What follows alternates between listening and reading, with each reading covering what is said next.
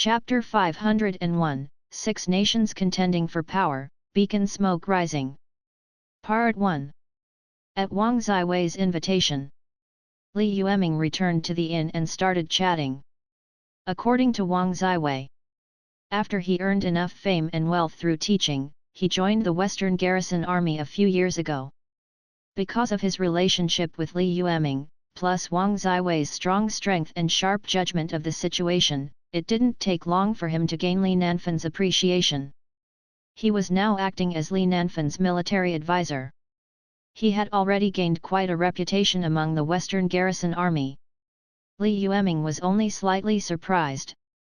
Wang Ziwei was the chosen one of this world, and the hidden mission related to him was even more shocking. In this situation, he could not always be a teacher.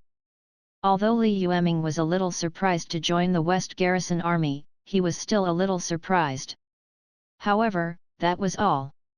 It was not a rare thing. As a military advisor, Wang Ziwei was in charge of the logistics of the town. Wang Ziwei was the one who approved Li Yueming's entry into the West Garrison Pass a few days ago. Now, Wang Ziwei had specially waited for Li Yueming in this inn. Naturally, it was not just for catching up and chatting. In fact, Wang Ziwei had brought a rather taboo message with him. The two of them exchanged drinks and chatted for a while. Wang Ziwei waved his hand and used his spiritual energy to isolate a barrier in the inn. After ensuring that no one around could hear their conversation, he said solemnly, "If I'm not mistaken, you came to the West Garrison Fortress at this juncture to take Marquis South Peak away, right?" Li Yueming put down his wine glass and didn't hide anything. He nodded frankly and said, "Yes, but my father is unwilling to leave." Wang Ziwei smiled. Lord Marquis has already made up his mind to die. Life and death coexist with the Western Garrison Fortress. How could he flee at the last moment? Li Yueming sighed. "Of course, I understand the righteousness of the country. However, this kind of sacrifice is too meaningless to me." Hearing this, Wang Ziwei looked at Li Yueming deeply. He held his wine glass and pondered for a moment before finally saying, "Actually, I think so too. Right now, the Northwest is clearly the territory of the Zhou dynasty, but the Emperor is unwilling to mobilize a single soldier for this. The Western Garrison Army will defend this place to the death. I'm afraid that even if they fight the Qin army to the end and bleed to the last drop of blood, other than the people in the Northwest, the people of the Great Zhou and the Central Plains will not feel any regret or pain. Not only that, they might even be happy to do so. After all, the more miserable the battle between the Western Garrison Army and the Qin army is, the easier it will be for the defense line at the Dragon and Tiger Subdue Pass. Unfortunately, my power is limited and I can't reverse all of this." Wang Ziwei's face was slightly flushed. This was a sign of blood spurting out when a person was extremely excited. He had been raised in the western frontier since he was young and only ventured out when he was 15 or 16 years old. During the days when he traveled around, the more he saw, the more powerless Wang Ziwei felt. There were many things that he knew were wrong. However, he was powerless to change it. They could only watch as tragedy after tragedy occurred.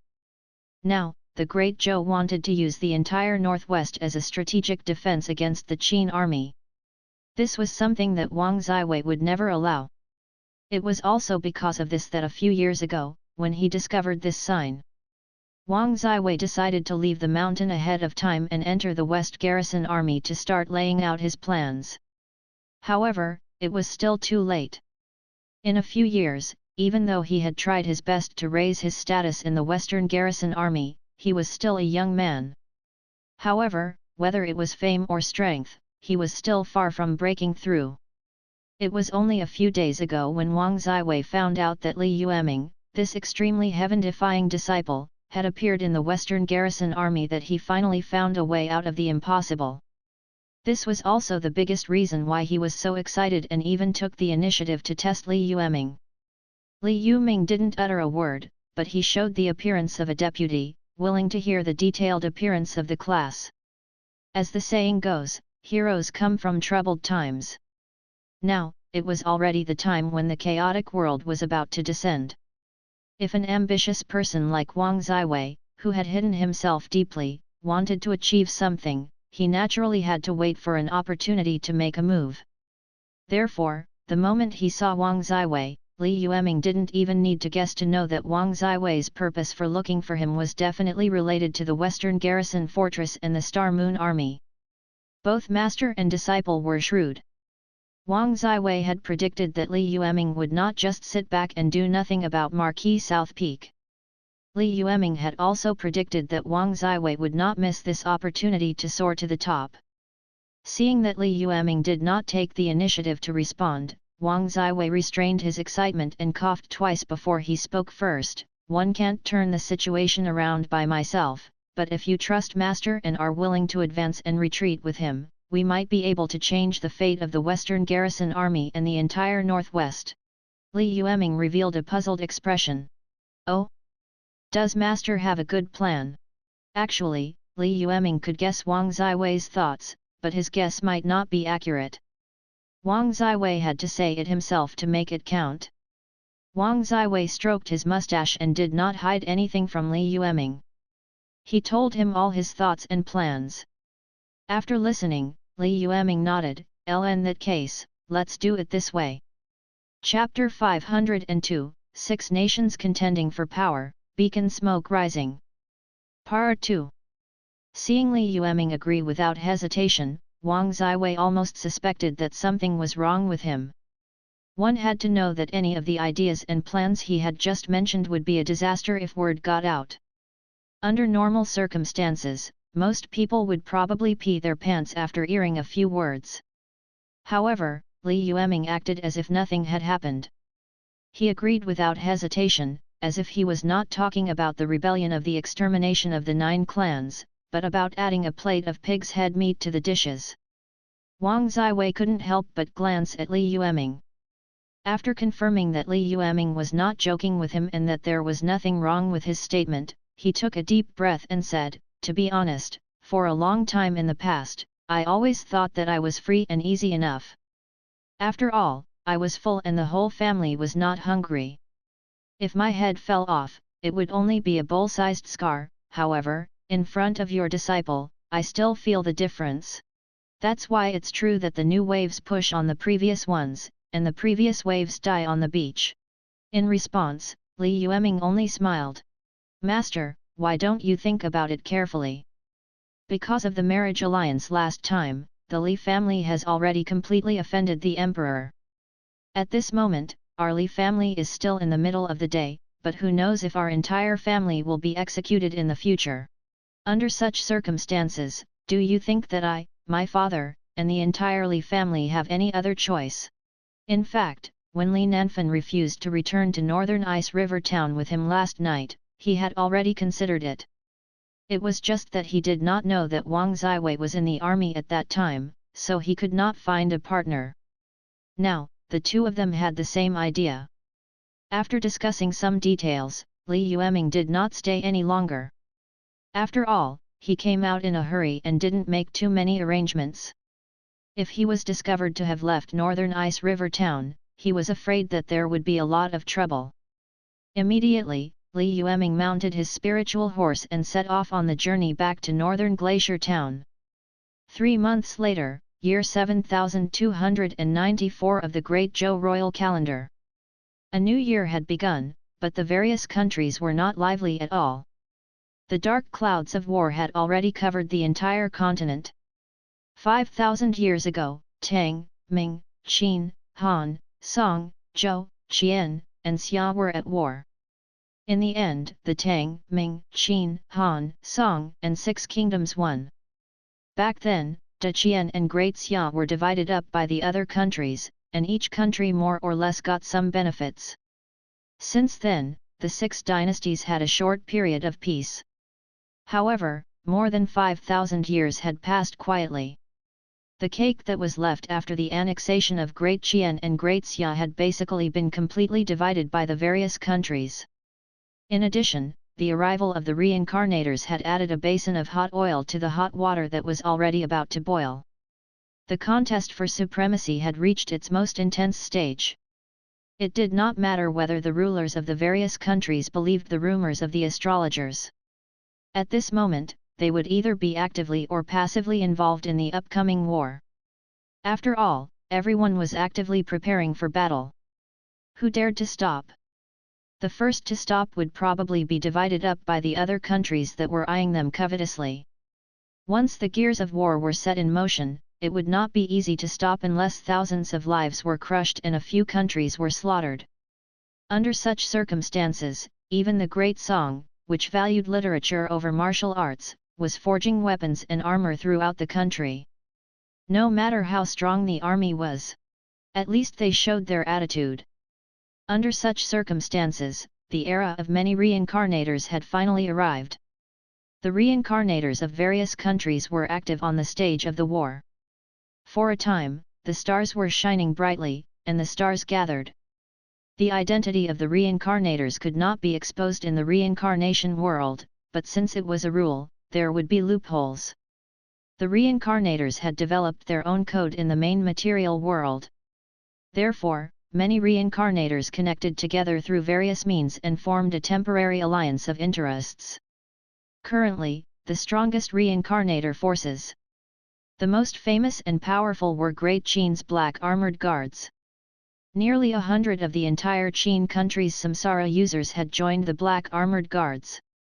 Before they joined, the black armored guards were at the bottom of the 12 Qin army units that had military souls. After they joined, in just 5 to 6 years, the reincarnators armed the black armored guards to the teeth and became one of the most elite trump cards of the Qin army. The second ranked was De Ming's reincarnator faction. The number of reincarnators in this group was more than that of the state of Qin. There were more than 100 of them. They entered the Great Ming's divine martial army together. The divine martial army was the strongest army in the Great Ming dynasty. With them joining, it was like adding wings to a tiger. When they were fighting against the Great Song and the Great Tang, the reincarnators of the divine martial army showed an unstoppable stance. He had slaughtered the Great Song army until it was utterly routed, and the Great Tang had no choice but to retreat. As for the rankings after that, they were less credible. The reincarnators were all proud and arrogant. Before they failed, they would not think that their skills were inferior to others. It was worth mentioning that the reincarnators of the Great Zhou were ranked the lowest among the 6 countries. It was not because the reincarnators of Great Zhou were weak, but because the reincarnators of Great Zhou did not sign up for a group. Instead, they were divided into 2 groups. One of them was a batch of graduates from the Great Zhou Cultivation College. Most of them were arranged by the emperor to join the Dragon Tiger army. It wasn't that the emperor didn't want them to shine elsewhere. Chapter 503 Contending for Power, Beacon Smoke Rising. Part 3. Back then, when the reincarnators from the Cultivator Academy were sent to the northern lands to establish their own army, Wang Biao and the others were defeated by the Qin army with hundreds of thousands of carefully selected troops. This directly caused the emperor to lose confidence in the other reincarnators. As for the other group, they were of course the reincarnators under Li Yueming. Including Qi Fan, there were a total of 25 people. From the battle results alone, the reincarnators gathered in the Star Moon army should be quite strong. However, the number of people was much lower than the other reincarnators. Naturally, the other reincarnators did not take him seriously. In the past few months, the Qin army in the north had taken down 2 more towns.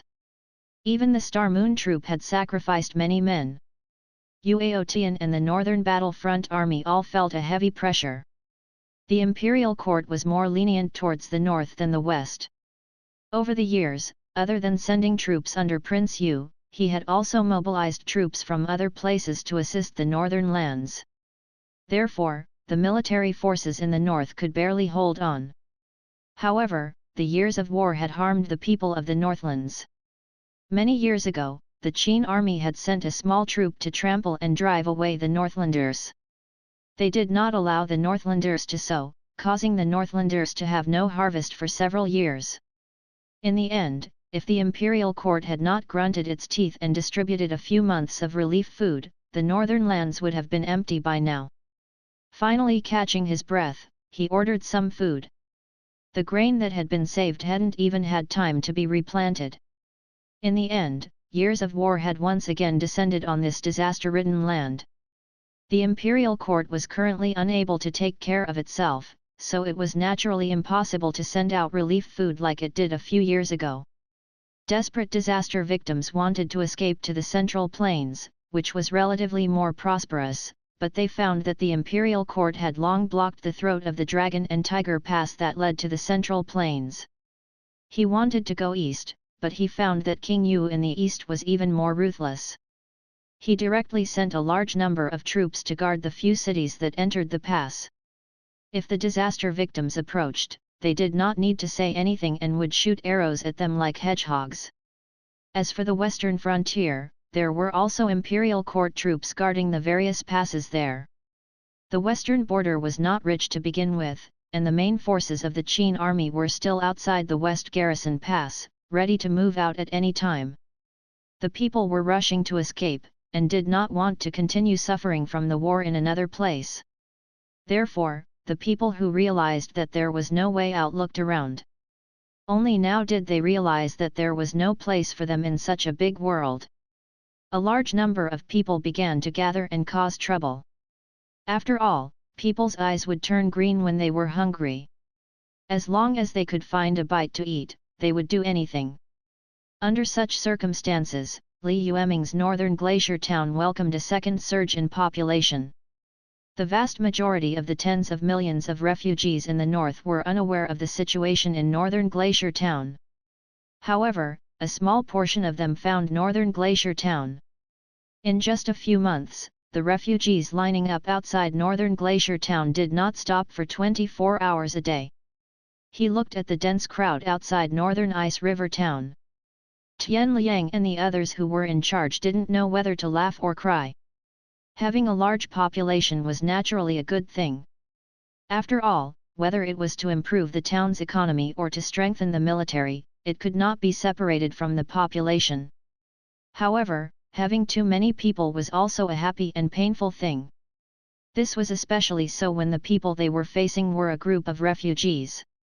How to settle them, how to distribute food. Every single one of them could not be mistaken.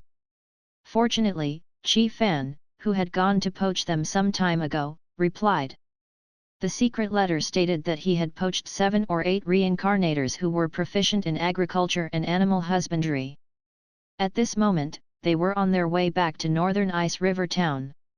Otherwise, Tian Liang and the others would not dare to let so many refugees continue to flood into the city. Then, the problem came. The reincarnators in the Star Moon Army scratched their heads and could not figure out one thing. What kind of bewitching potion did Li Yueming pour into Qi Fan to make him, a beast tamer who originally belonged to the state of Qin, so loyal to the Star Moon Army? Chapter 504 Everywhere, asking who was the hero in the world? 1. The flames of war between the 6 countries grew even more intense. Many reincarnators who wanted the world to be in chaos were mixed in. They took this opportunity to crazily fish for the progress of the main mission they had chosen. Under such circumstances, the many reincarnators in northern Ice River Town did not idle. Half of the Star Moon troops were in the northern cities, while the other half was engaged in another large-scale project. That was to build a city wall and a ditch to protect northern Ice River Town. According to Li Yueming's judgment, the 9th prince still needed the Star Moon Army, so the Qin army in the north would not touch the sensitive place of northern Ice River Town for the time being. However, if an all-out war broke out between Great Zhou and Great Qin, it was uncertain whether the 9th prince would show mercy to northern Ice River Town. Li Yueming had to be prepared in advance. Northern Glacier Town's current productivity was not bad. After all, it was not only a cold place, but also a fertile place. It was close to the mountains and rivers, and the products were very rich. In addition, Li Yueming's control of northern Glacier Town was quite humane. The people of northern Glacier Town saw the hope of a good life and were naturally full of enthusiasm. Northern Glacier Town had 2 advantages. Right now, the Star Moon Army only needed to take advantage of the fact that the war had yet to reach the fertile land of northern Glacier Town. They should seize the time and do their best to develop in peace. More than 10 days later, Chi Fan, who had gone out to poach, returned to the north with 7 or 8 beast tamers. To be honest, even Li Yueming was shocked by his efficiency. That night, Li Yueming, who was extremely excited, met a few beast tamer. Looking at the extremely excited beast tamer in the tent, Li Yueming pulled Chi Fan and sent out a soul interrogation. What benefits did you promise them? He had brought so many people back in just a few days. Chi Fan felt a little smug in his heart. What did this mean? Other than controlling beasts and raising horses, he had other skills. 850. At the very least, he was a good pimp. Although he was secretly happy, he pretended to be unconcerned and waved his hand. No, this is just a small matter. If it wasn't for the Qin army keeping a close eye on them, I could have called all my fellow disciples over. As for the benefits, my junior brothers and I described the great prospects of Northern Ice River Town and the Star Moon Army. We also promised them that after they joined the Star Moon Army, they could communicate with the spiritual beasts on the outskirts of the extremely cold snow mountain every year. This is just a matter of a word for you, General Li.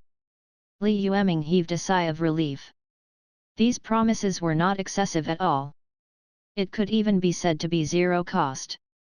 Under normal circumstances, it was simply unimaginable to be able to rope in a few beast tamers to join Northern Ice River Town.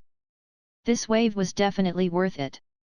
If there was anything attractive about Northern Glacier Town, other than the fact that the Star Moon Army had just been established and the potential for development of the army and town was relatively high, the snitch mentality should be the most attractive thing for reincarnators. After all, there was an ultimate hidden option in the main mission of the reincarnators. That was to establish his own country and use his own country to destroy the other 6 countries and establish his own country. This main mission should be considered the most difficult existence in this public reincarnation dungeon. Under normal circumstances, as long as the brain was not burned, 99% of reincarnators would not choose to walk this path of no return. After all, the 6 nations' existence could be traced back to tens of thousands of years ago.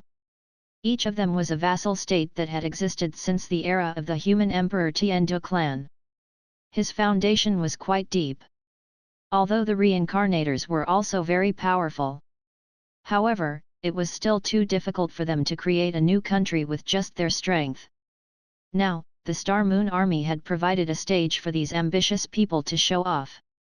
After all, in the eyes of the other reincarnators, Li Yueming was the chosen one of this world. He was a native who had received the favor of the world's will. If the army he established had the heart of a traitor, it might really be possible to create something impossible with the support of the world's will. Under this premise, the reincarnators who joined the Star Moon Army only needed to follow behind to burn firewood and carry water, contributing to the expansion of the Star Moon Army and Northern Ice River Town. At that time, if Li Yueming really succeeded in establishing a country, then as the local destiny's child, Li Yueming would definitely not snatch the fruits of their victory. In other words, at that time, he would be the lucky one with the highest completion rate of the final ultimate mission. According to the reward mechanism of the reincarnation mark, the more difficult the mission, the higher the corresponding rewards. According to the final mission, Nandu, the reincarnators probably did not need to unify the 6 countries. They only needed to establish a country that belonged to them. The various points rewards might already be higher than the other reincarnators who completed the entire main mission. Chi Fan explained this advantage to a few beast tamers. The temptation to the beast tamers was actually quite huge. Later on, many reincarnators were allowed to go to the snow mountain to communicate with the spirit beasts face to face. It was only a side effect and not the main reason. Chi Fan had only thought about this later.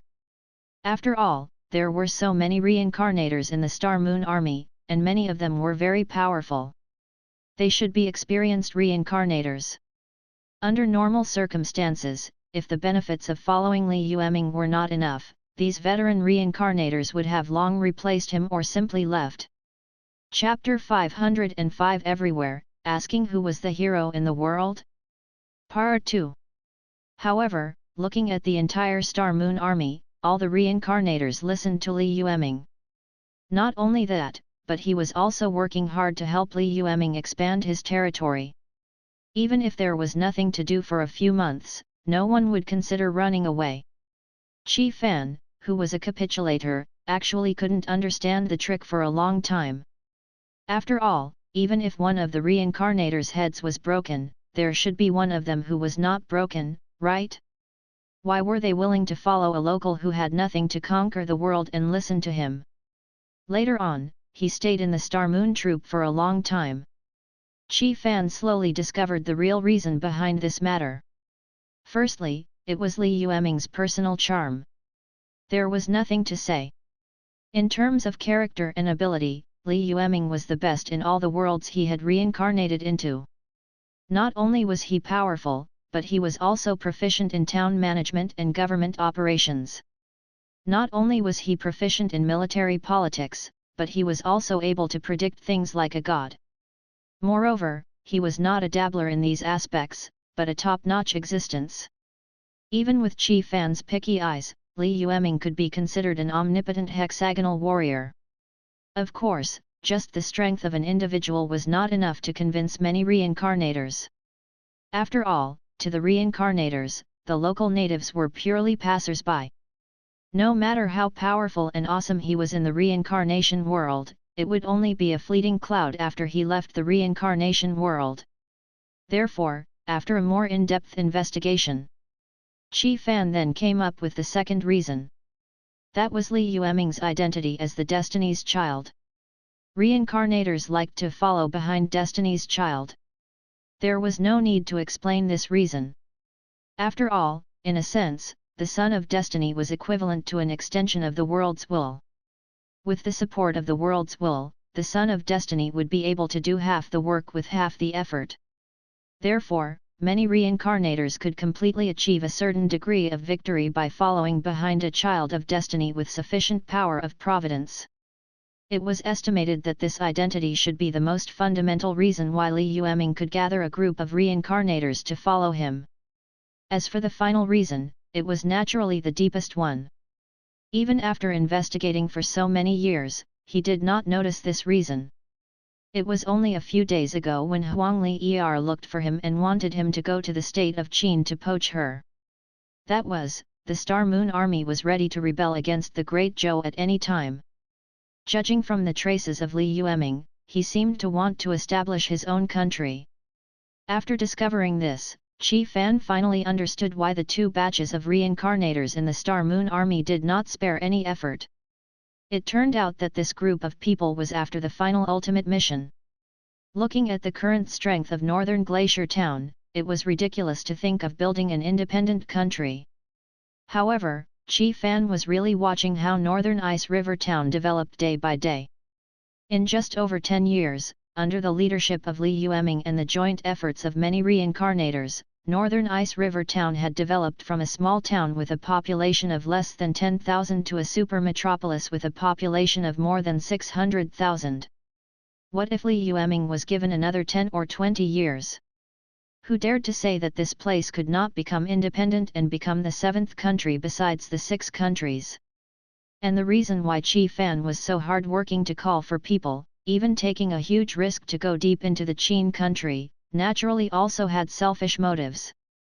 At present, the reincarnators of the Star Moon army were generally divided into 3 factions. One was the veterans of the Star Moon army led by Ding Yi, Huang Li and Tian Liang. It was said that this batch of reincarnators had a deep relationship with Li Yueming. Tian Liang and Huang Li were already fellow disciples of Li Yueming when they were very young. Later on, when he entered the Great Zhou Reincarnator Academy, he even prostrated himself under Yuao Tian. Since they were from the same hometown and classmates, their relationship could not be any closer. This group of elders was deeply rooted in the Star Moon army, and each of them had a huge influence. The second faction was the middle faction that had joined the Star Moon army halfway through. This group of people was led by Wang Biao, and their status and influence in the Star Moon Army were clearly much lower than the veteran faction, but they were still not to be underestimated. Their influence was mainly spread in northern Ice River Town. After all, they spent most of their time in northern Ice River Town. As for the last faction, it was the Qin Natives faction. With Li Yueming's two sisters as the leader, there was nothing much to say about this group of people. Under normal circumstances, they were not considered by the reincarnators.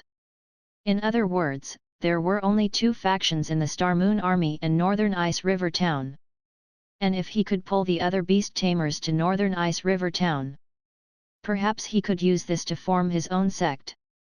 It became the third largest reincarnator force in the Star Moon Army. At that time, if he could subdue the extreme frost spiritual fox of the Snow Mountain and obtain the power of the ice-type divine beast, he might have a chance in the final battle that might come. Speaking of the so-called final struggle, he had to explain a little. What if under the leadership of Li Yueming, the Chosen One, the reincarnators really completed the ultimate mission of unifying the 6 countries with their own independent country? Then, the problem came. Who was the reincarnator who had contributed the most behind Li Yueming? Who could pick the final fruit of victory? Under normal circumstances, this fruit should belong to the elder faction. Chapter 506 Everywhere, Asking Who Was the Hero in the World, Part 3. After all, whether it was Tian Liang, Huang Li Er, or Ding Yi, they were all veterans who had followed Li Yueming before the Star Moon Army was established. No one else could compare to them. However, what if the other reincarnators killed the elder faction in advance and stole the fruits of their labor? That was hard to say. After all, only those who were alive could continue the mission. Those who were dead would naturally lose all other qualifications. If there were others who could contribute more merits than the members of the elder faction, it was normal for them to take the fruits of the elder faction. Under such circumstances, whether it was for self-preservation or to snatch this huge credit, the strength of the reincarnators was especially important. And now, other than gaining credit, Qi Fan was preparing for possible situations in the future. This was the cognitive view of a senior reincarnator. As long as there were enough benefits, they would think further than anyone else. Of course, it was a little ridiculous to talk about the long term at a time like this. This group of special people might end up even more miserable than those reincarnators who did ordinary missions. No matter what, the person had finally been summoned. These reincarnators were all beast tamers. They were proficient in livestock breeding and were also involved in farming. After all, beast tamers were mostly dealing with wild beasts and nature. Raising spirit beasts and planting spiritual herbs were compulsory courses. Their arrival had greatly alleviated the labor shortage in northern glacier towns' agriculture and animal husbandry. Li Yueming arranged for them to grow potatoes on the fertile land downstream of the northern ice river, while the other half arranged for them to manage and raise war horses. Although these two places did not sound good, they were very important departments for a country and an army. There was no need to talk much about agriculture. The entire population of nearly 1 million people in northern Ice River Town depended on the output of farming, especially now that the imperial court had implemented grain control over northern Ice River Town. If northern Ice River Town wanted to continue developing, it could not do without this topic. 852. There was no need to talk much about agriculture. The entire population of nearly 1 million people in northern Ice River Town depended on the output of farming, especially now that the imperial court had implemented grain control over northern Ice River Town. If northern Ice River Town wanted to continue developing, it could not do without this topic. Raising war horses was also a fundamental matter for the army. Everyone knew that the spiritual horses of the Qin army were one of the best in the world. With the mobility of the spirit horses, they could easily plunder the Great Zhou and the surrounding countries without leaving a trace. Ordinary armies could not even see their shadows. If the beast tamer could breed the spiritual horses in northern Ice River Town, they would be able to produce even better spiritual horse genes. It would definitely increase the combat strength of the army by a large margin. Time passed quickly, and another year flew by in an instant. Northern Glacier Town was developing at a rapid pace. It could be said that the entire city was changing every day. Trenches crisscrossed to block the horses, and simple city walls rose from the ground. At the beginning, no one responded, but towards the end, many people in Northern Glacier Town smelled the smell of gunpowder. The Star Moon Army had never built a wall here in the past years. Now, they were rushing to work. Could it be that the war that they hated like a flood was going to engulf this ideal town again? There was no answer to this question, and no answer was needed. While the people were still confused, the Qin army, who had been unable to wait any longer, had already made their move. In the third month of the 7,295th year of the Great Zhou calendar, the 500,000 Qin soldiers outside the Western Garrison Pass began to attack the Western Garrison Pass without caring about anything else. At the same time, the 300,000 Qin soldiers of the northern lands took over 4 of the 12 cities in the northern lands with lightning speed. As soon as the news spread, the entire world was shaken. This war between the 6 countries that had lasted for nearly 10,000 years would become the final millstone of flesh and blood, crushing all existences that were involved. This included but was not limited to life, wealth, food, and countries that occupied the clouds. Smoke rose everywhere. Who was the hero in the world? Chapter 507, If the ruler disregards the subordinate as a soil mustard, the subordinate disregards the ruler as an enemy. In the 5th month of the 7,295th year of the Great Zhou calendar, after a 2-month-long tug-of-war, hundreds of thousands of West Garrison troops at the border suffered heavy casualties. Even the supposedly unconquerable West Garrison Pass was on the verge of collapse due to the fierce offensive of the Qin army. Under such circumstances, many upright and kind scholars in the Great Zhou dynasty wrote to the emperor to advise him to send troops to help the border troops in the western border. After all, once the West Garrison Pass was breached, nearly 1 million Qin soldiers would enter. The entire northwest of the Great Zhou would instantly turn into the most tragic purgatory in the human world. This result was unacceptable to many scholars. However, the vast majority of the documents they submitted were like a stone sinking into the sea. Even if a very small number of them received a reply, most of them were just perfunctory words from the imperial court. Seeing that no one in the imperial court was paying attention to them, many scholars were instantly agitated. Immediately, he posted a message pointing at the noses of many nobles and officials. After all, many scholars had their own strength of character. Since no one paid attention to their advice, they would scold all the officials in the imperial court. He cursed them for being a group of crafty officials who disregarded the country. Many officials in the court remained silent and did not reply. After all, this group of scholars who had lived a good life since they were young had the ability to guide the country, but they could not even get a single official rank. How could they expect them to understand the current situation of the Great Zhou? This war was different from any other time in the past. Great Qin was truly going all out. Apart from a small number of soldiers that could intimidate the Great Tang at the border, almost all of Great Qin's soldiers had come out. In the face of such an offensive, even the supposedly indestructible West Garrison Fortress was on the verge of collapse. Moreover, the most important thing was that not only had the western border been opened up, but hundreds of thousands of Qin soldiers were also attacking the northern borders. In other words, the Qin army had opened up 2 huge battle lines on the Great Zhou side at the same time, and each of them had an absolute advantage. Under such circumstances, the Great Zhou could still hold on if they gathered all their forces at the Dragon Subdue Pass, Tiger Subdue Pass, and Fusion Pass. They only needed to grit their teeth and stall for time. When the Qin army's momentum was not so strong, everything would be solved. After all, the Qin army had come out in full force to attack the Great Zhou. The Qin army's rear was definitely extremely empty. The reason why the king of Qin dared to be so decisive and ruthless was probably because he was prepared to end the battle quickly and not give the other countries that were eyeing him covetously a chance to get a share of the loot.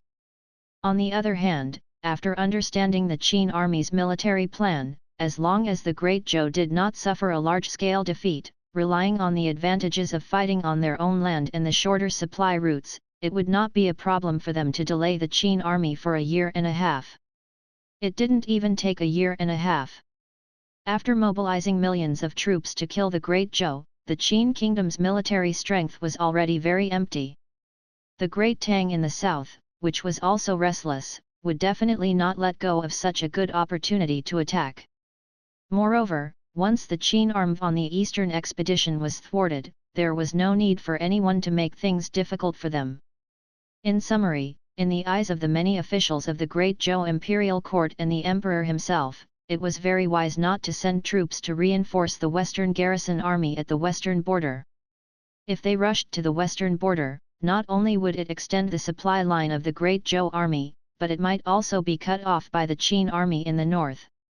Years of war that could not make ends meet had already consumed a lot of money, food, and armor from the Great Zhou's national treasury. It was clearly very irrational to extend the battle line now. Moreover, the people of the northwest were not from the Great Zhou dynasty. They were citizens of the Great Qian kingdom 5,000 years ago. What did it have to do with them whether they died or not? On the contrary, it was a good thing from another perspective. After all, if the number of Western garrison army soldiers who died was high enough, it could also wear down more of the Qin army's strength and cause both sides to suffer heavy losses. As for the people who died in the war in the northwest, they could make some space for the central plains, which was becoming more and more crowded.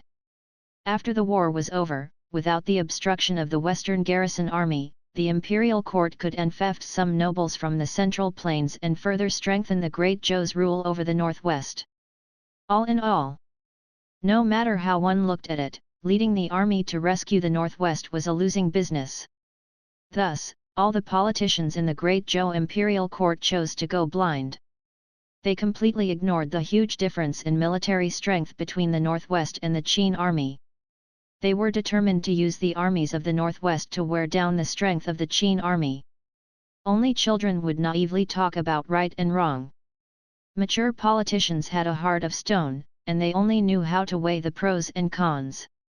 As for the human tragedy under the pros and cons, as long as it did not burn them, what did it have to do with them? After everything was settled, he would just push the blame to the Qin army. After all, the dead could not talk.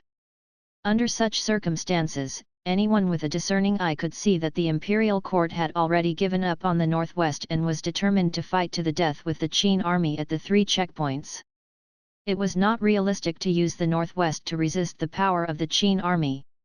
As expected, when the war advanced to the 3rd month, the western border began to shake. However, just as everyone in the Great Zhou dynasty thought that the western garrison army would not be able to withstand the Qin army's attack, a mysterious army appeared on the battlefield of the western garrison pass.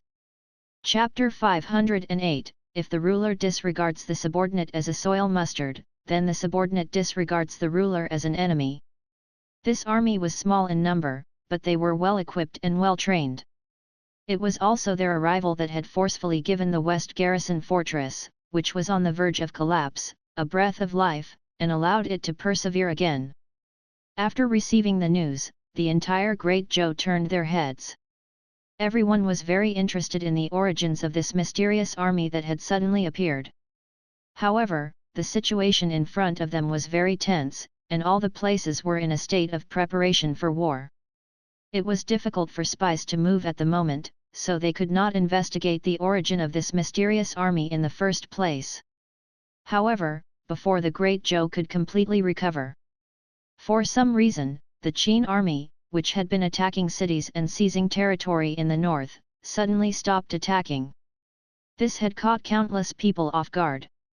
Taking advantage of this short window of time, the Star Moon troop, which had gathered in various towns in the north, suddenly withdrew from the north on a large scale. Many soldiers of the Northern Battlefront Army followed them out of the city. At the same time, the Star Moon Army and a part of the Northern Battlefront Army sent a shocking announcement to the entire Northwest. I have heard that the mission of the army is to be loyal to the country, and I have heard that the fate of soldiers is to die on the battlefield. However, I have never heard that the officials and the monarch are indifferent when they see millions of people about to fall into the abyss of suffering. As the old saying goes, if the ruler sees his subjects as his hands and feet, then the subjects will see the ruler as their confidant.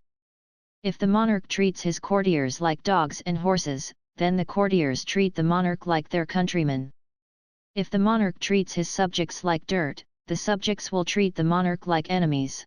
Right now, the imperial court wants to use the Star Moon Army, the Northern Army, and the Western Army to fight against the entire 32 states of the Qin country. We are willing but unable to do so. We have repeatedly requested for reinforcements from the imperial court, but the imperial court and the Emperor of Zhou have witnessed the tens of millions of people and millions of troops in the northwest fight to the death with the Qin army without sending a single soldier. Such a country that is hated by both men and gods, and punished by the heavens and the earth, such a heartless monarch who has no eyes for his people, they were not worthy of the loyalty of millions of troops at the border, nor were they worthy of the tax offerings of tens of millions of people in the northwest. The north is about to become the battlefield of a large-scale attack by the Qin army. We pity our fellow brothers and sisters and will open a path for everyone to escape to the western border. As long as the Western Garrison Army and the Star and Moon Army are here, the human Emperor Pass in the desert of the western border will never be broken. After this news spread, the Star Moon Army and a small portion of the Northern Battlefront Army began to retreat from the northern battlefield in an orderly manner. 5 of the 12 cities in the north had been occupied by the Qin army, and 50% of the remaining 7 cities had been evacuated. Yuao Tian had already mentally prepared himself for this day. He was a pure soldier and a traditional soldier. The honor in his heart made it impossible for Yuao Tian to accept surrendering without a fight. Therefore, when Li Yueming came to find him, Yuao Tian was very free and easy. He said that the soldiers of the Northern Battlefront Army who were willing to leave could leave with the Star Moon Army, but he would not leave the northern region that he had guarded for his entire life. He had lived for most of his life, and he had also lived for most of his life. He didn't want to walk to the end and lose his backbone as a warrior. Northern Lands, North City.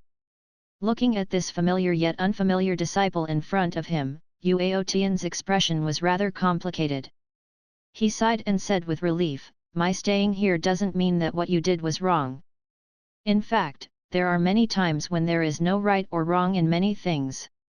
It is the Northlanders' luck, and also my luck, that you can find a way for the Northlanders to survive. In my life, other than brandishing knives and spears, the most fortunate thing is that I was able to nurture outstanding disciples like you in my later years.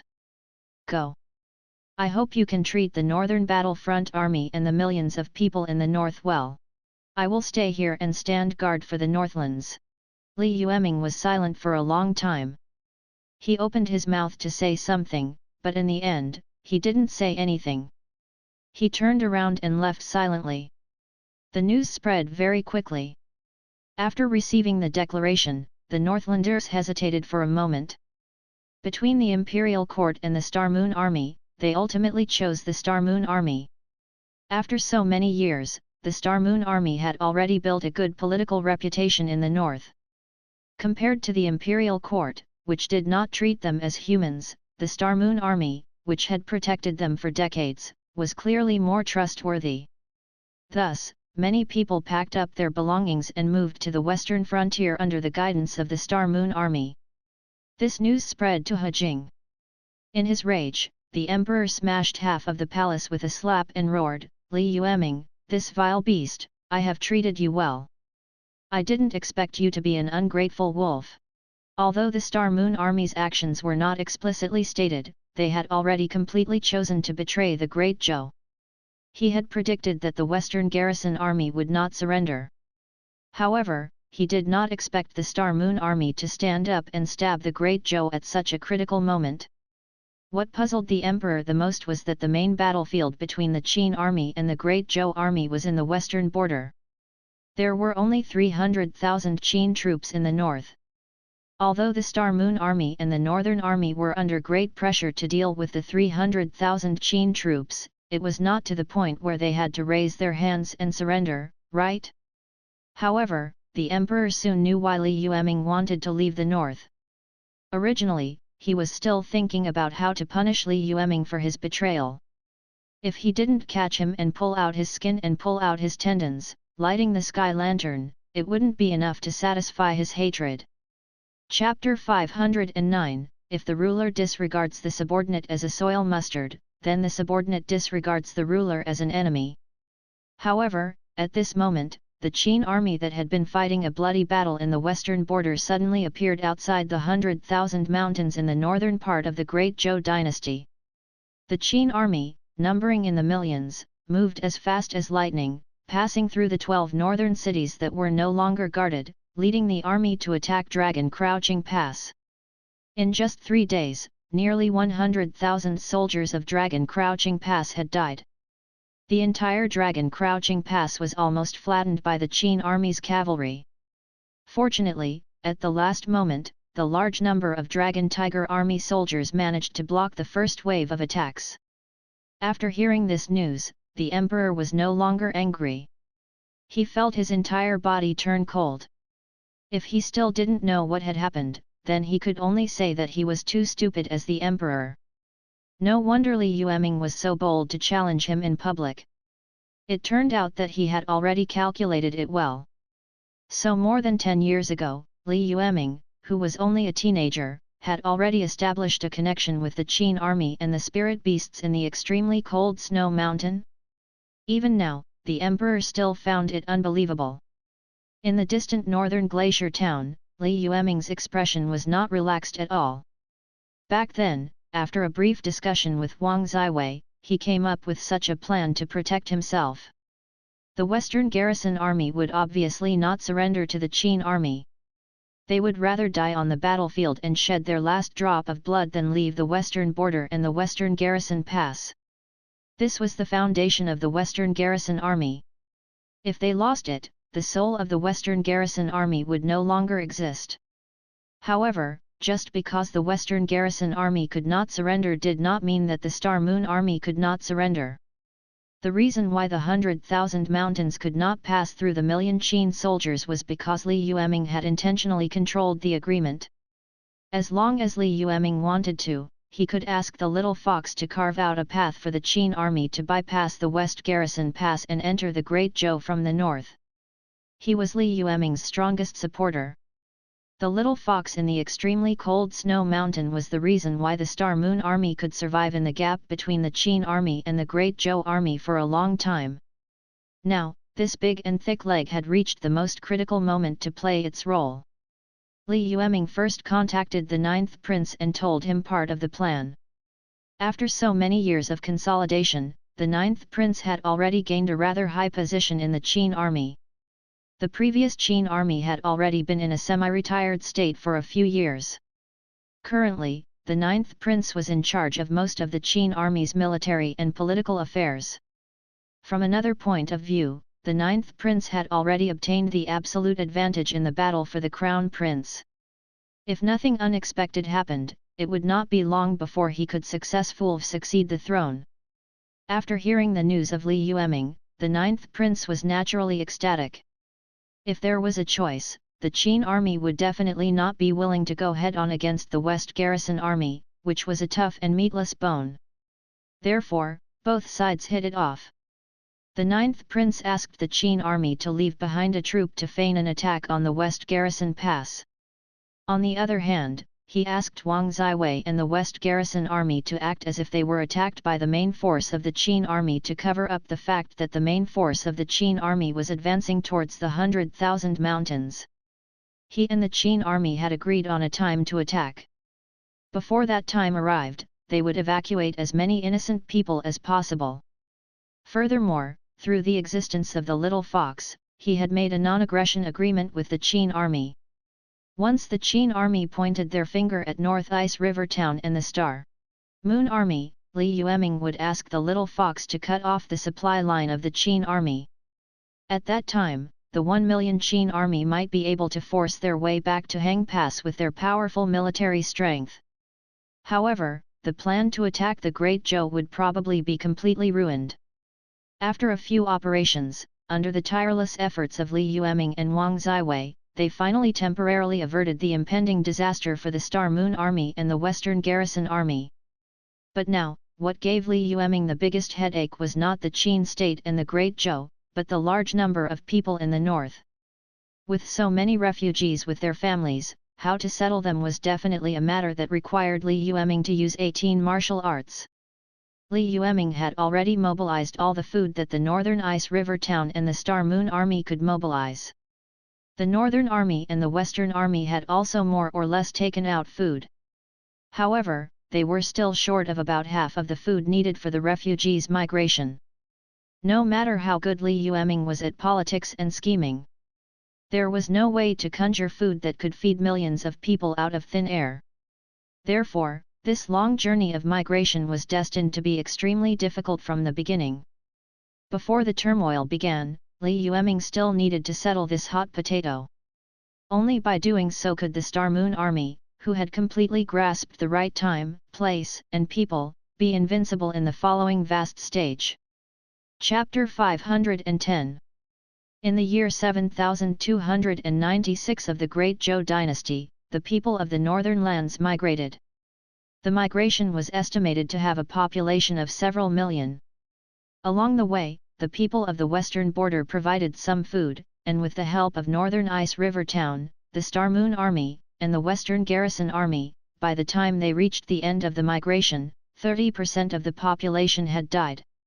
In other words, hundreds of thousands of people had died along the way. This number might seem unremarkable, but it represented the loss of hundreds of thousands of lives. Everyone was silent as millions of Qin soldiers attacked the Great Zhou. If the Star Moon Army did not stop them from moving westward, the casualties of the civilians would probably be even higher. Moving the people to the target location was only the first step of this refugee wave. After all, the people had to engage in production to support their families. Before there was a source of food, the refugees were far from having the ability to survive. During this period of time, Li Yueming's energy was almost all on this matter. It couldn't be helped. If the refugees weren't settled, the reputation of the Star Moon Army, which had been painstakingly built for more than 10 years, would be ruined. Only by properly handling this batch of refugees and letting everyone see the Star Moon Army's attitude towards the citizens could the Star Moon Army gain a firm foothold in the hearts of the citizens. The people were the most ignorant, but they were also the smartest. According to Li Yueming's ruling experience in the previous worlds and his knowledge from earlier times, whoever could control the hearts of the people would have an invincible sharp sword. In order to distribute more food to the refugees in the western frontier, Li Yueming implemented a food distribution system in North Glacier Town and the Star Moon Army. Through the infinite deduction talent, he coordinated the food supply of the Star Moon Army and Northern Ice River Town, only giving them the food needed to support their families. The rest of the excess food was transferred to the western border to appease the refugees. After fleeing for thousands of miles, the people who had already reached their destination had already taken the first step of the long march. Now, as long as they reclaimed land, there was not much pressure. It took a whole year. Li Yueming finally settled the refugees in the western border. At the same time, the citizens of the northwest witnessed the Star Moon Troop accomplishing this incredible feat. The reputation of Li Yueming and the Star Moon Troop had reached its peak in the eyes of the Northlanders. In the eyes of the people at the western border, they were second only to the Western Garrison Army. At this time, Li Yueming announced another shocking news. The remnants of the Northern Army, the entire Western Army, and the Star Moon Army had reached an initial agreement. The three armies would form a common army, with the Star Moon Army General Li Yueming and the Western Army General So Longfu as the left and right generals. As for the Northern Battlefront Army, Uaotian had not left the north, and it was affiliated to the Star Moon Army, which had fled from the north, so it lost the qualification to be the supreme power. However, in order to appease the soldiers of the Northern Battlefront Army, Li Yueming and So Longfu still found a position for a prestigious general in the Northern Battlefront Army. Of course, it did not matter who was leading these three armies. What was important was that the unification of the three armies had revealed a clear message to the northwest. Great Zhou and Great Qin, the armies in the northwest would most likely become independent. The West Garrison Army had 300,000 soldiers, the North Garrison Army had 100,000 soldiers, and the Star Moon Army had 200,000 soldiers. There were nearly 600,000 soldiers. It represented all the military and political forces in the northwest. Although this military strength was not enough to compare to a country, to be able to organize 600,000 soldiers with the strength of two poor places was already a force that could not be underestimated. Over the years, because of Uaotian's tacit approval, the Star Moon Army, which was guarding the 12 northern cities, had actually subtly assimilated the soldiers of the Northern Battlefront Army. This was also the main reason why so many soldiers of the Northern Battlefront Army were willing to leave with the Star Moon Army after they announced their withdrawal from the Northern Battlefront. Although they were still part of the Northern Battlefront Army in name, they were trained by the Star Moon Army. In fact, it was already equivalent to a part of the Star Moon Army. Now that they were merged together, it was a matter of course. The Northern Battlefront Army's only requirement was that the name of the Northern Battlefront Army could not be changed, and the flag of the Northern Battlefront Army had to be used.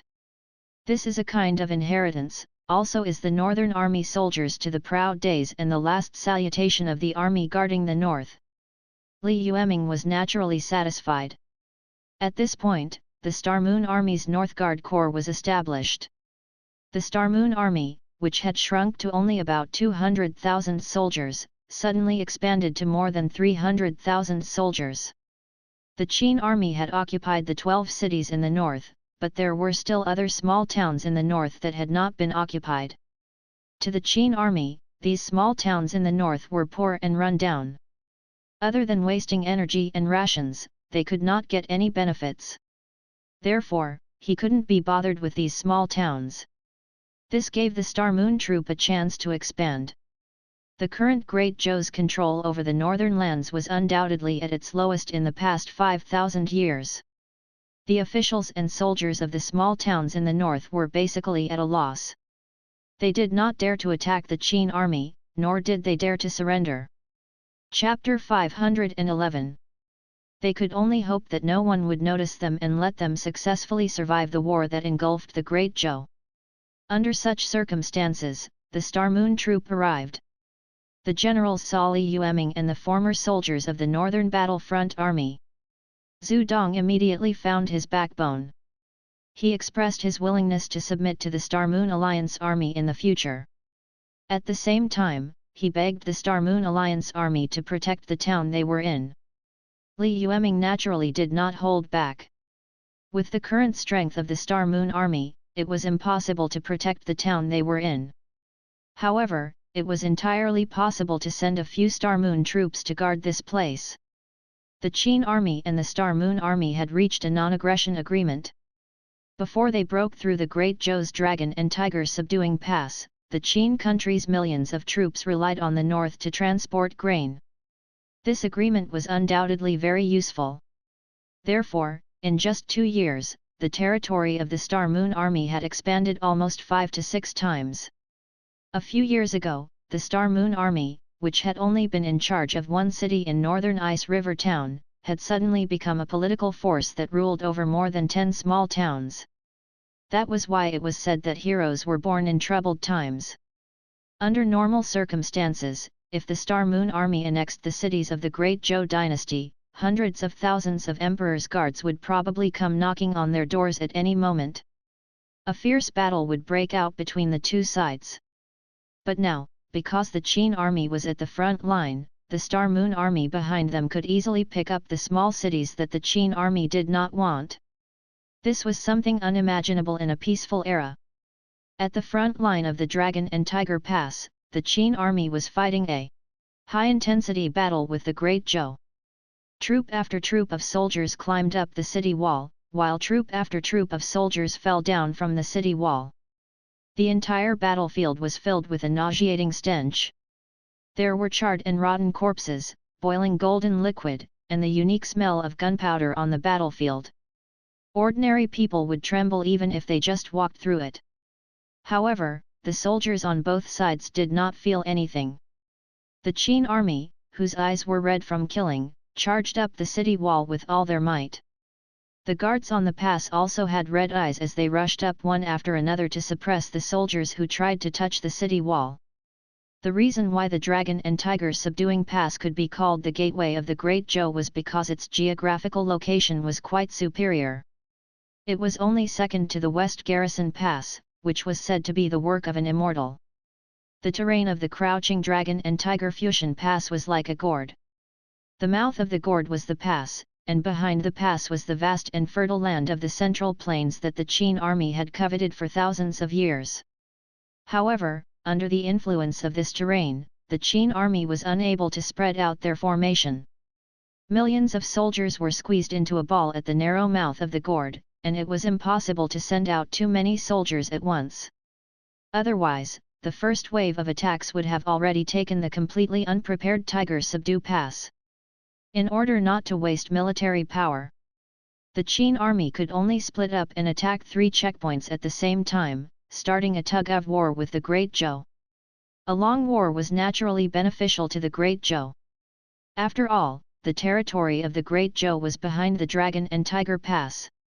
It was many times easier for the Zhou army to replenish their supplies than the Qin army who had come from afar.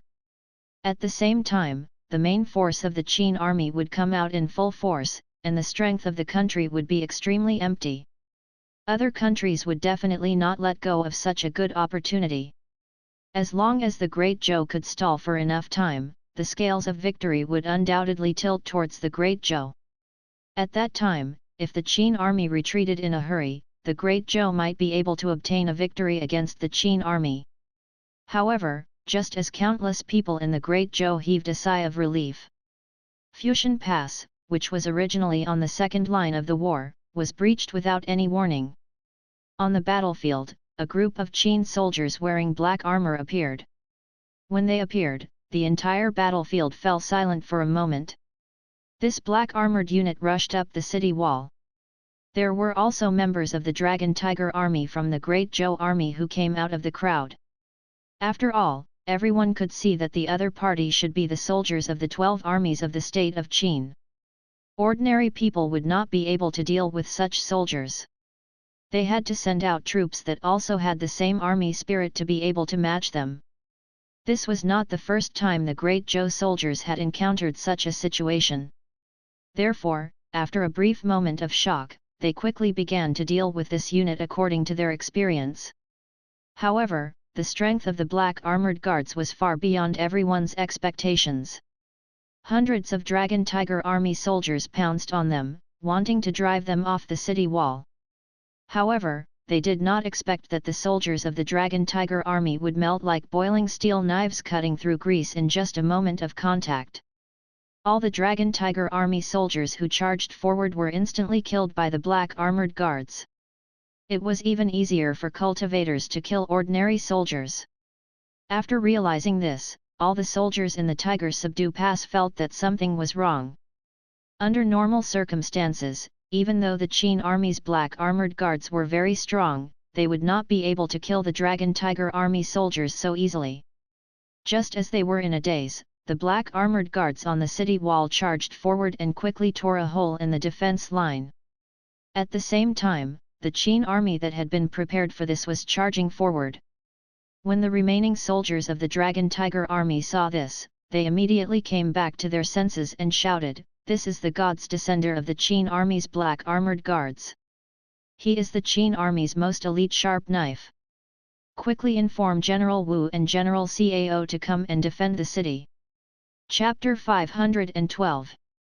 The so-called God's Descender was what the local aborigines called the reincarnators. This was because their talents were too powerful, and they were born with many things that ordinary people did not know. That was why they were regarded as the reincarnation of gods. The gods' descendants of the Qin army's black armored guards had long been famous in the Qin army's foreign wars. It was said that the soldiers who could join the black armored guards were at least cultivators of the spirit pool realm. The highest among them were supreme cultivators at the true form realm. Once they appeared, it meant that the Qin army had already used their strongest trump card. Not to mention the ordinary soldiers. Even the soldiers with the military spirit were no match for this group of people. Of course. In order to resist their attacks, the Great Zhou also equipped the corresponding dragon and tiger gods descending army. However, because the most elite forces of the Qin army had been attacking the Dragon and Tiger Pass, the number of Qin troops at Fusion Pass was the least, and the pressure on the pass was also the least. Therefore, most of the people in the Great Zhou dynasty thought that the Qin army's main goal was to break through the Dragon Subdue Pass or the Tiger Subdue Pass. The Dragon-Tiger army of Fusion Pass did not leave many gods' descendants in Fusion Pass. Now that they were suddenly attacked, the gods' descendants of Fusion Pass were unable to provide support at the first moment. When the Great Zhou came back to their senses, the reincarnators of the black armored guards had already torn apart the defense line of the city wall of Fusion Pass. Countless Qin soldiers climbed up the city wall like dense locusts and began to invade the weak inner city. The soldiers in the city resisted with all their might, but in the end, they could not stop the Qin army. Thus, the defense line of the Great Zhou's Dragon Subdue, Tiger Subdue, and Fusion Pass that had lasted for more than 2 months was completely broken. After the Qin army took control of Fusion Pass, they quickly opened the city gates. The Qin army at the other 2 passes retreated in batches and swarmed into the hinterland of the Central Plains. The Qin country had lived in the remote and desolate west for thousands of years. Even in his dreams, he wanted to see what the land of the Central Plains was like.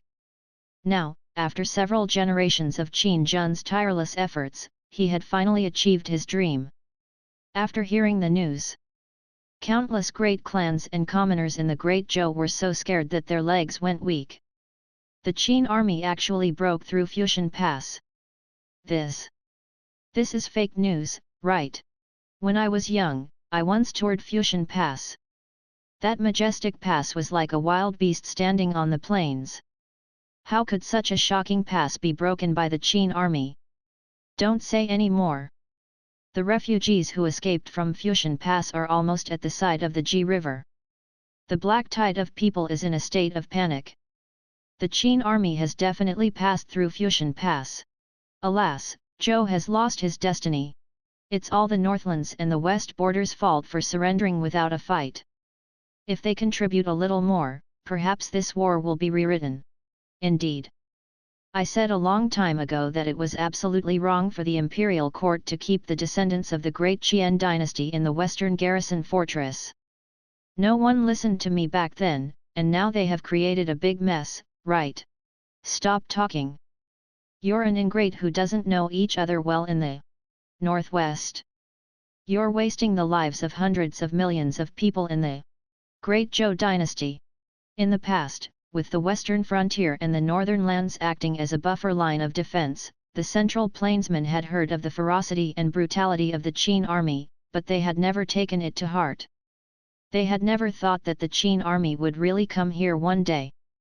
Later on, the Qin army found a way to open up a path through the Shiwen Mountains, opening up the second battlefield to the north. At this moment, the people of Zhou realized how ruthless the Qin army was.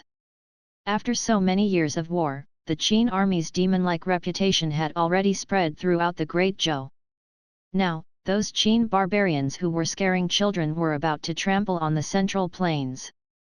Countless people were trembling in fear. Apart from the fear, a wave of anger naturally rose in the hearts of countless people. They did not dare to blame the imperial court.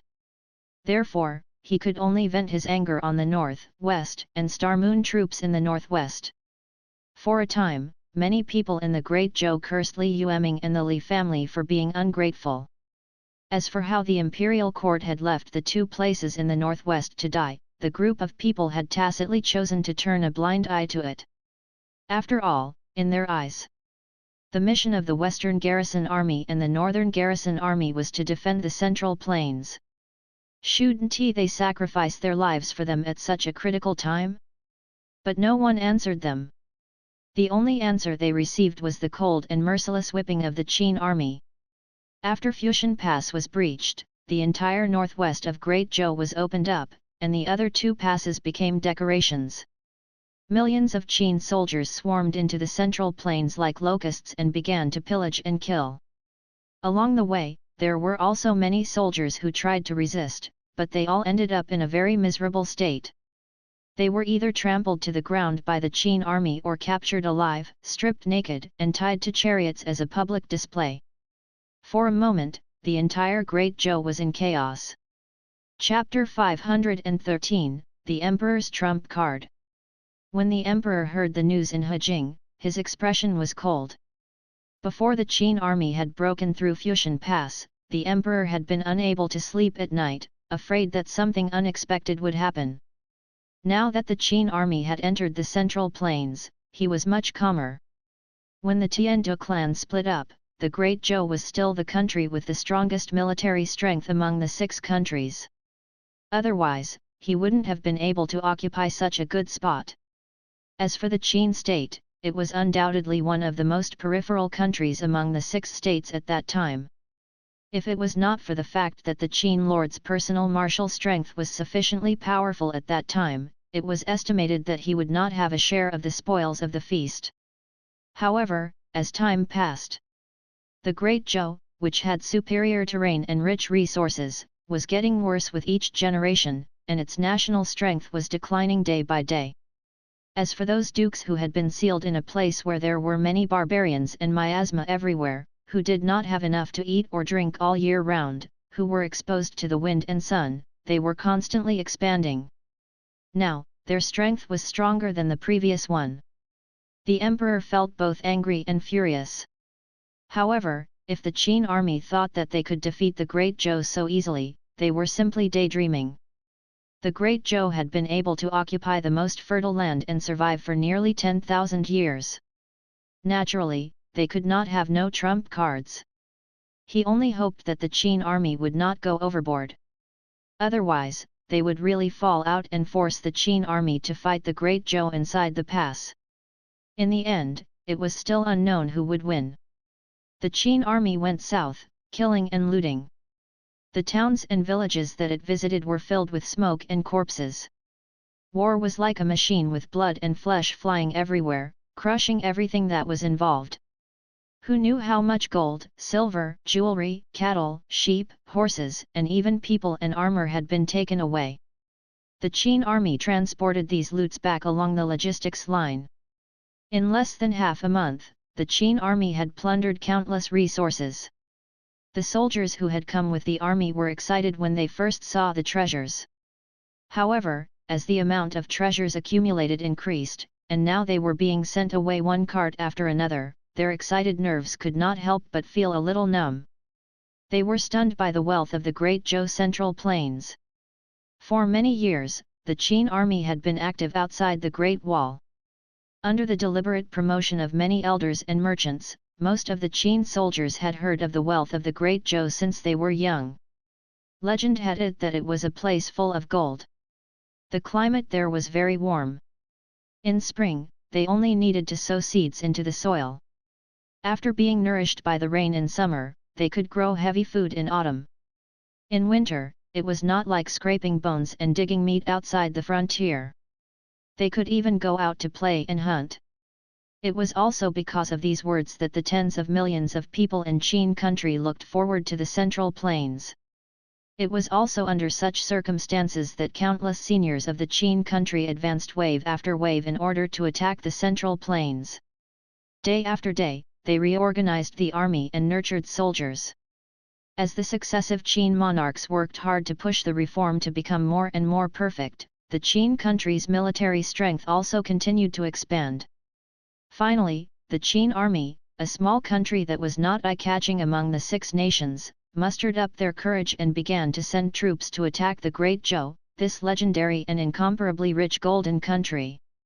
However, due to the barrier of the northwest, after thousands of years of military conflict, the Qin army was powerless against the Great Zhou. In recent years, Qin Jun had begun to doubt his life. Whether it was the western frontier that they had come into contact with a long time ago or the northern land that they had only accepted in recent years, some places were even poorer than their Qin country. The legendary Great Zhou that was filled with gold, did it really exist? Now that they had finally bypassed the two regions in the northwest and broke through the outer shell of the Great Zhou dynasty with lightning speed and entered the central plains, countless Qin soldiers felt as if they were dreaming. So there really was such a rich place in this world. The rice would not be affected by extreme weather, and it could ripen twice a year. In some places with more pleasant climates, it could even ripen 3 times. The densely packed civilians gathered on the fertile plains to plant crops. They only needed a little irrigation and did not even need to apply too much fertilizer, and the crops would take root and germinate in suitable places. Along the way, Qin Jun had seen too much. Under such circumstances, the Qin soldiers' desire for the Great Zhou's land was also growing. If such a rich piece of land could be occupied by the Qin country, then not only would the Qin country have the strongest military strength in the world, but it would also have the most fertile crop planting area.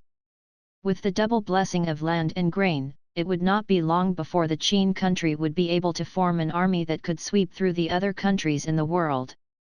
He would be able to create miracles and become the sole overlord of the 6 dynasties. Of course, the prerequisite for all of this was that the Qin army had to destroy the Great Zhou and occupy all the land of the Great Zhou. 1,000,000 Qin soldiers sounded like a ridiculous number. However, they were now on the territory of the Great Zhou. Even though the defense line had been broken, the citizens were in an uproar, and countless aristocratic families and scholars were in a constant state of panic. The Zhou dynasty's counterattack was still quite powerful. When the Qin army broke through Fushan Pass and headed towards Hejing. Chapter 514, The Emperor's Trump Card, 2. More than 500,000 soldiers were soon gathered from various regions of the Great Zhou dynasty. In terms of composition, these soldiers were not as well trained as the Qin army, but this was not a direct confrontation. The only thing this army needed to do was to slow down the Qin army's attack and prevent them from really attacking Hejing city, where the emperor was located. Then, they would quietly wait for the reinforcements sent by the other nobles to gather. It was more than enough to do this. The Qin army and the Qin army probed the north bank of the Ji River. The Qin army won a small victory, and the defeated Qin army did not linger on the battle.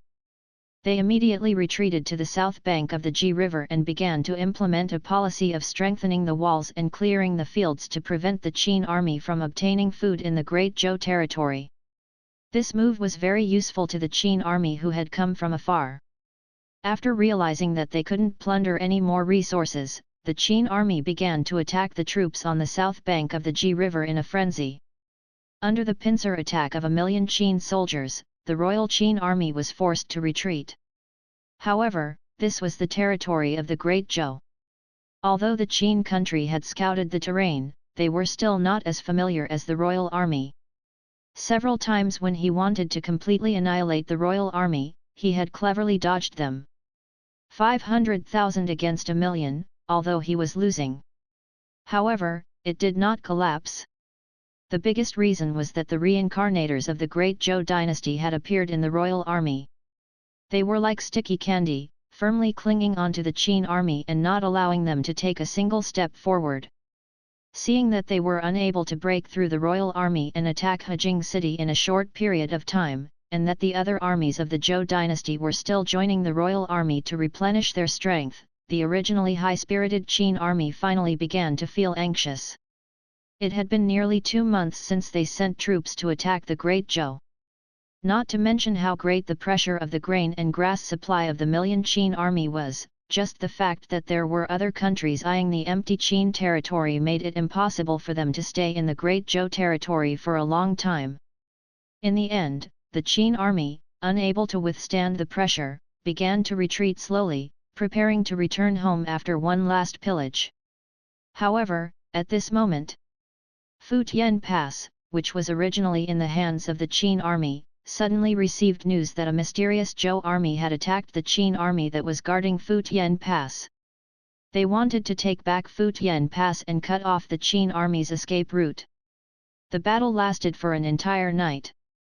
This mysterious and powerful troop had charged up the city walls several times, and had almost torn apart the defense line of Fusion Pass under the pressure of tens of thousands of Qin soldiers. The two sides fought fiercely until the second day. It was almost dawn when the mysterious Zhou army withdrew. When this news was sent back, it almost scared the Qin army to death. This mysterious great Zhou army was dressed in red armor. Each of them was stronger than the Dragon Tiger army. Even the Qin army's black armor guards could not resist them. If it was not for the fact that the Qin army's general had held back in the end and left the strongest reincarnators and the most elite soldiers of the black armored guards at Fusion Pass to ensure that they would not be cut off when they retreated, the Qin army would not have been able to escape. Perhaps he would really fail miserably. Even so, this accident still made many Qin soldiers break out in cold sweat. The Zhou dynasty did not have an army in red armor on the surface. Now that the emperor had suddenly sent them out, it clearly meant that the emperor still had a trump card that he had not used. Coupled with the fact that they had plundered enough gold and silver, the soldiers were already satisfied and wanted to return home. The speed of the Qin army's retreat had obviously increased. About a month later, the Qin army gathered up their formation and began to withdraw from the central plains. Before they left, they even used gunpowder to blow up a big hole in the wall of Fusion Pass. Li Yueming, who was far away in North Glacier Town, had been paying attention to the war between Zhou and Qin. After hearing this news, he could not help but smile bitterly. Country bumpkins from the state of Qin had broken through Fusion Pass and charged into the central plains in a grandiose manner. In the end, they were blinded by the colorful world of the central plains. If they did not pillage along the way and instead rushed to Hejing without stopping, it was estimated that the royal army from all over the world would not even be able to organize 100,000 people. If Hejing city was breached, the entire Zhou dynasty would immediately fall into chaos. The Qin army could take advantage of this to reap even more benefits. Of course, this was just Li Yueming's idea. In reality, the Zhou dynasty had not declined to the point where it would be so easily destroyed. The Qin state was indeed powerful, but it was still the territory of the Great Zhou that had entered from the north. The supply line was too long. If they had come all the way here from the western frontier, the supply line was almost 1/3 shorter. Perhaps they could still try to destroy the Great Zhou. If they charged in from the north, they would only be able to plunder. If they could not take down Hejing city, the Qin army might suffer a huge loss. It was better to burn, kill, plunder, and destroy on the way. In general, they might earn more. But no matter what, this war still caused immeasurable losses to the Zhou dynasty. Not to mention the land and wealth that the Qin army had destroyed and plundered. The defeat of this war was a huge blow to the emperor and the imperial power of the Zhou dynasty. The failure of the war made all the countries in the world see the decline of the Zhou dynasty. All the armies that were trying to help the king responded to the call to help the royal capital of Hejing. In order to repay them, the emperor had to sacrifice a lot of chips in politics. A few of them added together had even hurt the foundation of the Zhou dynasty. Now, the Qin army had eaten and drunk their fill, robbed a lot of things, and ran away happily. Li Yueming felt a little uncomfortable. The Zhou dynasty, who had nowhere to vent their anger, might put the blame of this turmoil on him. There was a small chance that they would send powerful cultivators to assassinate him, and there was a high chance that they would even lead an army to eliminate the rebels. The army was put aside for now. The Great Zhou had just experienced an internal strife, and they probably would not dare to send troops out for a short period of time. Even if the emperor wanted to give it a try. The Star Moon Army and the Northern Battlefront Army could resist it if they joined forces. In comparison, Li Yueming was more worried about the assassination of high-level cultivators. Li Yueming himself was not afraid of assassination. After all, although his strength was not at the top in this world, it was more than enough to save his life. In addition, he often stayed in the Star Moon Army's big tent. Under normal circumstances, it would be very difficult to have the opportunity to make a move. The only ones who needed to be vigilant and worried were their families. Whether it was Li Ruxing, Li Ruyu, or Li Nanfan, their own cultivation strength was not enough to deal with the assassination of top masters. Just in case, Li Yueming wrote a letter to Li Nanfan. However, Li Nanfan's reply made Li Yueming calm down. As the previous duke, there was a reason why the Li family could stand out from the thousands of families in the western border. The Li family's second-generation patriarch was a powerful cultivator at the heavenly tribulation realm. After reaching the divine aperture realm, one could undergo the heavenly tribulation. This realm was ranked 10th among the 12 ascending realms. He was only 2 steps away from nirvana and ascension. It was also with the support of the second-generation ancestor that the Li family stood out from the many aristocratic families and sat on the position of Duke Guardians in just 2 generations. Although the ancestor had already left the Li family to travel the 4 seas to comprehend the nirvana, he was still in a daze. However, the patriarch's influence was still there. The Li family had many Giwan and divine aperture realm experts. As the only legal heir of the Li family, Li Yueming was actually followed by the priests of the divine aperture realm. The guards of Li Ruxing and Li Ruyu were not as high as him. Only the priests of the returning origin realm paid attention to them.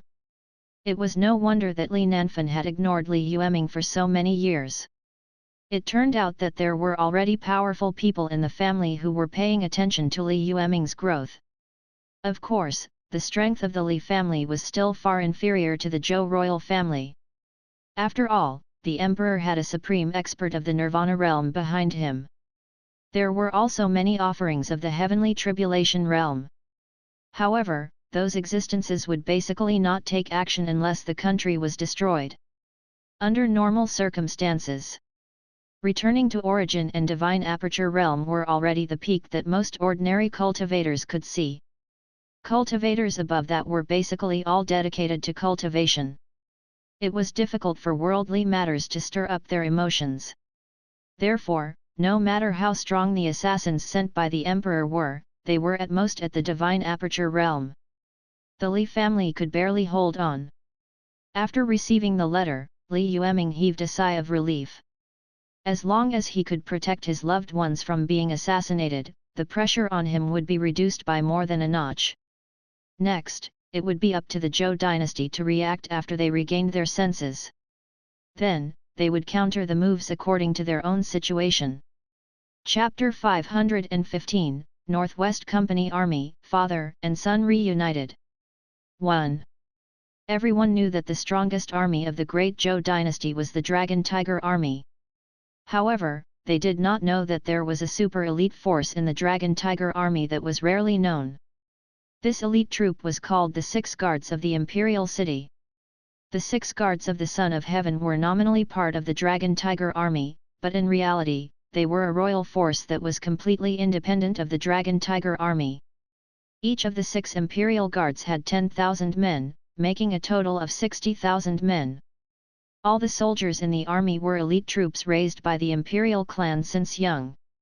Every soldier was a relative who had been selected from the royal family through layers of screening and was talented in cultivation. They did not need to produce and had received strict military training since they were young. Their food, clothing, housing, and transportation were all paid for by the royal family. Under normal circumstances, they only needed training. Only when the Zhou dynasty was in trouble would they stand up and help the building.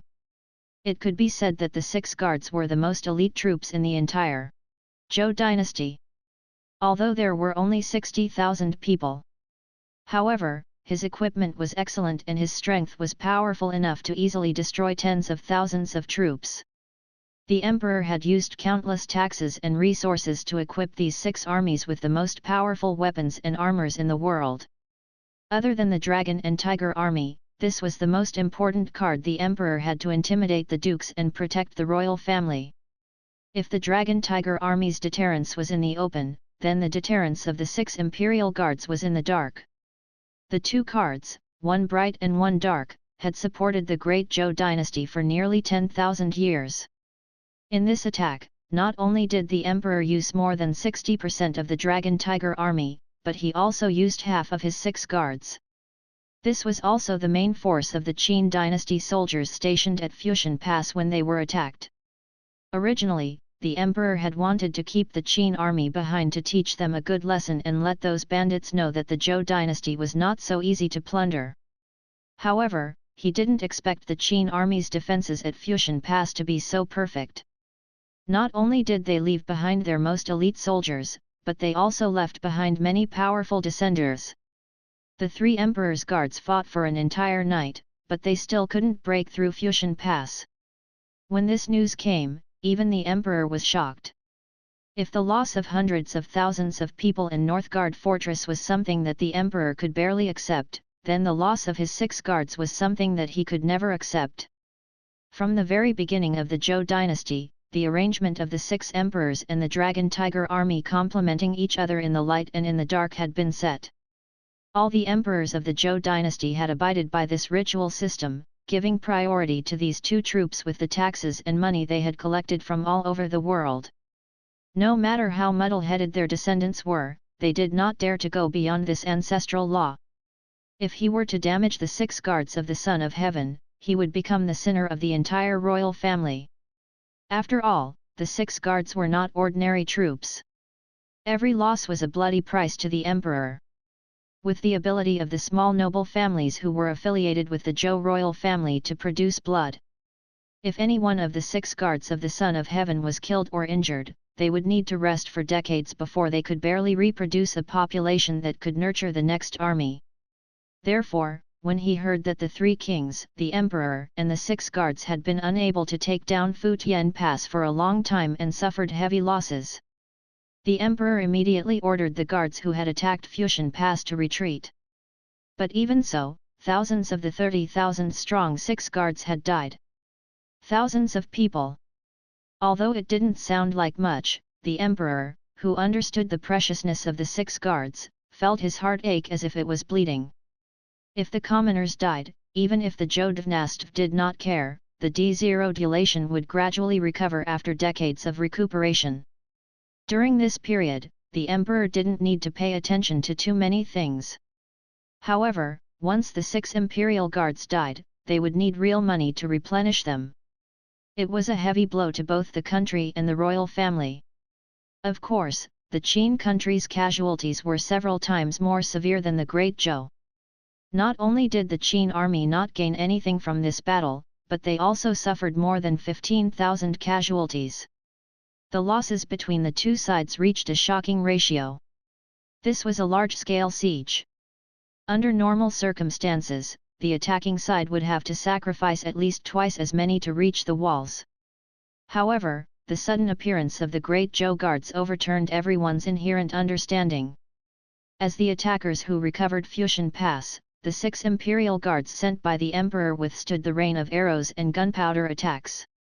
They were still able to fight against 3 enemies and made the Qin army pay a bloody price.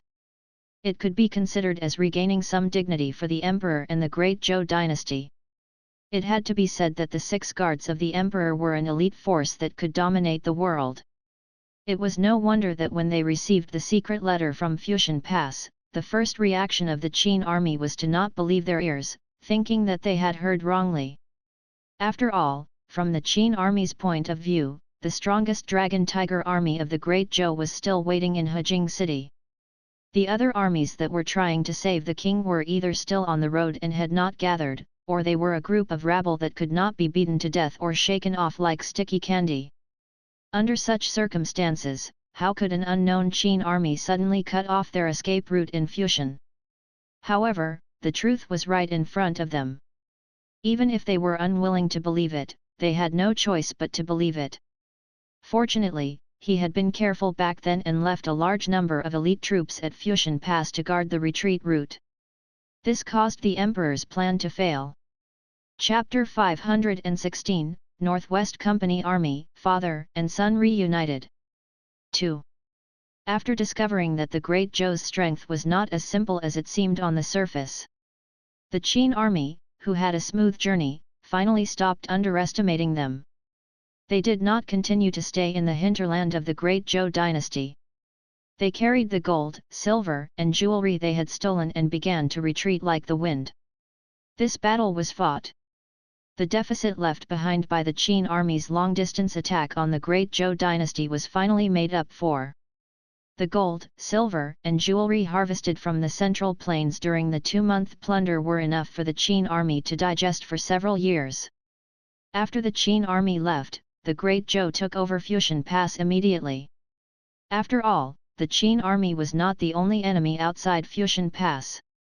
The Northwest Coalition Army formed after the rebellion of the Star Moon Army, the Northern Army, and the Western Army had become a thorn in the Great Zhou dynasty's side. Without a doubt, if it wasn't for the Northwest Coalition Army's rebellion at the critical moment, the Northwest Coalition Army would have been defeated. The Great Zhou would definitely not have fallen to such a miserable state. For a time, the Zhou dynasty's internal voices for the crusade against the Northwest Alliance Army grew louder and louder. After taking over Fushan Pass, the Zhou dynasty's soldiers licked their wounds as they glared at the Northwest Coalition Army. At this moment, their thoughts were actually very simple. If they couldn't take care of the Qin army, why couldn't they take care of the rebel army that only ruled the barren land in the northwest? Of course, Great Zhou had just experienced the flames of war, and the country was still in a mess. The thousands of miles behind Fushan Pass had been trampled by the Qin army's war horses, and hundreds of miles were deserted. Therefore, the most important thing for the Great Zhou now was to carry out the aftermath, properly settle the refugees who had lost their land due to the war, and repair the towns and passes that had been damaged in the war. It was not the time to send troops. However, all the soldiers and citizens of the Great Zhou knew that the Great Zhou would settle the rebels in the northwest sooner or later. This was something that not only the people of the Zhou dynasty knew, Li Yueming also knew. Since the collapse of the Tiandu dynasty, one of the reasons why the Six Nations were able to stand firm was that they mercilessly attacked the rebel forces in the country. If the rebel army could survive smoothly, then where would the royal family's face be? What has been done must be done again, and what has been done must be done again. If the Northwest Coalition Army could live comfortably after the rebellion, then what would the various dukes and countless soldiers of the Great Zhou think? Therefore, from a political point of view, destroying the rebels in the northwest was even more important than countering the Qin army. For this, Li Yueming made several preparations. After so many years of improvement, the construction of the city wall of northern Glacier Town was mostly completed. In the next few years, they only needed to continue to consolidate and improve the functionality of the city wall. Not to mention the other places after the city wall, at least North Glacier Town had the power to protect itself in the vast north. Even if the Great Zhou really sent troops to attack, northern Glacier Town would not fall so easily. Of course, this was not enough. Both the Northern Battlefront Army and the Star and Moon Army were just normal armies. In front of ordinary people, who were also normal armies, they were the elites among the elites. However, it was nothing in front of an army that possessed the military spirit. Therefore, Li Yueming's second plan was to borrow troops from the West Garrison Pass. The Qin army had obtained an immeasurable amount of gold, silver, and financial reports from this attack on the Great Zhou. They definitively wouldn't be able to use weapons in a short period of time. Under such circumstances, it would be a waste to leave the 300,000 soldiers with military souls in the West Garrison Fortress. If he lent Li Yueming 100,000 soldiers, it would effectively strengthen the Star Moon Army's combat power. After Li Yueming's letter was sent over, Su Fulong, the Western Garrison Liege Lord, agreed to Li Yueming's request after a moment of consideration. Ever since the Western Garrison Army agreed to rebel against the Great Zhou together with the Star Moon Army, the fate of the Western Garrison Army and the Star Moon Army was completely locked together. If the two regions in the northwest advanced and retreated together without holding back, they might still have the strength to fight against the Great Zhou. As long as one side had selfishness and a gap was created, it would not be long before the Zhou dynasty's army attacked. The Star Moon Army and the Western Garrison Army would not be able to fight back. Therefore, the Western Garrison Army helping the Star Moon Army was actually helping him. Of course, Li Yueming didn't do it for free. The West Garrison Pass was located in the northwestern Yellow Sand Land, so it basically did not produce much food. Therefore, Li Yueming promised that as long as the problem of the refugees in the northwest was solved, North Glacier Town would regularly transport enough food to feed the 150,000 troops every year. It could be said that they were equally sincere. Both parties hit it off. The Western Garrison Liege Lord was very generous. He directly sent Li Nanfen and Wang Ziwei to lead 100,000 Western Garrison soldiers to guard Northern Ice River Town. As for the third method, it wasn't anything else but Li Yueming's super thigh, the extremely cold snow mountain's little fox. As long as they could maintain a friendly relationship with the little fox, the Star Moon Army would be able to protect themselves. Even if the situation had deteriorated to the point of no return, at most, they would give up the territory they had fought so hard to obtain, Northern Glacier Town, and escape into the 100,000 mountains to seek shelter. Of course, this was his trump card. Li Yueming wouldn't take it out unless it was absolutely necessary. After all, whether it was the Star Moon Army or Northern Ice River Town, they both needed more training. Otherwise, he would never be able to get what he wanted. Point 0. At the end of the month, the army sent by the Western Garrison Liege Lord arrived. Li Yueming, Li Nanfen, and Wang Ziwei finally met up again after more than 20 years. Chapter 517, Northwest Company Army, Father and Son Reunited. Part 3. When the three of them first met, it was when Wang Ziwei took Li Yueming as his disciple. Time always passed quietly like flowing water. Now, it was the same master and disciple, father and son, but the situation was completely different from before. After a brief exchange of greetings, Li Yueming led Wang Ziwei and Li Nanfen into North Glacier Town. Looking at the tall city in front of him, which was located in a world of ice and snow. Although the construction was still a little rough. However, whether it was the width or height, or the strength of the soil on the surface, it was far beyond Li Nanfen and Wang Ziwei's expectations. Li Nanfen touched the city wall of North Glacier Town and turned to look at Li Yueming. Idiot, this city, was it really built by you? Li Yueming nodded and smiled. Of course, I'll handle it. What do you think, Dad?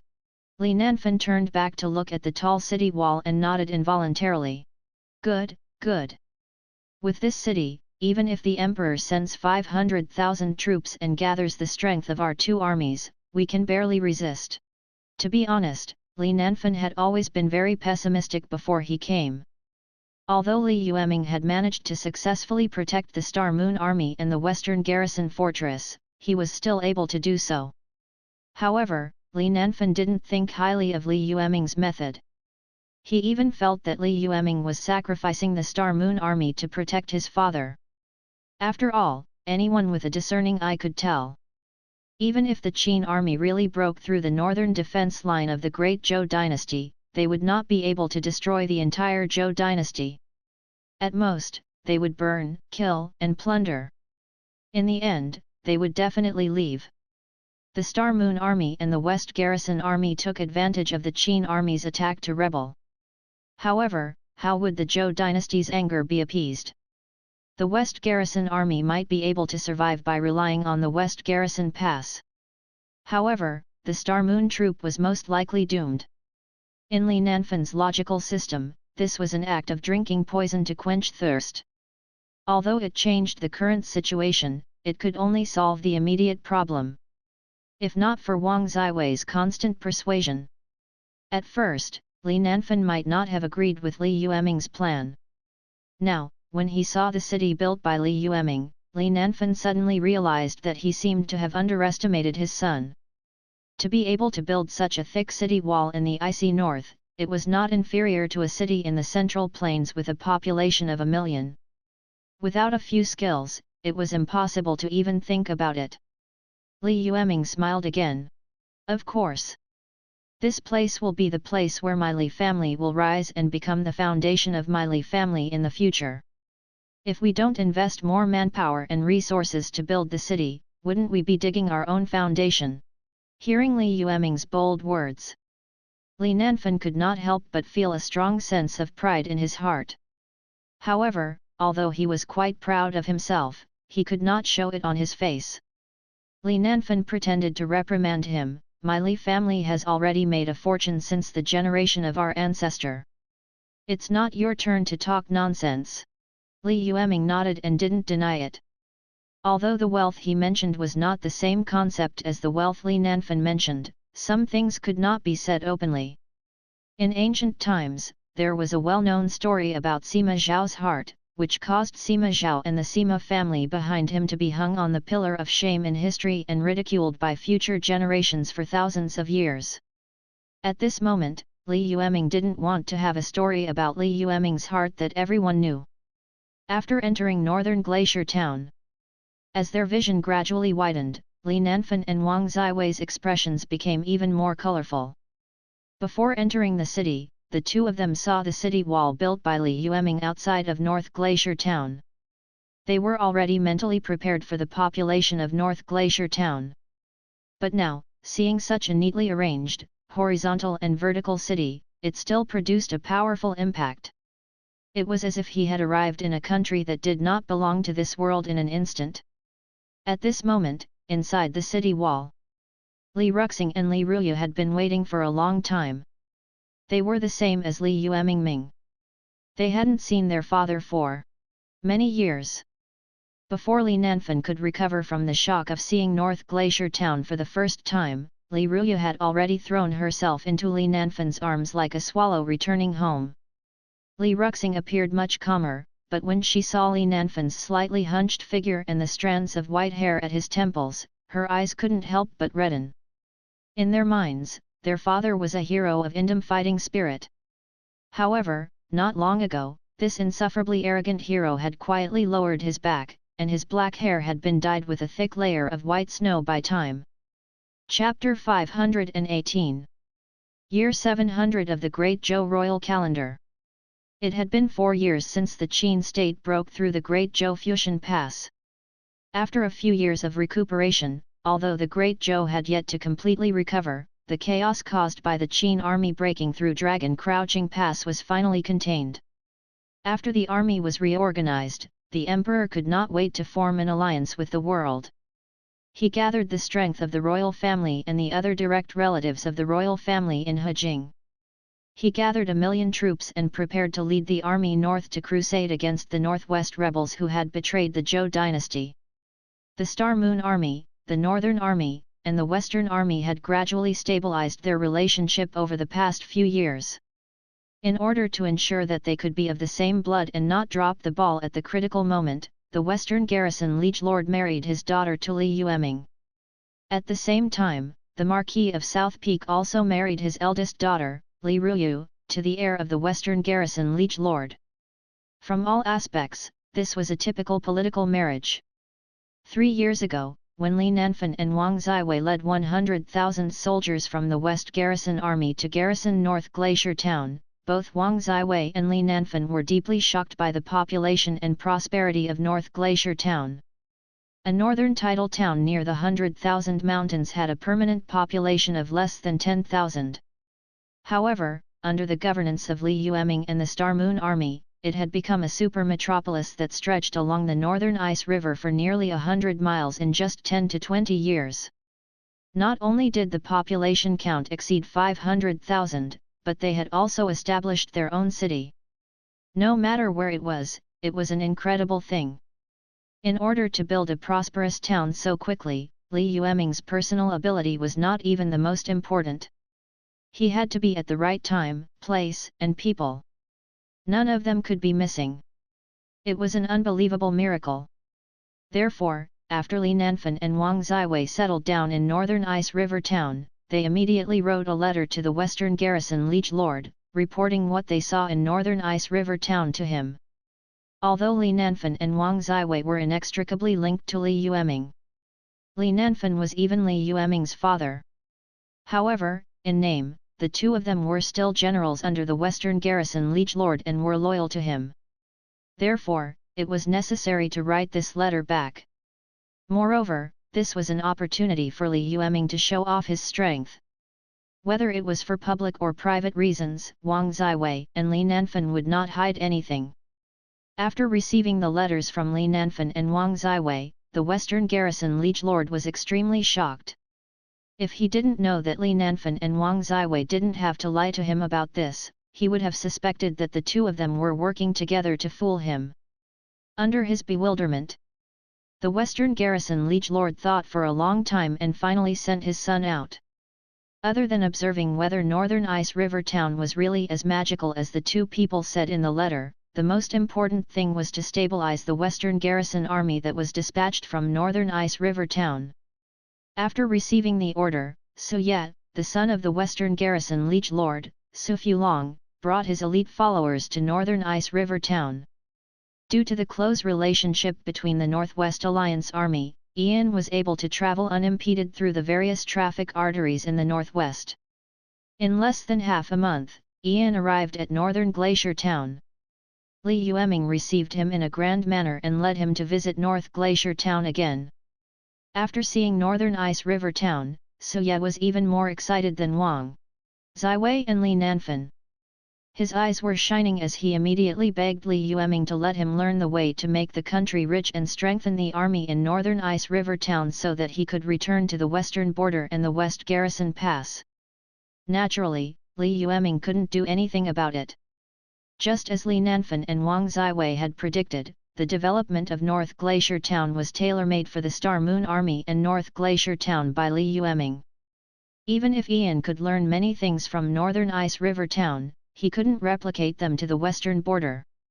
After thinking about it, Li Yueming decided to send Ian to help Li Ruyu.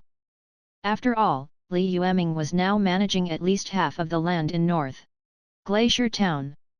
If he wanted to understand the development of North Glacier Town in the most intuitive way, it was naturally the fastest and most convenient way to follow her. However, what many people did not expect was that Li Ruyu and Su Ye actually had feelings for each other during the process of working together. Considering the special situation in the Northwest, Li Nanfen quickly decided to marry Li Ruyu to Ian. After all, Li Ruyu was almost 30 years old this year. Even cultivators who had more freedom of choice should get married at this age. Li Yueming didn't care. As long as Li Ruyu was willing, Li Yueming would not deliberately stop her from marrying anyone. As long as Li Yueming was still in this world, no one would dare to disrespect his sister. The Western Garrison liege lord felt that he had made a huge profit, so he sent his most beloved second daughter, Su Meng, to Northern Ice River Town. He specifically asked her to follow Li Yueming to broaden her horizons. This was just an excuse. Everyone knew what they were actually thinking. If Li Yueming and Su Meng could see eye to eye with each other, then the Western Garrison liege lord and the Marquis of South Peak would definitely settle this marriage soon. Chapter 519. Li Yueming considered this very carefully. After all, in this fantasy world, political marriage was not as simple as it seemed. There was a complete set of logic behind it, so the choice of partner was very important. However, before Li Yueming could think it through, Su Meng was the first to fall for it. Every day, she followed Li Yueming around like a stalker, following him wherever he went. Although she didn't say it out loud, everyone with eyes could see that the most beloved princess of the Western Garrison liege lord had fallen under Li Yueming's handsome face and gentle temperament. This was not strange. General Li was one of the top talents in the world. How could those ordinary men compare to him?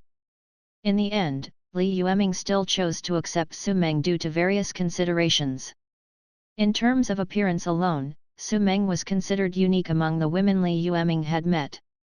She was already a top-notch beauty, not to mention that Su Meng had the Western Garrison liege lord behind her. Thus, both parties hit it off and quickly became brothers-in-law. With this relationship, the relationship between the Star Moon Army and the Western Garrison Army was even more unbreakable. The Western Garrison Army once again sent 20,000 troops to Northern Ice River Town, while the Star Moon Army also sent 50,000 troops to replenish the Western Garrison Army's losses. The trust between the two sides had increased exponentially. But now, after 2 to 3 years of communication, the Star Moon Army and the Western Garrison Army were basically inseparable. It was also during this year. The Emperor led 1,000,000 troops from Tiger Subdu Pass to the east, preparing to annihilate the Star Moon Army of Northern Ice River Town. This strategic goal was within everyone's expectations. The Western Garrison Army was a troop with a military spirit. They also occupied the natural barrier of the Western Garrison Pass. Even the Qin army had spent so many years but could not take it down. As long as the Zhou dynasty was not stupid, they would definitely not choose to attack the Western Garrison Army first. The Star Moon Troops' headquarters was located in North Glacier Town. Although it was easy to defend and difficult to attack, the lower reaches of North Glacier Town were plains formed by river water. There are so many troops on the plains that can be arranged into formations, so there are places that can allow a large number of soldiers to be stationed. The Zhou dynasty had just experienced a war and had yet to fully recover. Therefore, the 1,000,000 troops announced to the public this time were actually exaggerated. The emperor's army, including the logistics and supplies, only numbered 800,000. 100,000 of them were slave soldiers and did not have much combat power. There were only 700,000 real warriors who could fight. Of these 700,000 soldiers, 100,000 were responsible for transporting rations, while the remaining 300,000 were ordinary soldiers. Only 300,000 of them were elites with military souls. Of course, this 300,000 yuan was not to be underestimated. Although there weren't many of them, they were all elites. Back then, the Qin army's attack was extremely swift and fierce, and the Great Zhou, who had been passively fighting, appeared to be in a hurry. A large number of elites scattered throughout the country had not had the time to be mobilized, and the Qin army had already left after burning, killing, and looting. It made many of the royal guards feel as if they were at a loss. This expedition against the Star Moon Army was initiated by the Emperor, so the soldiers were naturally well prepared. In terms of military strength, even if the Star Moon Army, the Northern Army, and the Western Army joined forces, the number of troops was less than half of the Great Zhou Army. After several years of adjustment, the number of Star and Moon Army had reached 250,000, while the Northern Army was only a remnant with less than 100,000 soldiers. With the aid of the Western Army, there were less than 500,000 soldiers. Besides, both the Northern Garrison Army and the Starlink Army were ordinary soldiers, and only 120,000 soldiers of the Western Garrison Army possessed the army soul.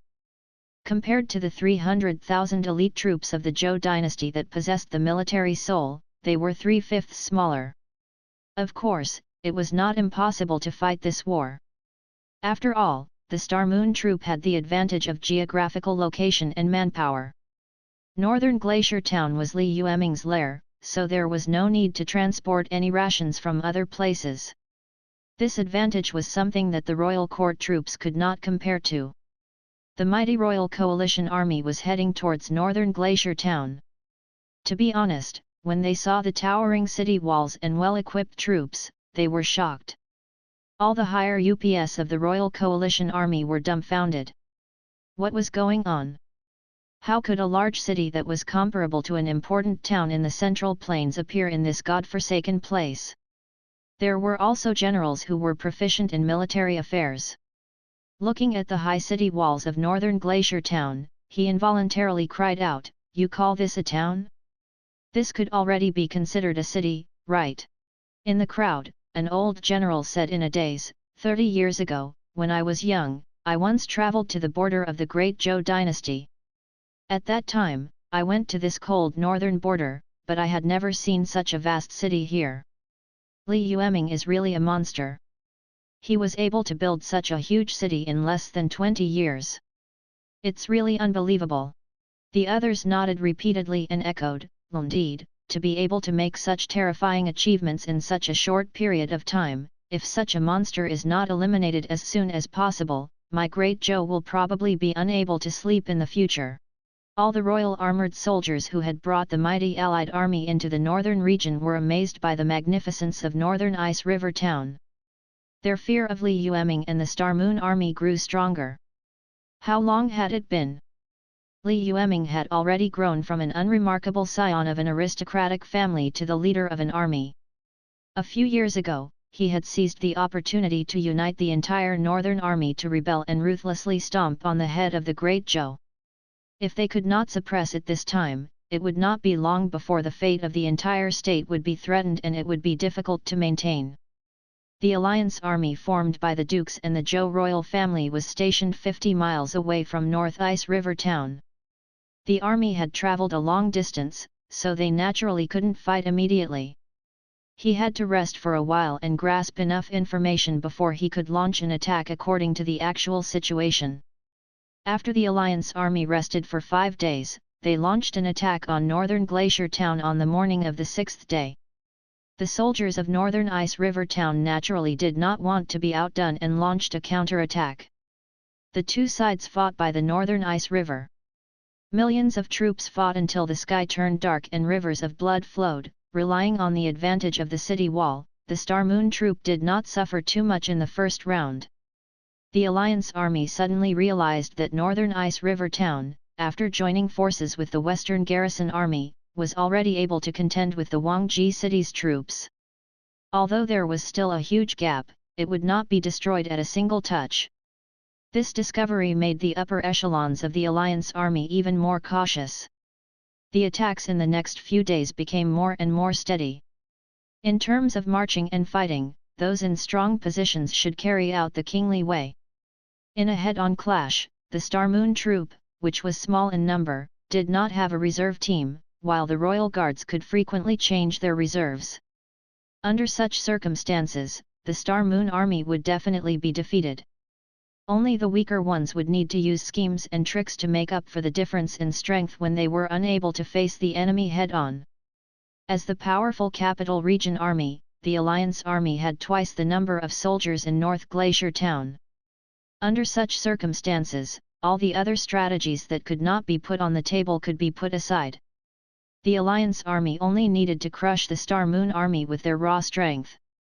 As expected, the Alliance leader's judgment was right. As the Allied forces took turns to deplete their energy, the Star Moon troops' combat power was declining rapidly. Half a month later, the Alliance Army organized a large-scale attack. The Star Moon Army, the Northern Army, and the Western Army had all suffered great losses due to the high-intensity war. In this large-scale attack, tens of thousands of soldiers had even climbed up the walls of northern Ice River Town. They had almost won the war. Although they were still chased off the city walls, this battle had caused some damage to the city walls of northern Glacier Town. The Alliance Army was overjoyed. Northern Ice River Town had only been established for a short period of time. Although the city walls were built very thick and heavy, in order to speed up the construction, they did not completely implement the traditional wall construction method. Instead, they used a new casting method. This method could allow the construction of the northern Glacier Town's city walls to be done quickly, but the strength of the city walls was still lacking. In a battle of normal intensity, the walls of northern Glacier Town. Chapter 520, Victory will belong to the Star Moon Army. 1. The Zhou dynasty led the army to crusade against the northern rebels. This matter caused a huge uproar in the entire Great Zhou. Countless nobles in the country clapped their hands in joy. They wished that the Wangji army would immediately destroy North Ice River Town and annihilate the Star Moon army. After that, they would capture Li Yueming, the heartless and unjust person who had caused chaos in the world. Only by executing him would they be able to appease the hatred of the Qin army.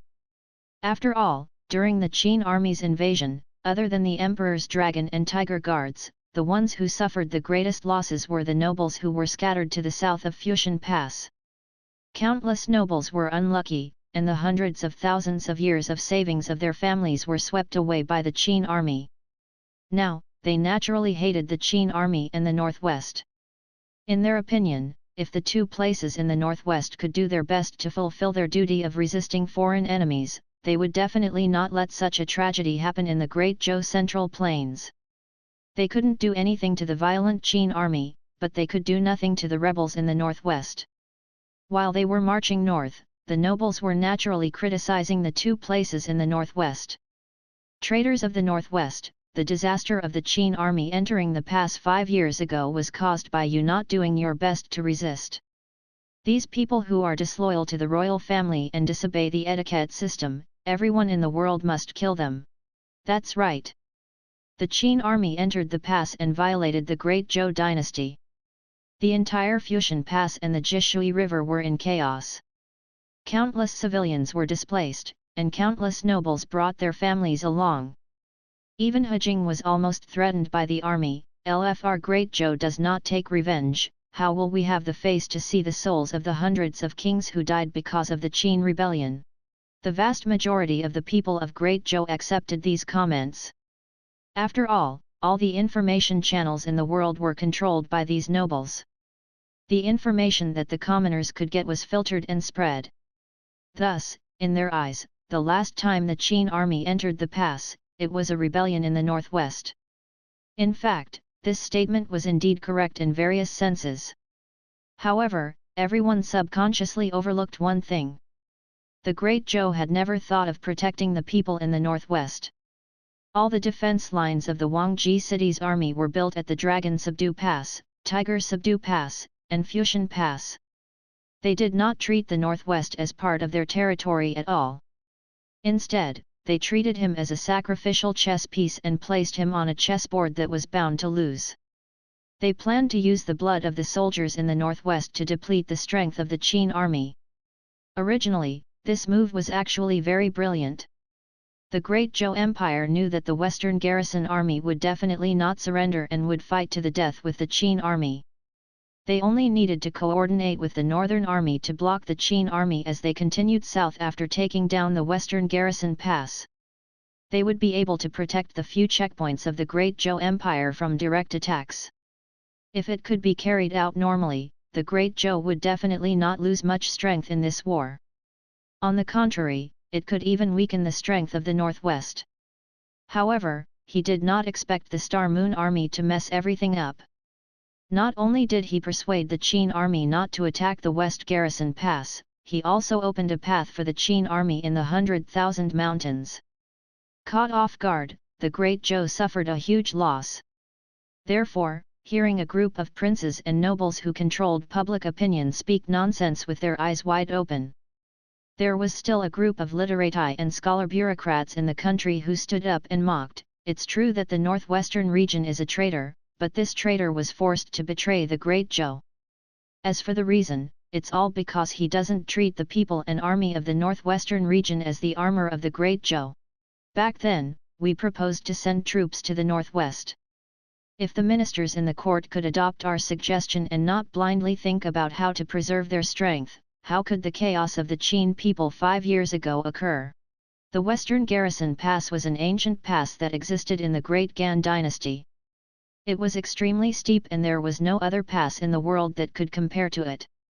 Although the Western Garrison army was a descendant of the Great Gan, they had sacrificed a lot in order to defend against the enemies of Qin. As for my Great Zhou, they were only willing to acknowledge the achievements of the Western Garrison army on the surface. Sometimes, they did not even do a good job on the surface. In fact, they had been secretly suppressing and guarding against the western frontier.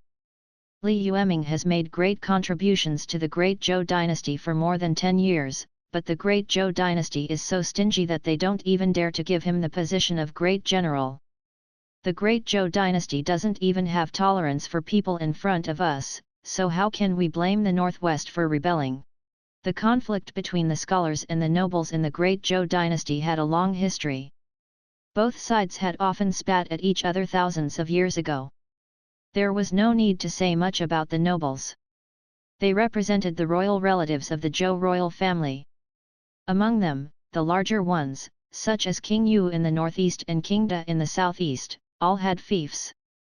The other fallen royal families were vassals of the Zhou royal family and a few powerful dukes, and they could barely make ends meet. As for scholars, they were nobles with different surnames. They had risen to power through their merits and abilities, so they naturally looked down on this group of people from the Ji family who controlled the government and ate so much but did not have much ability. The conflict between the two sides had been established. As the status and power of the nobles with different surnames behind the scholars became higher and higher in the country, the infiltration of the power in the hands of the nobles became more and more serious. The conflicts between the two sides became more and more intense, and they often spat at each other in the court. Chapter 521, Victory will belong to the Star Moon Army. Part 2. This time was no exception. Under normal circumstances, it would be fine if both sides spat at each other. But this time, the scholars had made a big mess. On the surface, it seemed like the officials in the imperial court had given up on the northwest and focused on building a line of defense at Dragon Crouching Pass and Fusion Pass, but in reality, it was the emperor's tacit approval. This group of scholars pointed at this decree and started to curse. Wouldn't he be scolding the emperor? The emperor naturally could not tolerate such an act of overstepping his authority. Thus, the emperor, who would always pretend to be the referee in such situations, did not mediate in his rage. Instead, he allowed both sides to criticize him. In this kind of situation, under the big week, the internal contradictions between the two intensified once again. If it weren't for the fact that the army of the capital region was still fighting outside, the nobles who controlled the Great Zhou would probably have already turned against the scholars and the nobles with different surnames behind them. Point 0. In northern Glacier Town, the battle between the two sides was still ongoing. At this moment, everyone, including Great Qin in the northwest and Great Qi in the northeast, was watching this battle. There was no need to say much about Great Qin. The ninth prince and Li Yueming had a close relationship. For a long time, Li Yueming had the upper hand in their exchanges. Because Li Yueming had a very good relationship with the little fox, he controlled the vital point of the Qin country's invasion into the northern lands. Due to the situation, the ninth prince had no choice but to lower his head. Clearly, the state of Qin was many times stronger than Li Yueming, but they had always been restrained by Li Yueming. This was undoubtedly very aggrieved for the state of Qin and the ninth prince. The Great Zhou army attacking northern Ice River Town was a once-in-a-lifetime opportunity for Great Qin. If Li Yueming couldn't hold on, there were only a few people in northern Ice River Town who could seek help. Great Qin was one of the best choices. When the time came, the ninth prince, who had gained the initiative, would definitely ask Li Yueming to give up the path to the snowy mountain and kick Li Yueming away completely. As for the northern Qi in the northeast, they had been reorganizing and Trampfnel army roar TNE past Ru years. Because for the past 1,000 years, the government had been focusing on maritime politics, and the land army had not had any conflicts with other countries for many years. Now that Great Qi had obtained sufficient financial resources from the ocean, they had the intention of conquering the Central Plains. Naturally, they had to take this opportunity to take a good look at the strength of the armies of the other countries in the Central Plains so that they could formulate a feasible plan to dominate according to the actual situation. Under normal circumstances, it should be impossible for the Northwest to resist the entire Great Zhou. In fact, it is true. All the people in the Northwest and the Central Plains added up to only 10 to 20 million, while the Great Zhou had a population of nearly 100 million. The difference between the two sides was huge. If the Star Moon Army wanted to win this war, they definitely couldn't resist it head-on. They had to come up with a plan. Li Yueming naturally understood this logic. Thus, in the second month of the battle, the Star Moon Army on the walls of northern Ice River Town could not hold on any longer, and the Alliance Army was starting to get impatient because they could not take down the town for a long time. Li Yueming sent out the most elite special forces of the Star Moon Army. When building the city, Li Yueming had already considered a few plans after being attacked by the Great Zhou. Now, it was at the stage where it could be implemented.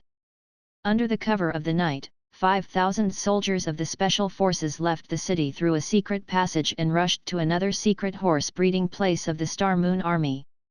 They mounted the war horses that had been prepared long ago and took a detour of more than 3,000 miles in the morning of the next day to attack the grain road of the Allied army. The Dukes had quite a good control over their supplies, but the special forces were well trained. Every one of them was a powerful cultivator. Under normal circumstances, such elite troops should have appeared on the battlefield to fight against the royal guards with military souls, not secretly running thousands of miles away to attack the supply routes of the Allied forces. But now, this army that did not care about martial ethics had appeared. Therefore, the soldiers guarding the provisions of the feudal lords found that the strength of this mysterious army was much stronger than they had imagined. In just 2 short battles, the number of casualties under their command exceeded their imagination. He could only throw away his armor and flee for his life. They cut off the grain supply of the Alliance army. The special forces did not dare to stay for even a moment. They immediately rode their war horses and headed towards a city called Ye. Ye city was located to the south of North Binghe town, and it was a place that the Allied forces must pass through on their way to retreat. Now that the special forces were lying in ambush here, it was obvious what Li Yueming was planning.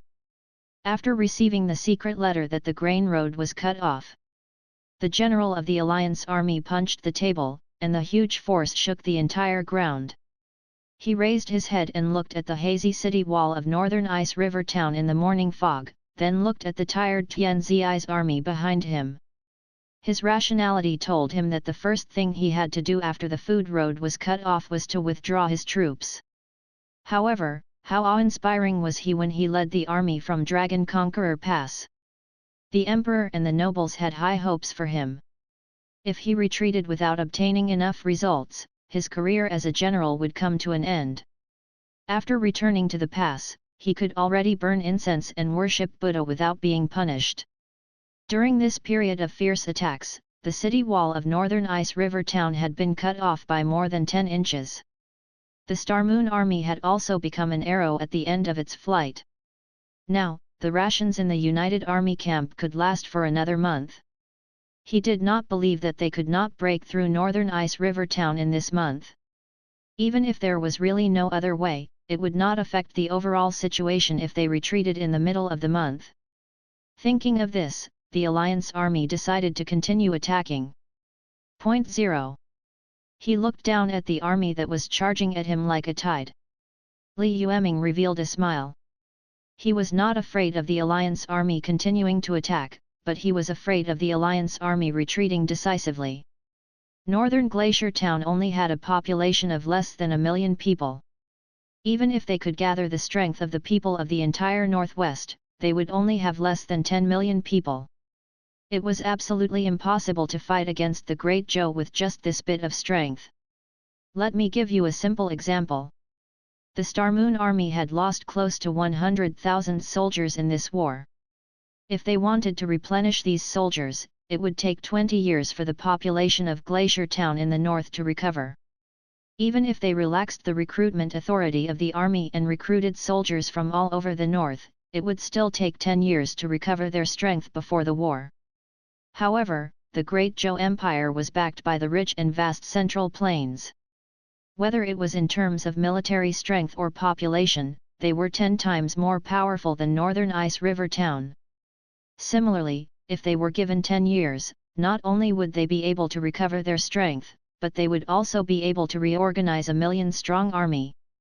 This was the difference between the two sides. It was also why there were countries in ancient times who could defeat another country 5 or 6 times. However, they only needed to lose once to directly destroy the country. Therefore, Li Yueming didn't just want to defeat the Allied forces, he wanted to defeat them and obtain the greatest victory with the smallest price. Only by hurting the Great Zhou and letting everyone in the world see the powerful combat strength of the Star Moon troop and the fierce inner power of the Great Zhou could northern Ice River Town be preserved and not be swallowed by endless wars. Otherwise, Li Yueming's only option would be to give up on North Glacier Town and escape into the 100,000 mountains. They found that the Alliance army had charged forward again. A chilly arch of the Star Moon troop stood on the high city wall and looked at the tired soldiers. He said, "Everyone, take a good look." Behind you is the home that we built brick by brick. Every household living in it is a Northland citizen who was affected by the war. Every single one of them is a fellow citizen of our Star Moon troop. Thanks to Great General Li, we refugees were able to survive and even learned how to read and write. It was also thanks to Great General Li that we joined the Star Moon Army and became a part of protecting our homeland in Northern Ice River Town. I don't understand the righteous path of the king, nor do I understand what it means to be a traitor. The Zhou dynasty labeled us as traitors, but they never considered that the people of the Northwest had never had a good day under their rule. General Li gave us the land to live on, the opportunities to study and work, and the hope to live a good life. Therefore, he is our second parent. General Li had already sent people to cut off the supply routes of the Alliance Army. In less than half a month, the Liang Army would definitely be unable to withstand the pressure and retreat. This is the final darkness before dawn. As long as we can hold on, victory will definitely belong to Northern Ice River Town and our Star Moon Army. Chapter 522, Heroic and Heroic. 1. In the darkness, a bonfire was burning. The centurion of the Star Moon Army stood on the high platform, facing the soldiers of the Emperor's coalition army who were about to launch their final counterattack. He sobbed as he carried out the final mobilization of the soldiers of the Star Moon Army. Logically speaking, this kind of thing wasn't something a Chiliarch like him could do. However, the higher UPS had their own arrangements and did not have time to mobilize. He could only be replaced by a Chiliarch who did not have a high level of speech. That's right, the Star Moon troop had already fought to the point where all the higher UPS had come out. Huang Li Er, Tian Liang, Ding Yi, Wang Biao and the other reincarnators, regardless of whether they had any conflicts in the past, were now charging at the forefront of the battle formation in the most decisive manner. Using the power of two places to resist the crusade of the entire Great Zhou Royal region was not a simple matter. If it were not for the fact that these powerful reincarnators had always taken the lead and did not care about their lives, the city walls of Northern Ice River Town would have probably collapsed. For this reason, a few reincarnators had even died on the battlefield. It was also because of this that the eyes of the other soldiers of the Star Moon Army turned red when they heard the news. It had to be known that these reincarnators were the top figures of the Star Moon Army in the eyes of these ordinary soldiers. Not only was he knowledgeable, but he was also extremely powerful. A son of 1,000 gold will not hang down in the hall. Logically speaking, they could hide in the tall central tent and command them to fight. There was no need for them to personally go to the battlefield to fight the enemy. Now, in order to protect them and Northern Ice River Town, they were willing to risk their lives. How could the soldiers of the Star Moon Army cherish their lives when they encountered such a general and a monarch? Therefore, the Star Moon troop formed a human wall with their own lives, and with their tenacious willpower, they killed every enemy who tried to cross the defense line. They were unwilling to retreat even if they were bleeding. Although the benefits of the reincarnators were different. However, after all, everyone had a basic goal, to jointly assist Li Yueming, the chosen one, to establish a country that belonged to their reincarnators and complete the most difficult ultimate mission in this reincarnation instance dungeon as much as possible. For this reason, they had already formed an alliance with each other. After the reincarnators who sacrificed themselves in the process of achieving this goal returned to the main world after their reincarnation, the other reincarnators who had obtained enough resources would distribute the benefits equally according to their contributions. This was also the main reason why Ding Yi and the others were willing to risk their lives. After all, no one wanted to die. However, the situation was like this. If even the reincarnators who were at the top were unwilling to sacrifice themselves, how could Northern Ice River Town become an invincible army? Of course, the reincarnators of the three factions had different interests, but this did not affect the three factions from heading the same goal. In the darkness, a large number of soldiers approached the heavily damaged city wall of Northern Ice River Town with the help of the light from the torches. Under the reflection of the blazing fire, the eyes of the soldiers guarding the city were as fierce as the lone wolves of the north. The battle was about to begin. Many reincarnators charged around in the night and beheaded every Zhou dynasty soldier who tried to climb up the city wall. The troops of the West Garrison Army were also wandering around, guarding against the enemy elites who could charge over at any time. The commander of the allied army of the Zhou dynasty had given a death order that they had to break through the city walls of North Ice River Town within 3 days. For this, he had promised that the first soldier to charge into the city would be given 100 miles of land, and those who fled would be exterminated. Therefore, the intensity of tonight's battle was very high. Strangely, the battlefield was unusually quiet. Other than the weak wails of the wounded soldiers lying on the ground, there were countless corpses lying on the ground on the walls of Northern Ice River Town, but no one said anything loudly. Sensing the abnormality, the Star Moon troop quickly made a series of arrangements to guard against any possible accidents. Finally, after the Allied forces below the city launched 3 consecutive waves of attacks and were still forced back, a mysterious guard suddenly appeared in the darkness. Sensing the powerful aura that erupted from the guards, the killing intent of the entire Northern Ice River Town suddenly froze. An enormous pressure seemed to materialize. In Northern Ice River Town, many reincarnators sensed something and looked at the rapidly approaching army. After watching for a moment, the many reincarnators immediately knew that the Alliance army had finally made a ruthless move. This was an army formed by many reincarnators of the Zhou dynasty. It was also one of the strongest armies under the Emperor's Alliance army. Seeing that they were attacking, the many reincarnators of Northern Ice River Town could only retreat from the battlefield and prepare to face the menacing Zhou dynasty's reincarnators with all their might. Tian Liang glanced at the other reincarnators who were coming at him menacingly, and then at his slightly tired companion behind him. At this moment, they had just engaged in an extremely intense battle. The spiritual energy in their bodies was severely depleted, and their combat strength had plummeted. Under normal circumstances, when one saw the undamaged reincarnators under their feet, one should avoid them. However, the current situation was really a little bad. If they did not go up, with the strength of these dozens of reincarnators, they would probably be able to easily tear a hole in the defense line of Northern Ice River Town. At that time, the mighty Alliance army would rush into Northern Ice River Town from the torn defense line. The results that they had painstakingly persevered for so many years would be destroyed in a single day. Chapter 523, Heroic and Heroic. Part 2. Without a choice, Tian Liang and the rest could only grit their teeth and charge forward. The speed of the 2 troops formed by reincarnators was very fast.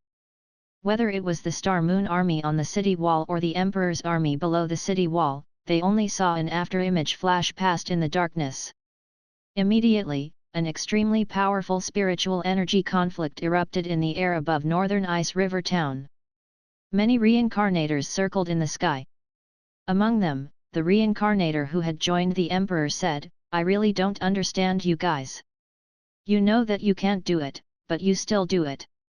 Do you really think that you can complete the last mission and get the top reward for this war?" Huang Li said as she fought with him, "Humph, everyone has their own aspirations." Seeing that Huang Li still dared to mock them, the reincarnators under the Emperor could not help but sneer. "Hehe, you really don't know what's good for you. Don't you understand? The path you chose is destined to fail. If you can establish your own dynasty and start fighting for hegemony and complete the most difficult mission, then what face will the others have? The path you chose is the opposite of all the descended ones, and you are destined to be defeated." Hearing this, Huang Li, Tian Liang and the others' expressions did not change much. It could only be said that they were well aware of the difficulty of completing the mission of establishing their own country and unifying the 6 countries. After all the reincarnators in the world were not fools. Everyone was following the rules to complete the first few simple missions. How could they just sit back and watch them try to complete the highest level mission of the death difficulty? It was fine before he took this step.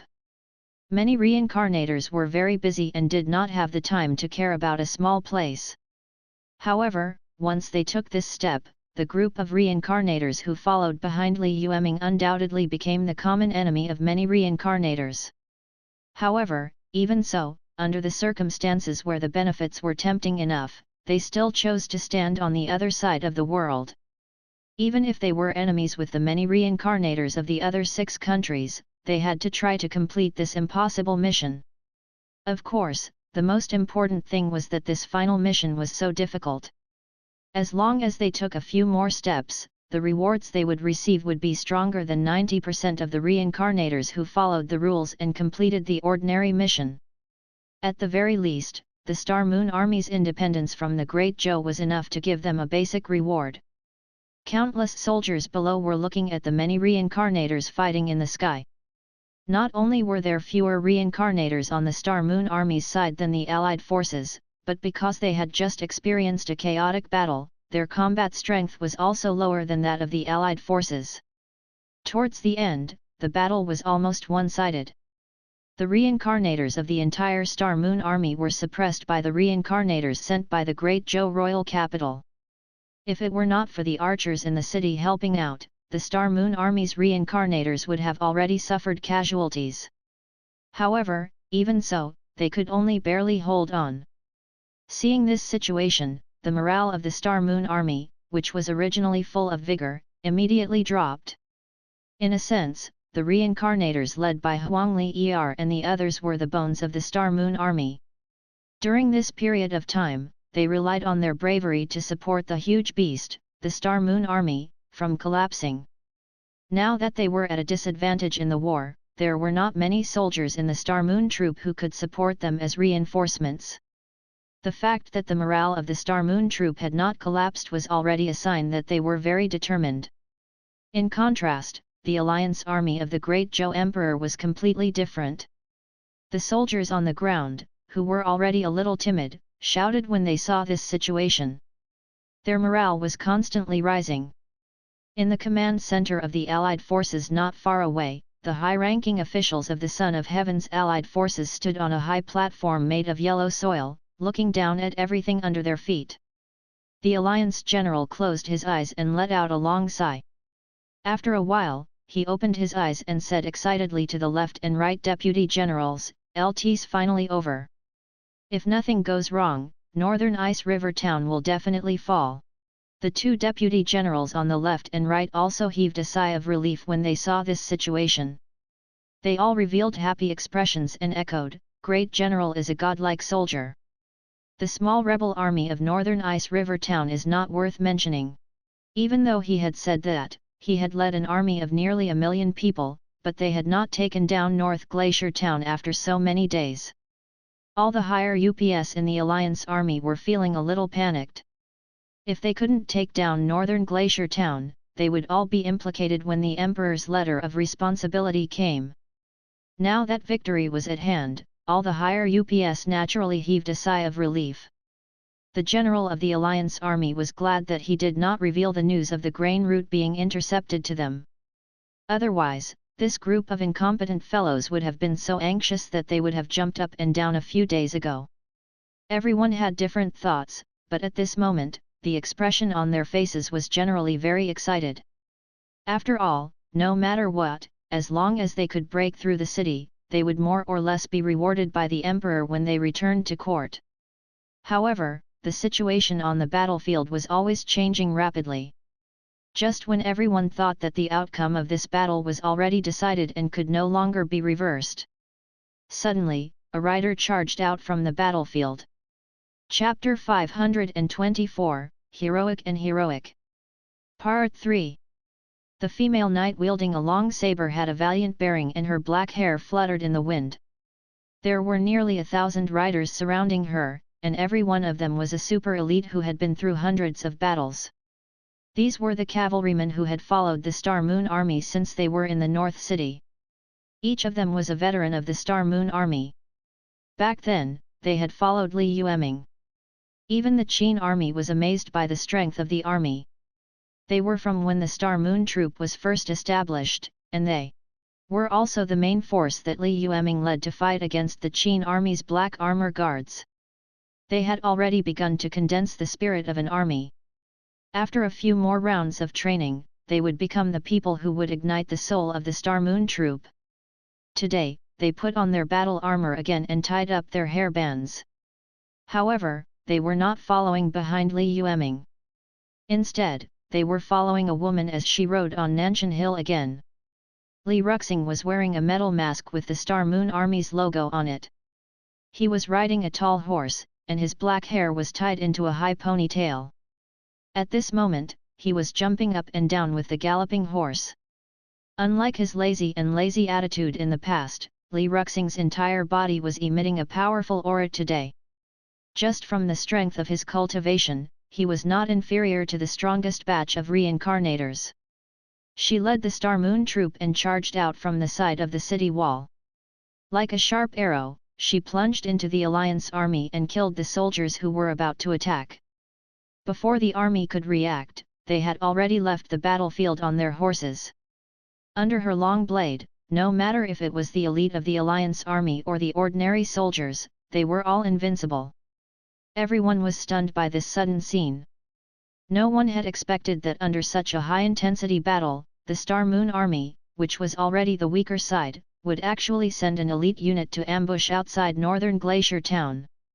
The generals of the Allied army who were still chatting and laughing were all shocked. Someone even cried out, "Where did this army come from? It had never appeared in the previous battles, right? Could it be that the Star Moon troop was still hiding their strength when the city was about to fall? Isn't he looking down on us too much?" No wonder they were surprised. The intensity of this war was already high enough. Not to mention the feint attack, just this general attack alone, the Alliance army had been attacking without rest for almost half a month. Even the Allied army, which had the advantage in numbers, was exhausted. They didn't believe that the Star Moon troop, which didn't have enough reserves, would still have a backup plan. However, the truth was right in front of them. No matter how unwilling they were to believe it, the generals could only accept this possibility. To be honest, no matter how unwilling they were to admit it, these arrogant Alliance army generals were all amazed by the strength of the Star Moon troop and the tenacity of the army. It was no wonder that he was able to achieve such great feats under the trampling of the Qin army. Fortunately, due to the short period of time it had been established, such a terrifying army had yet to awaken its military soul. Otherwise, the Alliance army would not be able to do anything to it even if they used all their strength. He finally woke up from his shock. After regaining his senses, someone smiled and said, "LT's fine. This amount of soldiers is not enough to completely break our formation. When the soldiers react, even if this woman is the reincarnation of the god of war, she can forget about killing her way out of the formation." The other quick-wit generals also nodded in agreement. That's right. The Star Moon army arranged this elite troop to charge out of the city. I guess the commander must have lost his mind and asked the Emperor's guards to stop this elite troop. I'd like to see what other tricks these rebels have.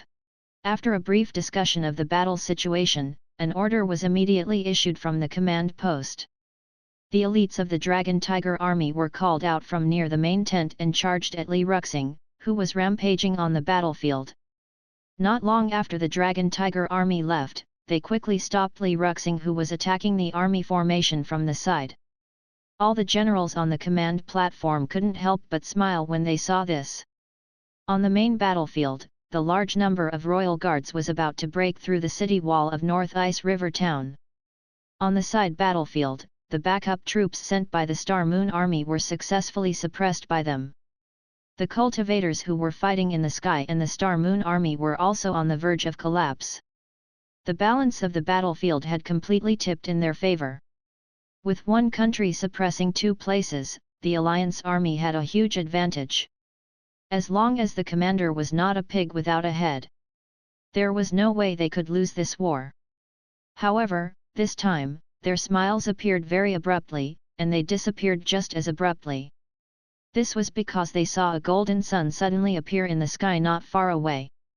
Chapter 525, 223, Heavenly Fate is not in Zhou. Part 1. On the battlefield, countless soldiers were engaged in fierce battles.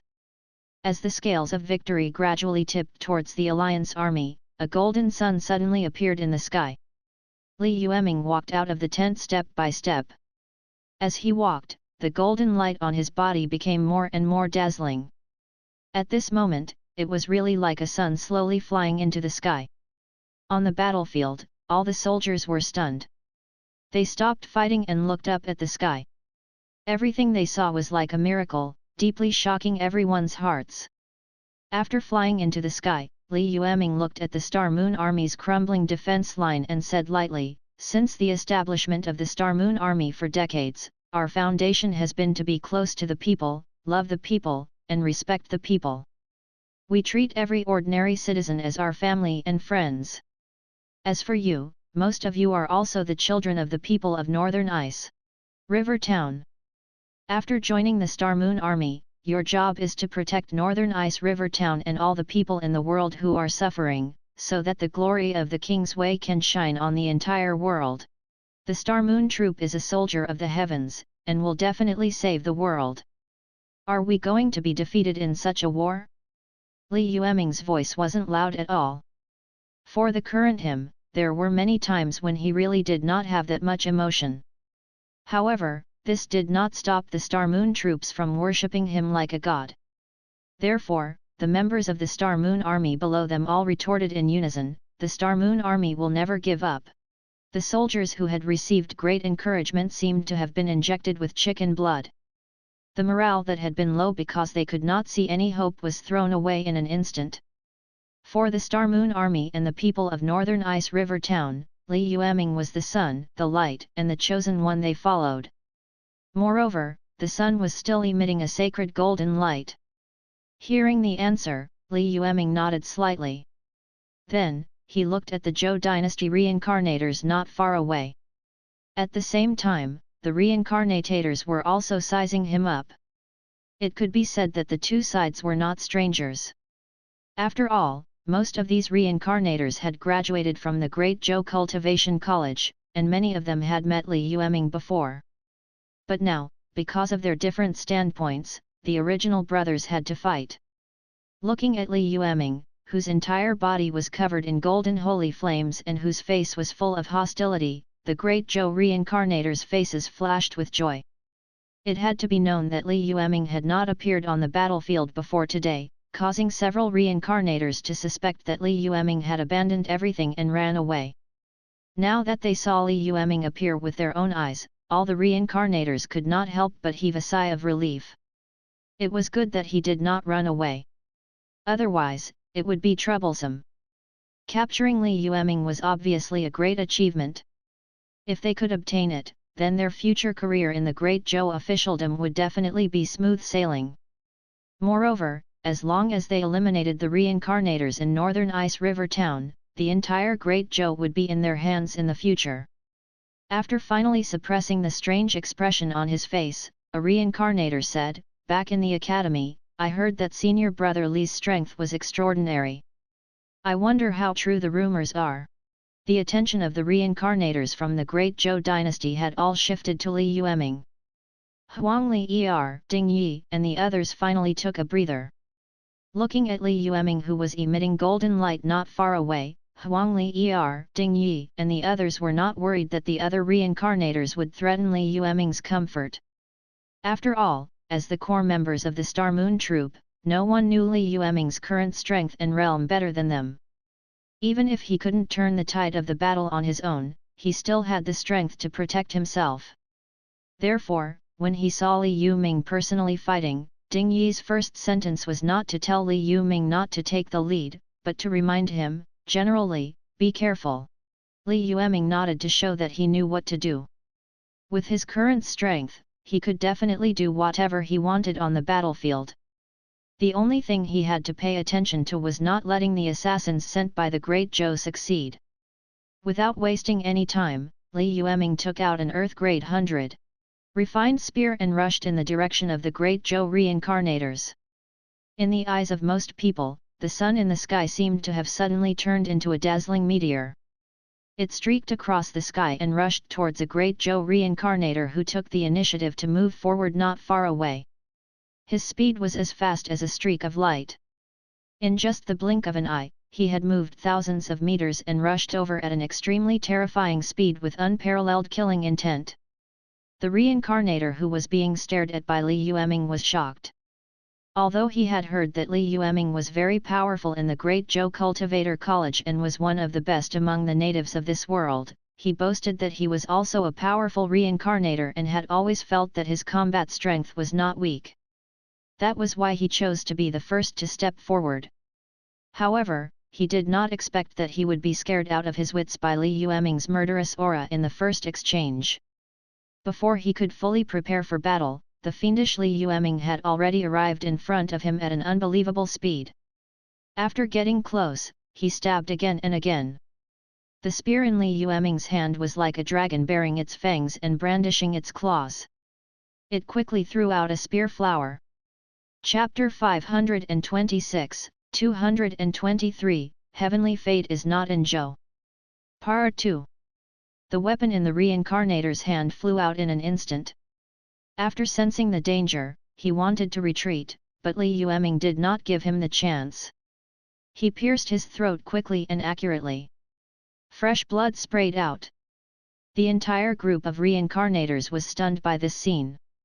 This reincarnator was not considered weak among the entire group of reincarnators. Be it in terms of combat strength or realm, he was above average. However, such an existence that could be considered a pillar among the reincarnators was pierced through the throat by Li Yueming in one move. Damn it! If Li Yueming was one of those powerful older cultivators who had become famous and went into seclusion, it would be fine. After all, he had lived for a long time and had a deep foundation. It was naturally easy for him to kill a few reincarnators who did not have much foundation. But Li Yueming was of the same generation as them. The age gap between the two was not too big. Under such circumstances, Li Yueming was able to kill a reincarnator with a single shot. The shock that he gave to the other reincarnators and soldiers who were still alive was extremely terrifying. The reincarnators of the Great Zhou dynasty even felt an earthquake in their hearts. Originally, there were still people speculating whether Li Yueming was a hidden reincarnator. After all, Li Yueming was born at the time when the reincarnators descended. Although many reincarnators around him had observed him, they did not sense the aura of the same kind on him. However, Li Yueming was carrying some kind of treasure that could shield his aura. Judging from the time, it was completely possible. However, as time passed, Li Yueming did not show much abnormality. Therefore, many reincarnators believed that Li Yueming was the chosen one. However, now that they saw Li Yueming's powerful strength, the group of reincarnators could not help but doubt themselves. He killed a senior reincarnator of the same age with a single shot. Other than some abnormal reincarnation worlds that were above level 6, other reincarnation worlds were really rare. If it was really the son of destiny, how many destinies did Li Yueming have? Perhaps the entire world's consciousness's destiny was gathered on him? However, Li Yueming would definitely not give them the chance to think or ask questions. After the shot to the throat, Li Yueming pulled the spear out of the reincarnator's throat and continued to move towards the elite troops formed by the remaining 30 reincarnators. Everyone seemed to have woken up from a dream. They picked up their weapons and prepared to fight Li Yueming to the death. Li Yueming's speed was extremely fast, and his physical strength was also very strong. Fortunately, this group of reincarnators had more or less sensed the abnormality of the cultivation methods in this world. Therefore, in addition to cultivating, most of them had the habit of training their bodies. This was why they did not collapse immediately. Even so, Li Yueming's combat power at this moment was not something they could compare to. Currently, most of the reincarnators were still at the true form realm and spirit concentration realm, but Li Yueming had long cultivated to the peak of the spirit concentration realm. Not only that, but he had also activated 2 additional human body treasures in his body. His combat prowess was so strong that he could completely rival a super expert at the void refinement stage. Li Yueming didn't even need to use his complete Geno body to deal with these people. He only needed to use the talent of the wild warrior saint that came with his perfect Geno body. After feeling Li Yueming's unparalleled combat strength, the group of reincarnators loyal to the Great Zhou could not help but be shocked. They had just seen Li Yueming kill a reincarnator with a single shot, so they did not have an exact concept of Li Yueming's combat strength.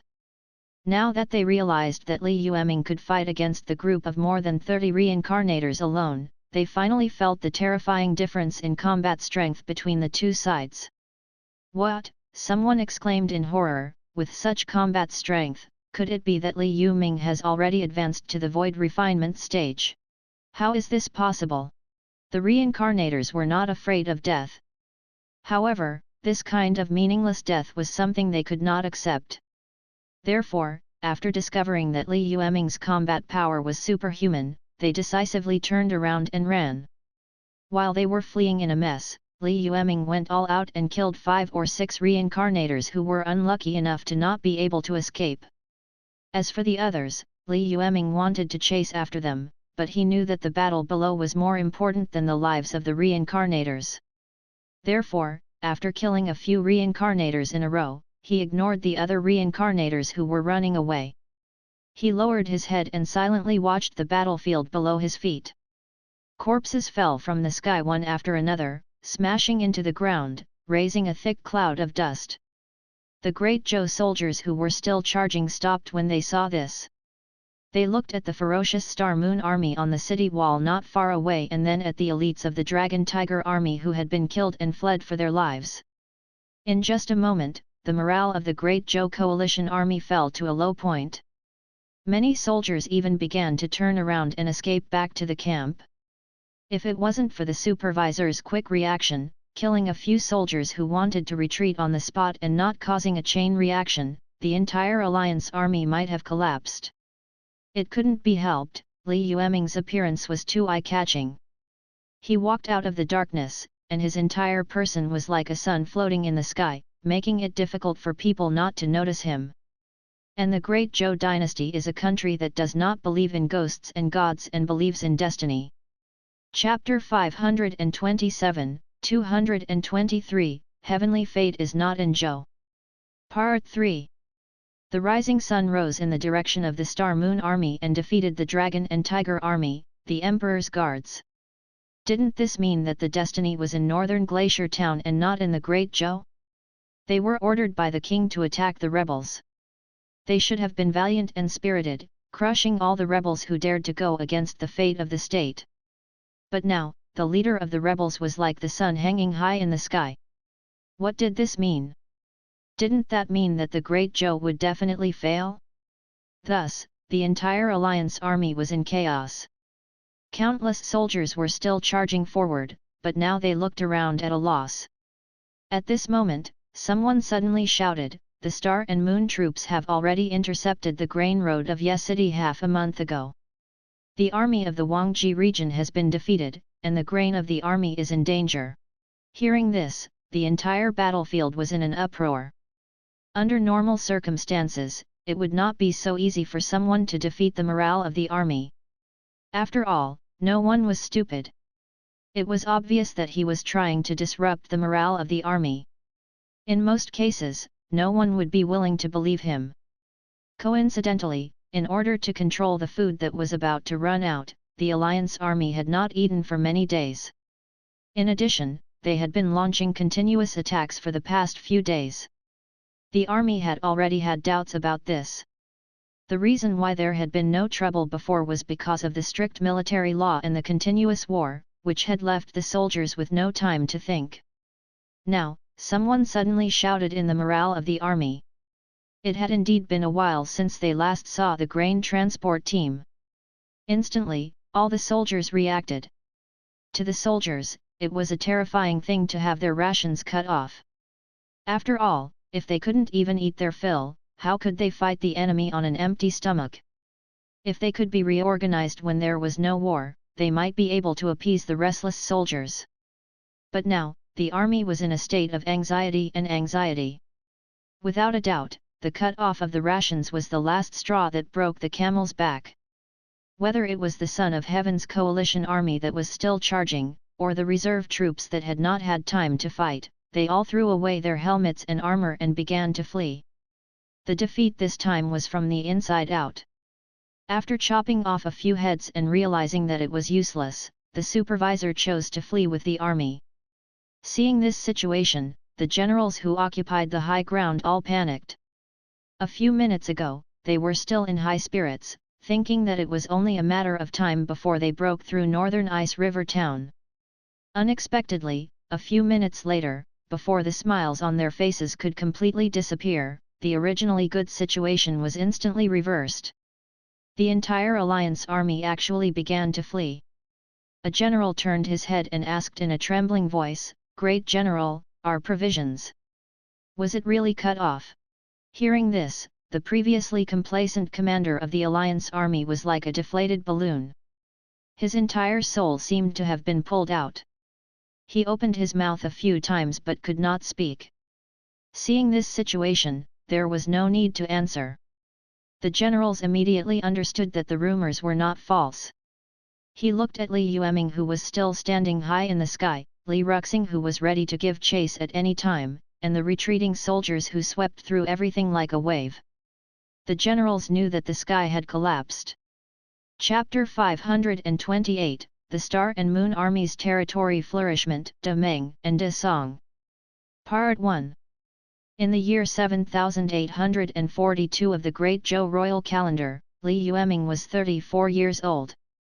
A few years ago, when the emperor's allied army went north to attack northern Ice River Town, everyone thought that northern Ice River Town would not be able to last long in front of the Great Zhou army, which was several times stronger than them.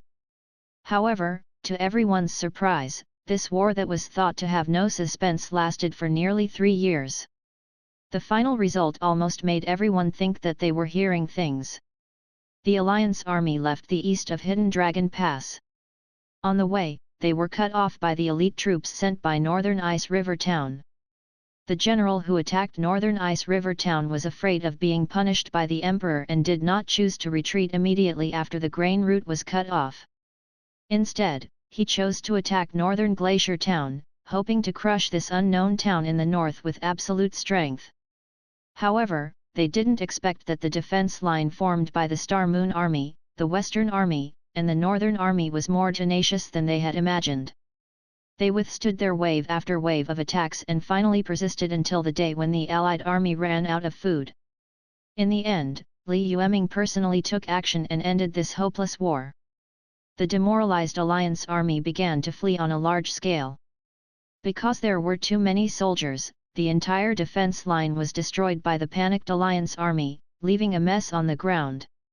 At the same time, in order to prevent the Alliance army from retreating and gathering the remaining soldiers, Li Yueming, who had been harassing the defense line under the city, led the most elite cavalry battalion of the Star Moon Army to chase the rebels away, making it impossible for them to regroup. At the same time, the Star Moon Army Special Forces, which had originally cut off the grain road of Ye City, had already set up an ambush circle on the road where the Great Zhou army was defeated. After seeing Li Yueming and the others drive the defeated soldiers of the Great Zhou into the range of the ambush, thousands of soldiers of the Special Forces rushed out of the ambush. Although there was a huge disparity in strength between the two sides. However, the defeated army was already in a state of panic, and the Special Forces of the Star Moon Army were the cream of the crop. They were even more ferocious than the cavalrymen following Li Yueming. After charging down, they directly scattered the hundreds of thousands of Great Zhou soldiers who had retreated. Their appearance completely shattered the plans of the generals of the Alliance army to regroup their soldiers. After all, after being ambushed and killed again and again, the morale of the entire Great Zhou Alliance army had fallen to the bottom. No one believed that they could defeat the Star Moon Army, which was slowly rising like the sun.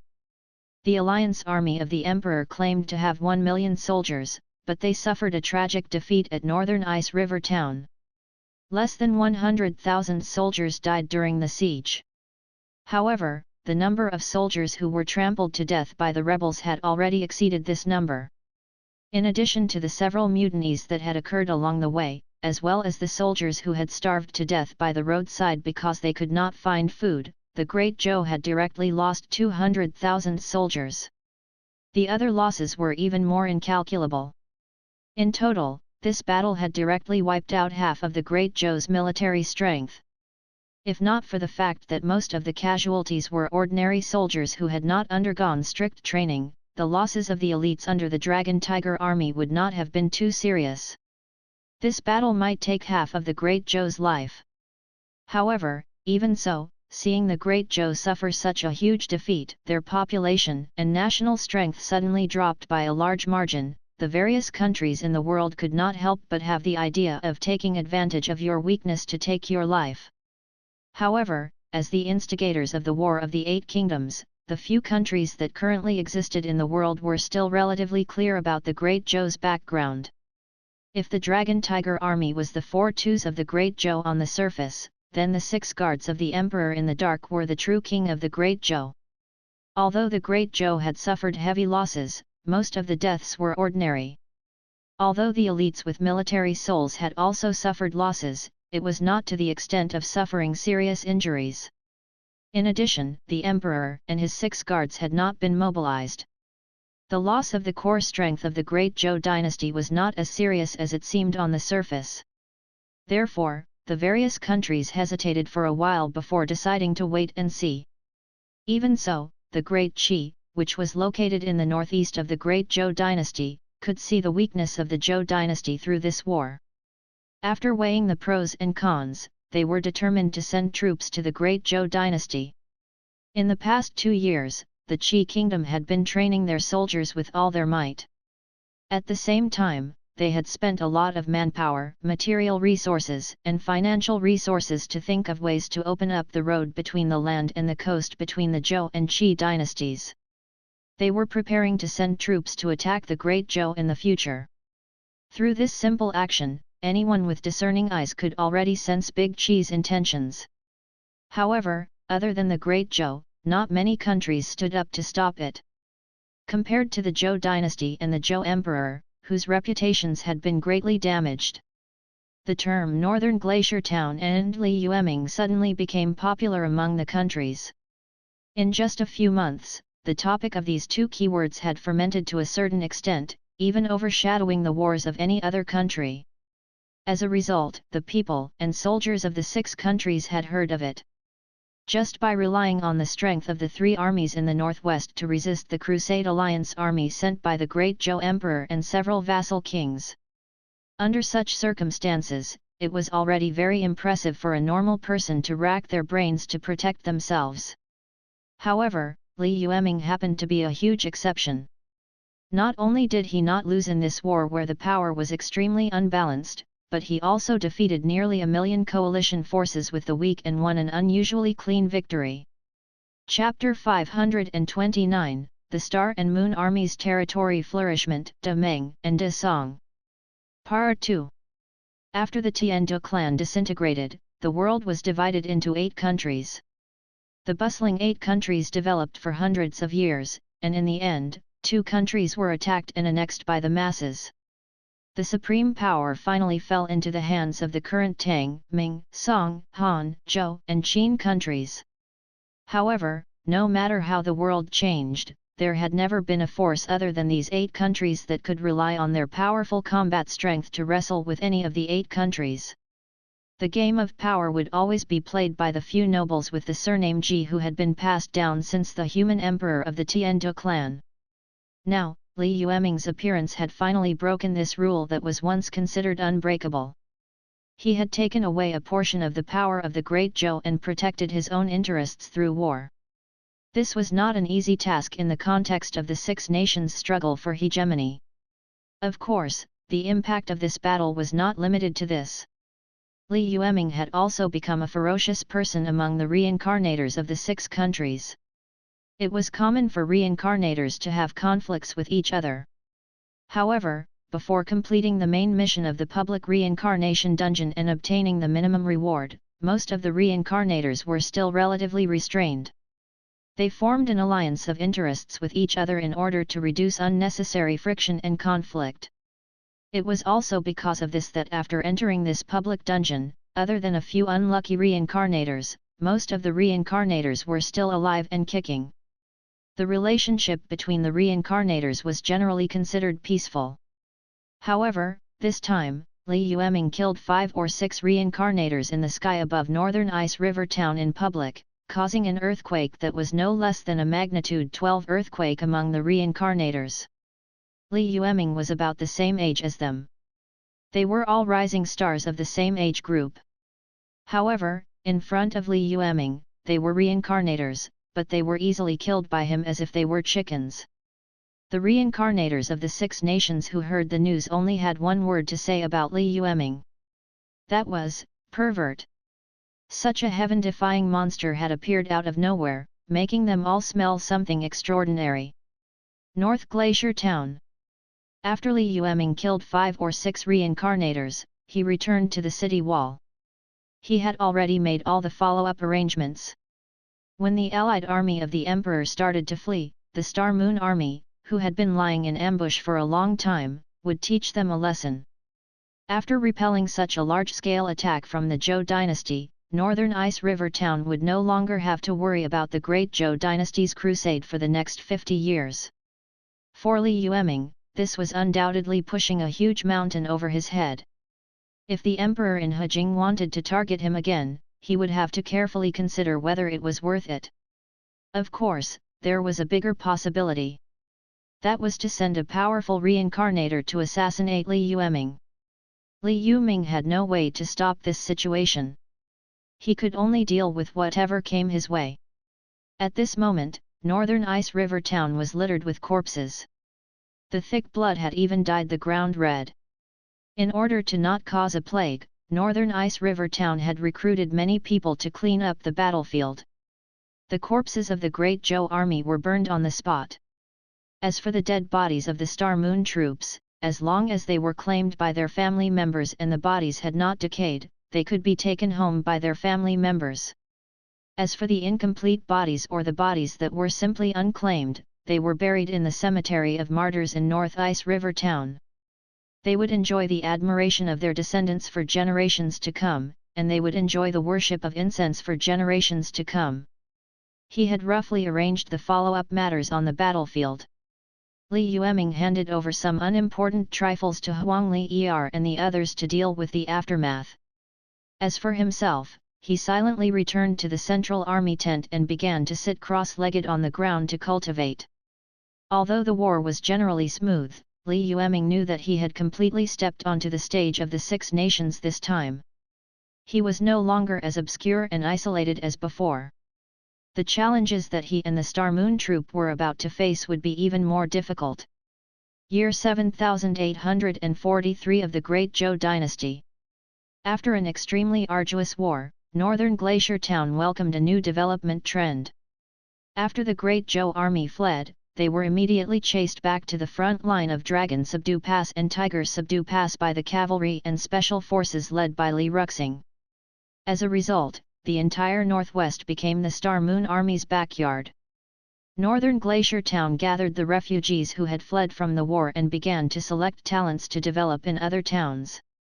In just a year, the land under the jurisdiction of Northern Glacier Town doubled. Moreover, this number was still increasing as time passed. After all, the Northlands was a vast land. Although there were many places that were not suitable for humans to live in, those cities that could survive were not something that Northern Glacier Town, which only occupied one city, could easily annex and digest. Fortunately, the Northlanders had a strong sense of recognition for the Northern Battlefront Army and the Star Moon Army. That was why there was not much trouble. Even so, Northern Glacier Town could not completely digest such a large piece of land in a day. It would take at least 10 years of hard work. While Northern Glacier Town was rapidly expanding, the war between the 6 dynasties was also becoming more intense. West of Hang Pass. A few years ago, the Qin country plundered the Great Zhou and obtained a lot of wealth. However, it was not as if the Qin state had not paid a price for this. Putting aside the fact that attacking the Great Zhou had consumed grain, just the fact that the Qin army had attacked the Great Zhou had caused the Great Tang to attack the southern territory of the Qin state. Chapter 530 The Star and Moon Armies Territory Flourishment, De Meng and De Song. Part 3. In the end, the Qin army took back the cities that the Great Tang had conquered. However, because of this, the Qin army had suffered some losses, causing Great Qin to become silent. Not only was it licking its wounds, but it was also recovering from the injuries it had suffered from the previous war. As for the Great Zhou, there was naturally no need to say anything more. They had raised nearly 1 million troops, but they could not even take down North Glacier Town. This matter had made the other countries laugh at them for a long time. Although everyone in the Zhou dynasty was furious about this and even wanted to gather an army again and use the power of the entire country to flatten Northern Ice River Town, in reality, everyone could only think about it. Whether it was the emperor or the imperial court, they all knew that the Great Zhou might not have the energy to send troops to Northern Ice River Town again in the next 100 years after the failure of the previous crusade against Northern Ice River Town. In the northeast, the Great Qi was constantly increasing the number of troops on the border of the Great Zhou. In order to prevent the Qin state from attacking Fushan Pass again, the Great Zhou was really focused this time. Qi state was not considered a very eye-catching country among the 6 states. 5,000 years ago, when the Great Zhou Empire and the other empires split up Great Qian and Great Xia, there was no one to bring Qi to play. At that time, most of the Qi kingdom's energy had been focused on developing the ocean. After realizing that they had missed the opportunity to divide the benefits, they had been thinking about it for many years. Now that the second opportunity to divide other countries had appeared, Qi state naturally did not want to miss this opportunity to increase its national strength and expand its territory. In addition, the development of the ocean over the years had made Qi very rich. If you have money, you naturally have to use it. Using it to dominate is naturally the most cost-effective transaction. Due to these 2 reasons, Qi state did not hide their intention to invade Great Zhou. The increasing number of soldiers and various siege weapons on the border was the best proof. Chapter 531, Rich People, Strong Army, Northern Glacier Towns Reforms. 1. The world was in chaos and evildoers appeared frequently. Many people thought that they had read a lot of books and traveled all over the world. Their knowledge was broad enough, but they were still refreshed by what had happened over the years. As the war between the 6 dynasties became more and more intense, new things that had never been seen before were happening everywhere in the world. Of course, with the war, there would definitely be the separation of wives and children. The world was filled with people fleeing from famine. However, all the countries were fighting, and the entire world was like a pot of boiling water. Who could escape the flames of war? There might be some in places far away from the flames of war. However, compared to the billions of ordinary people in the world, it was too little. The lives of the vast majority of people were like duckweed floating in the waves of war. No one knew if they could continue to float on the surface of the water when the next wave hit. At this time of chaos, Northern Ice River Town should be one of the few utopia places. Because the north of Northern Ice River Town was directly adjacent to the 100,000 Mountains, it was the territory of the Star Moon Army's ally, Little Fox. The neighboring country to the south was the Great Zhou, but the Great Zhou had just been repelled by Li Yueming's army. In addition, the Great Qi was causing trouble at the border, so they did not have the energy to care about the matters of Northern Glacier Town. There was no need to talk about the west side. With the Western Garrison Army guarding Human Emperor Pass, as long as the Qin army did not attack, the west side would be relatively stable. Great Qin was also unable to take care of itself. They had not even finished digesting the resources that they had plundered from the Great Zhou dynasty, so they did not plan to go to war in the short term. It was also under such circumstances that the other countries were in chaos, but Northern Glacier Town had regained its rare peace in this chaotic world. According to the rough calculations of the upper echelons of the Star Moon Troop, this hard-won war window would probably last for another 20 to 30 years. This should be the last critical golden period of development for Northern Ice River Town before the disaster that would affect the entire continent. Whether or not they could defy the heavens and change their fate would depend on how Northern Ice River Town and the Star Moon Troop would develop in these 30 years. In short, he could not miss any opportunity. After making up his mind, the Star Moon Army began to expand on a large scale. The first was the actual amount of land they had occupied. In the past, other than Northern Ice River Town, which was built along the waters of the Northern Ice River, although the other cities had some connections with the Star Moon Army, they did not dare to publicly bind themselves to the Star Moon Army.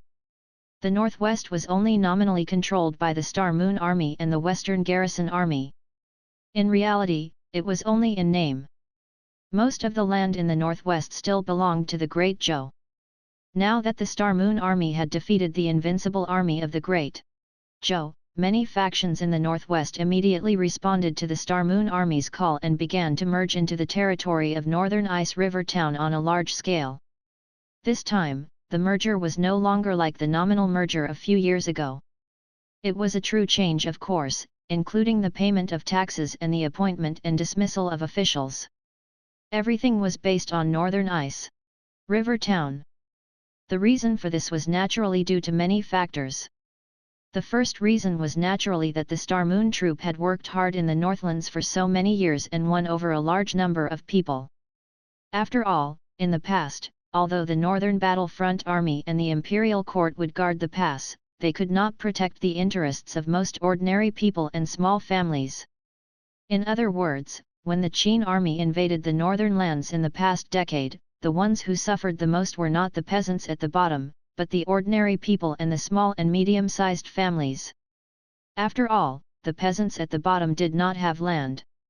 Even if they were not affected by the war, they would still go hungry from time to time.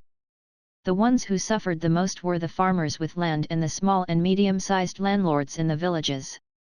Their fields had been destroyed by the Qin army, so they could only wander around like refugees, living a life of exile. Under such circumstances, the arrival of the Star Moon Troop provided them with a shot in the arm. Unlike the Northern Battlefront Army, which was stationed in the important passes, the Star Moon Army was mostly stationed in small and medium-sized towns.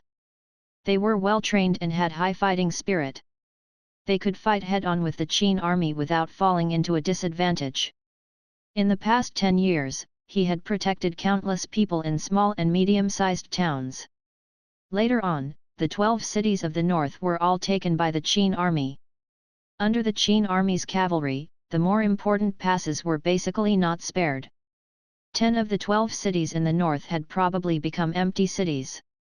Because attacking the small and medium-sized towns was not worth it, the Qin army did not have much energy to snatch the resources of the small and medium-sized towns.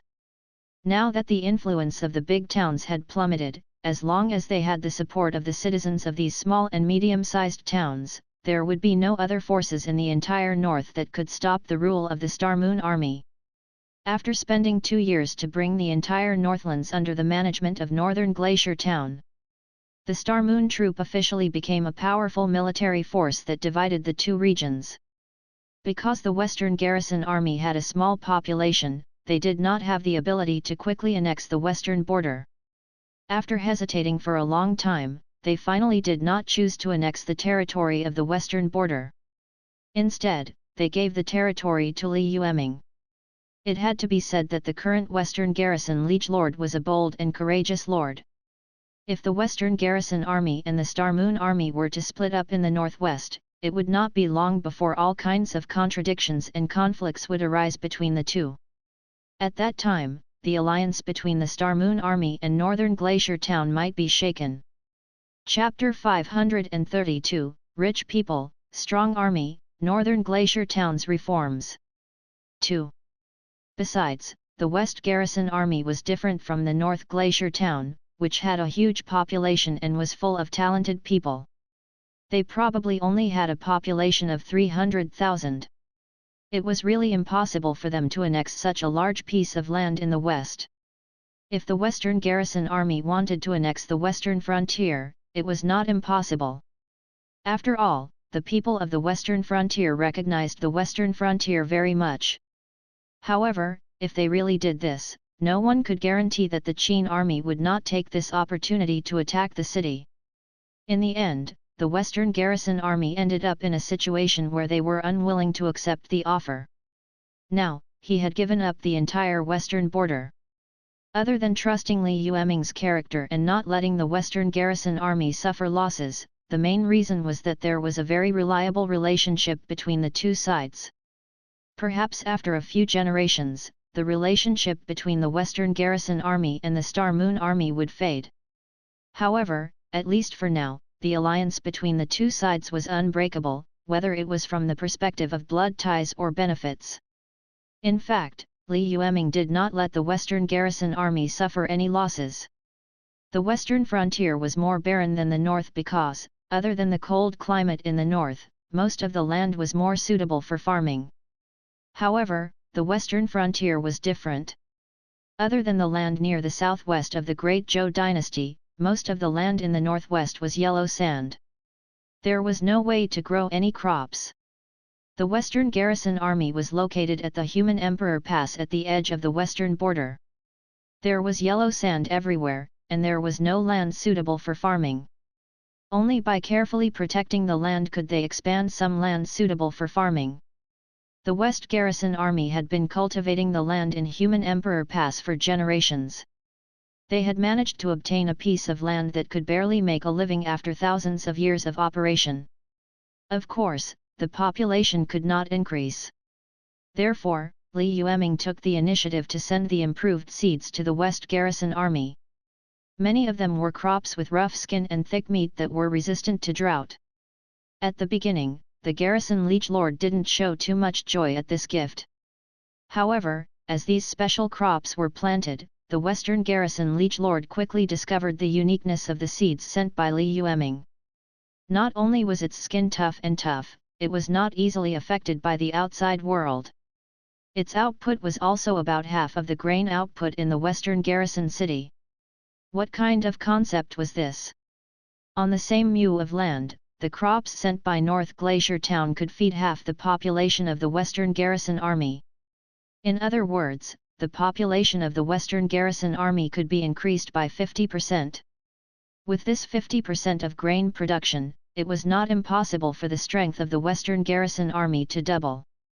Through the exchange of interests between the two sides, the relationship between Northern Ice River Town and the Western Garrison Army became even closer.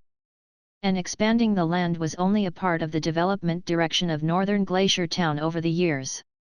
As the land continued to expand, Northern Glacier Town was also recruiting talents from all over the place.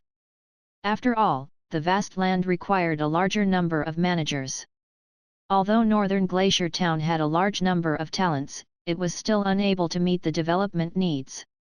As for the recruitment target, there were no other countries around Northern Glacier Town. They could only poach the Great Zhou. This was because of the conflicts between the Great Zhou royal family and the other small nobles over the years. Once Li Yueming's recruitment notice was sent out, many scholars in the Great Zhou were tempted. However, due to the hatred between the country and the family, many scholars could not bring themselves to go to Northern Ice River Town to develop. Li Yueming couldn't do anything about it. There were many people in the world who had a bottom line, but there were also many people who did not. Especially after the Star Moon Army promised high positions and generous salaries, many scholars chose to go to Northern Glacier Town to seek development. In just 2 short years, the number of scholars in the Star Moon Army had doubled. This was the result of the Great Zhou Imperial Court stopping it after discovering that something was wrong. Otherwise, half of the scholars in the Great Zhou Imperial Court would have been poached by Northern Ice River Town. With scholars who could read and write and had learned the teachings of the saints, the other towns that Northern Ice River Town had already accepted could be governed. Li Yueming asked Tian Liang and the others to jointly formulate a set of laws that could be implemented in the entire Northwest on the basis of the laws of North Glacier Town. They issued them and began to prepare for implementation. In order not to be suspected, Li Yueming did not do this on his own. He only added his own opinions after Tian Liang and the others had drafted the draft of the law. As experienced reincarnators, Tian Liang and the others naturally had a set of rules. In fact, it took them less than half a month to complete this task that required ordinary people to study for decades. It wasn't that they were extraordinary, but that how to set laws in the fantasy world had long become a compulsory course for reincarnators who specialized in personal power. Under Li Yueming's planning, the first 10-year plan of North Glacier Town was released. In the past 10 years, the Star Moon troops had spent most of their energy on expanding their territory, expanding the scale of food production, and increasing the population in the northwest. Under the circumstances where everyone was united, this plan had achieved considerable results. After the completion of the first 10-year plan, North Glacier Town officially became a military force that occupied the two northwestern regions. The population under its command was close to 10 million. Chapter 533, Rich People, Strong Army, Northern Glacier Town's Reforms. Part 3. At the same time, all the fertile land in the lower reaches of the Northern Ice River and other towns were planted with the No. 3 wheat seed carefully cultivated by the beast tamers, as well as other crops that increased production. In just a few years, the food production of the Northern Glacier Town military group was rising steadily. The lives of the people under his command were improving at a speed visible to the naked eye. The surrounding Qin and Zhou countries suddenly realized, 10 years ago, the northwest region was still on the verge of death. Smoke and flames of war were everywhere, and a tremendous vitality that made people panic suddenly burst out. Everyone was extremely suspicious of the rapid development of Northern Glacier Town. Weren't the western and northern regions of the Great Zhou famous for being barren? Why was it that under the governance of the Star Moon Army, the vitality that burst forth was even stronger than those fertile lands? The Qin and Zhou empires, who had a bad premonition, sent out wave after wave of spies to gather information.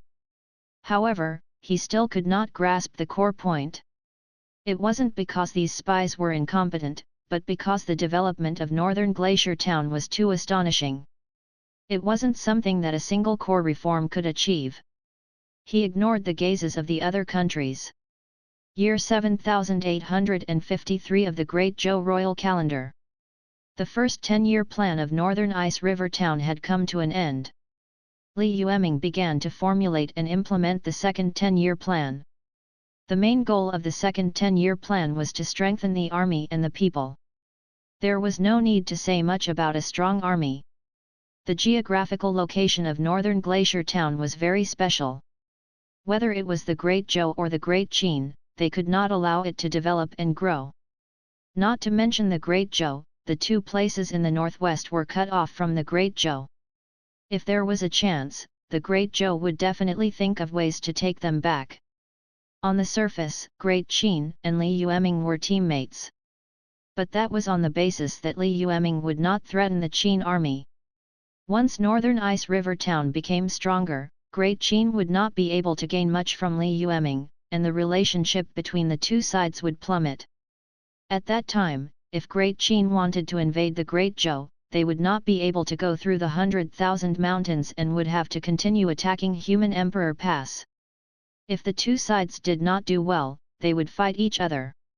Therefore, whether it was to unify the world and rule the Central Plains, or simply to protect themselves in this chaotic world, it was necessary to strengthen the strength of the Star Moon Army. After the start of the second 10-year plan, the Star Moon Army began to recruit soldiers on a large scale. The Star Moon Troop, which had lost less than 300,000 soldiers, had expanded to 500,000. Li Yueming also did not neglect the training and education of the army. With Ding Yi as the leader, a few reincarnators who were good at war established the military academy. He taught the basic-level generals of the Star Moon Army how to lead troops in battle. At the same time, Li Yueming's plan to strengthen the people was also carried out simultaneously. Because of the bumper harvests in the past few years, the population of the Northern Glacier Town group had increased explosively. Nowadays, as long as every household had a family and a career, most of them would bring 2 to 3 children with them. Under great pressure, Li Yueming began to implement a free education system. In just a few years, he established nearly 100 schools, which were roughly divided into 3 categories. One was the beginner class, which was specially set up for children and adults who did not have a foundation in writing. Because the content of the beginner class was simple, as long as they were citizens of Northern Glacier Town, they did not need to pay money and could obtain the opportunity to enter the beginner class through labor. The other was the special class, which was created for people who already had a certain cultural background. They taught them how to improve their farming techniques. The content of the special class was slightly more complicated. Ordinary people who wanted to study here had to pay some tuition fees. The Star Moon Army would provide subsidies and deductions for students with good academic performance. As for the last class, it was the world ruling class. As the name implied, the world governance class meant governing the world. This school also did not charge money, but the content of the lessons was the most complicated among the three types of schools. If one wanted to enter this school, not only did one have to master the content of the beginner class, but one also had to have a certain amount of talent before they could be selected to become a reserve officer of the Star Moon Army. After establishing these schools, Li Yueming issued a series of combination punches. After all, the people's desire for knowledge was one level lower than food, so it was not easy to get them to give up production and learn useless knowledge. However, Li Yueming was also very experienced in this. Anyway, the world is bustling, all for profit, the world is bustling, all for profit. As long as they saw the real benefits, the people would naturally think of ways to climb up Li Yueming's policy. This set of combined punches not only greatly increased the people's enthusiasm for labor, but also greatly improved the basic quality of the people of Northern Glacier Town. As long as they persisted in carrying out this set of punches, the northern lands, which used to be a place where talents were scarce and the environment was difficult, would also hatch talents that could change the world. After all, Northern Glacier Town still had to continue to develop in the future. They needed a group of talents who were completely bound to the Star Moon Army to assist them. Only then could they continue to advance. They couldn't possibly keep poaching the talents of other countries, right? In the year 7863 of the Great Zhou dynasty, Li Yueming was 55 years old. The second 10-year plan of North Glacier Town had come to an end. It was different from 20 years ago, when there was smoke everywhere and 9 out of 10 houses were empty. Li Yueming spent a lot of effort to completely change the appearance of the people in the Northwest. Chapter 534, Translate, What is a Surprise? Part 1. 20 years ago, when they had just announced their departure from the Great Zhou, Northern Ice River Town was still a small city. Although the entire Northwest region was nominally under the jurisdiction of Northern Ice River Town, in reality, it had not received the recognition of everyone. It was not until the war with the Great Zhou that shocked the world that Li Yueming led the Star Moon Army to fight against the entire Great Zhou with the strength of the Northwest. In the end, the insufferably arrogant Great Zhou army was defeated and fled all the way back to the front line of the Dragon Conqueror Pass, not daring to show up again. Only then did the Star Moon Troop officially become famous among the countries of the world. At the same time, they had also subdued the Great Zhou and Great Qin, who were eyeing them covetously. Through this, they had obtained more than 20 years of precious peace in this chaotic world. After Li Yueming himself, as well as the dozens of reincarnators from the Star Moon Army and countless knowledgeable people, together for decades, Northern Glacier Town had undergone earth-shattering changes. After the first round of reform, the Star Moon Army had finally completely digested the benefits of the previous war. The land controlled by Northern Glacier Town bordered the territory of Prince Yu to the east, connected to the remaining mountains of the 100,000 Mountains at the end of the western border to the west, included Dingyuan City and other border tidal towns to the north, and extended to the south all the way to the outside of the Dragon and Tiger Subduing Pass. The actual territory spanned nearly 10,000 miles from east to west and thousands of miles from north to south. Even though 70% to 80% of the land was barren land that was unsuitable for human survival and farming, the size of the land was already shocking enough. At the same time, because Li Yueming attached great importance to production, Not only did he send capable people to research high-yield crops, but he also spared no effort to promote them. As a result, the grain production of northern Glacier Town had also increased explosively in recent years. According to Tian Liang's preliminary statistics, from the start of the first 10-year plan to the completion of the first 10-year plan, the grain production of northern Glacier Town and its 23 first-tier towns and 32 second-tier towns had soared by 5 times. Because this increase was too terrifying, in order not to attract the attention of other countries, northern Glacier Town took the initiative to hide this data. They also collected all the excess food circulating in the market through various channels.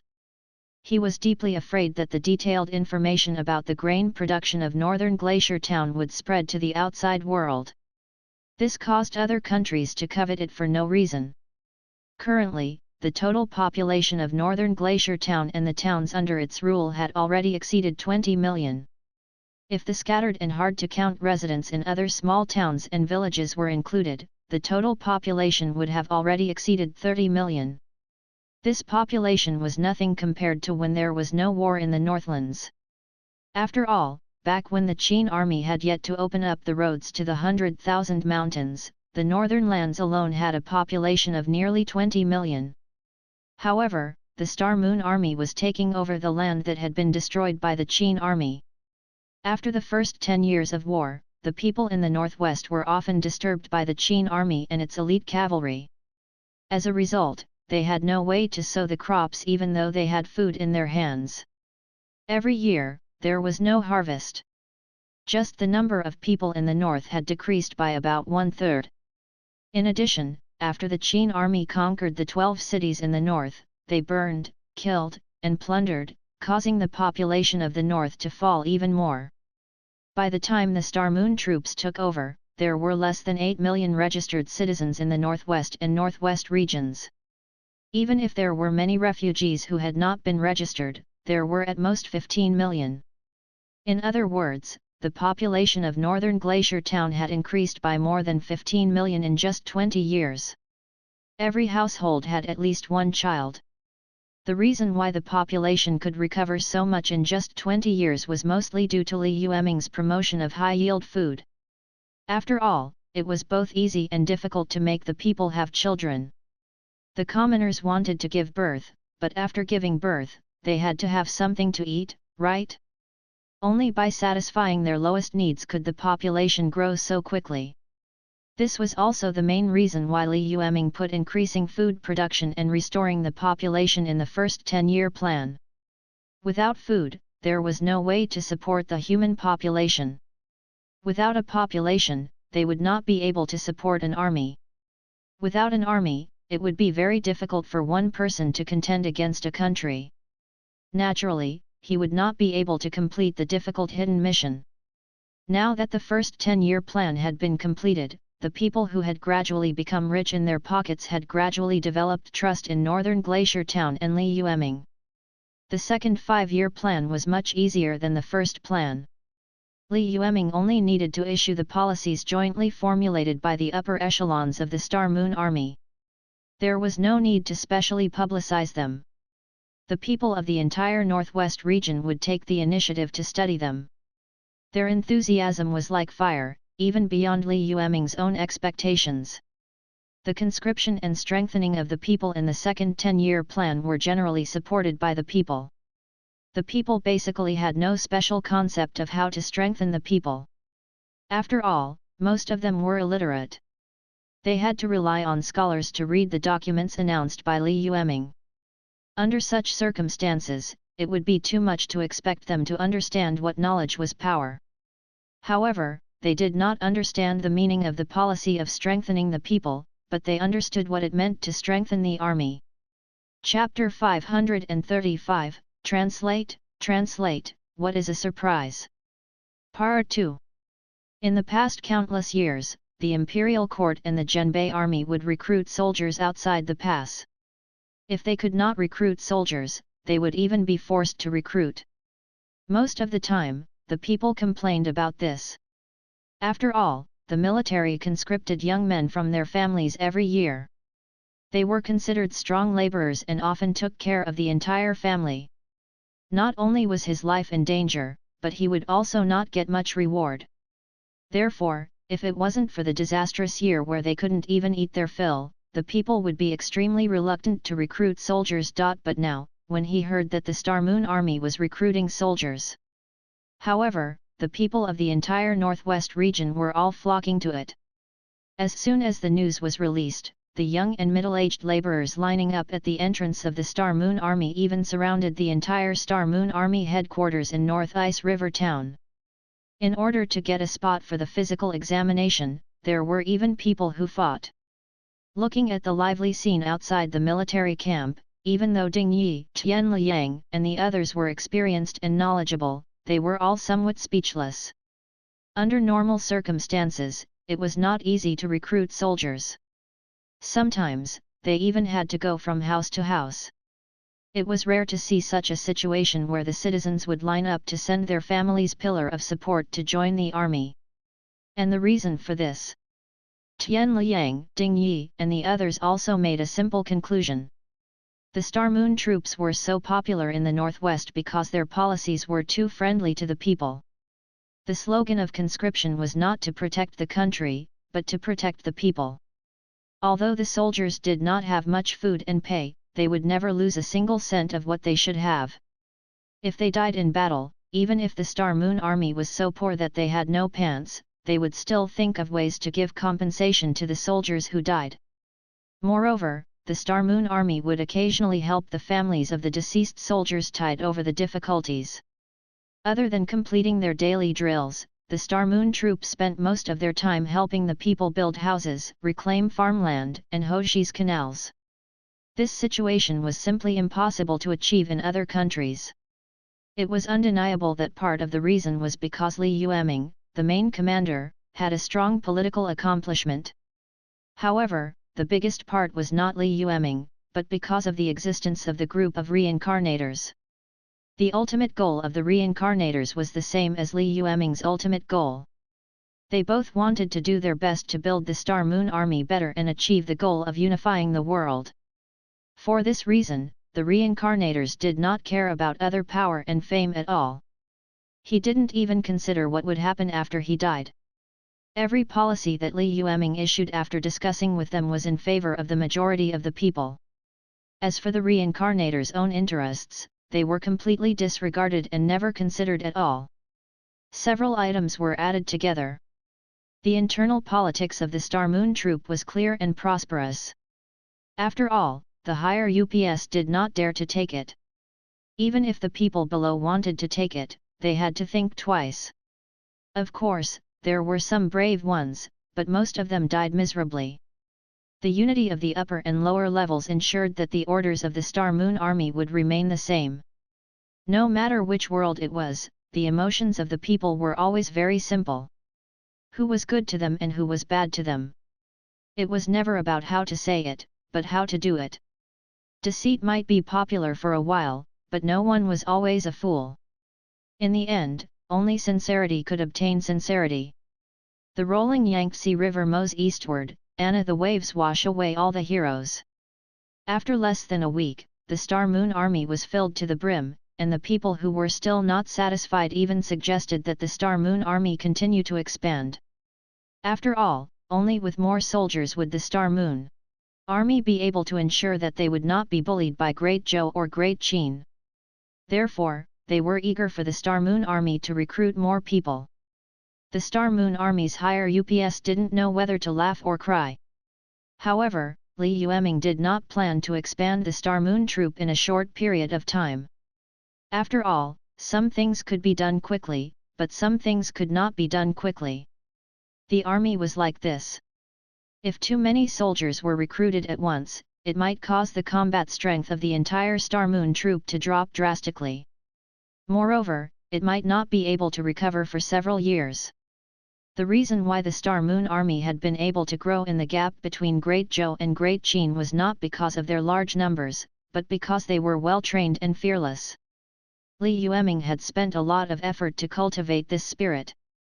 They could not let the number of recruits disperse their hard-won determination.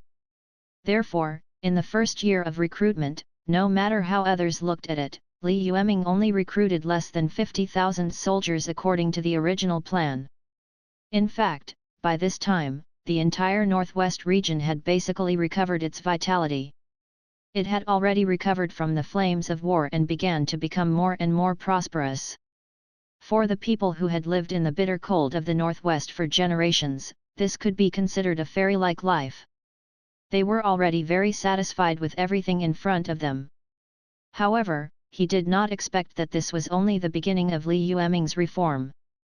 The real highlight was still to come.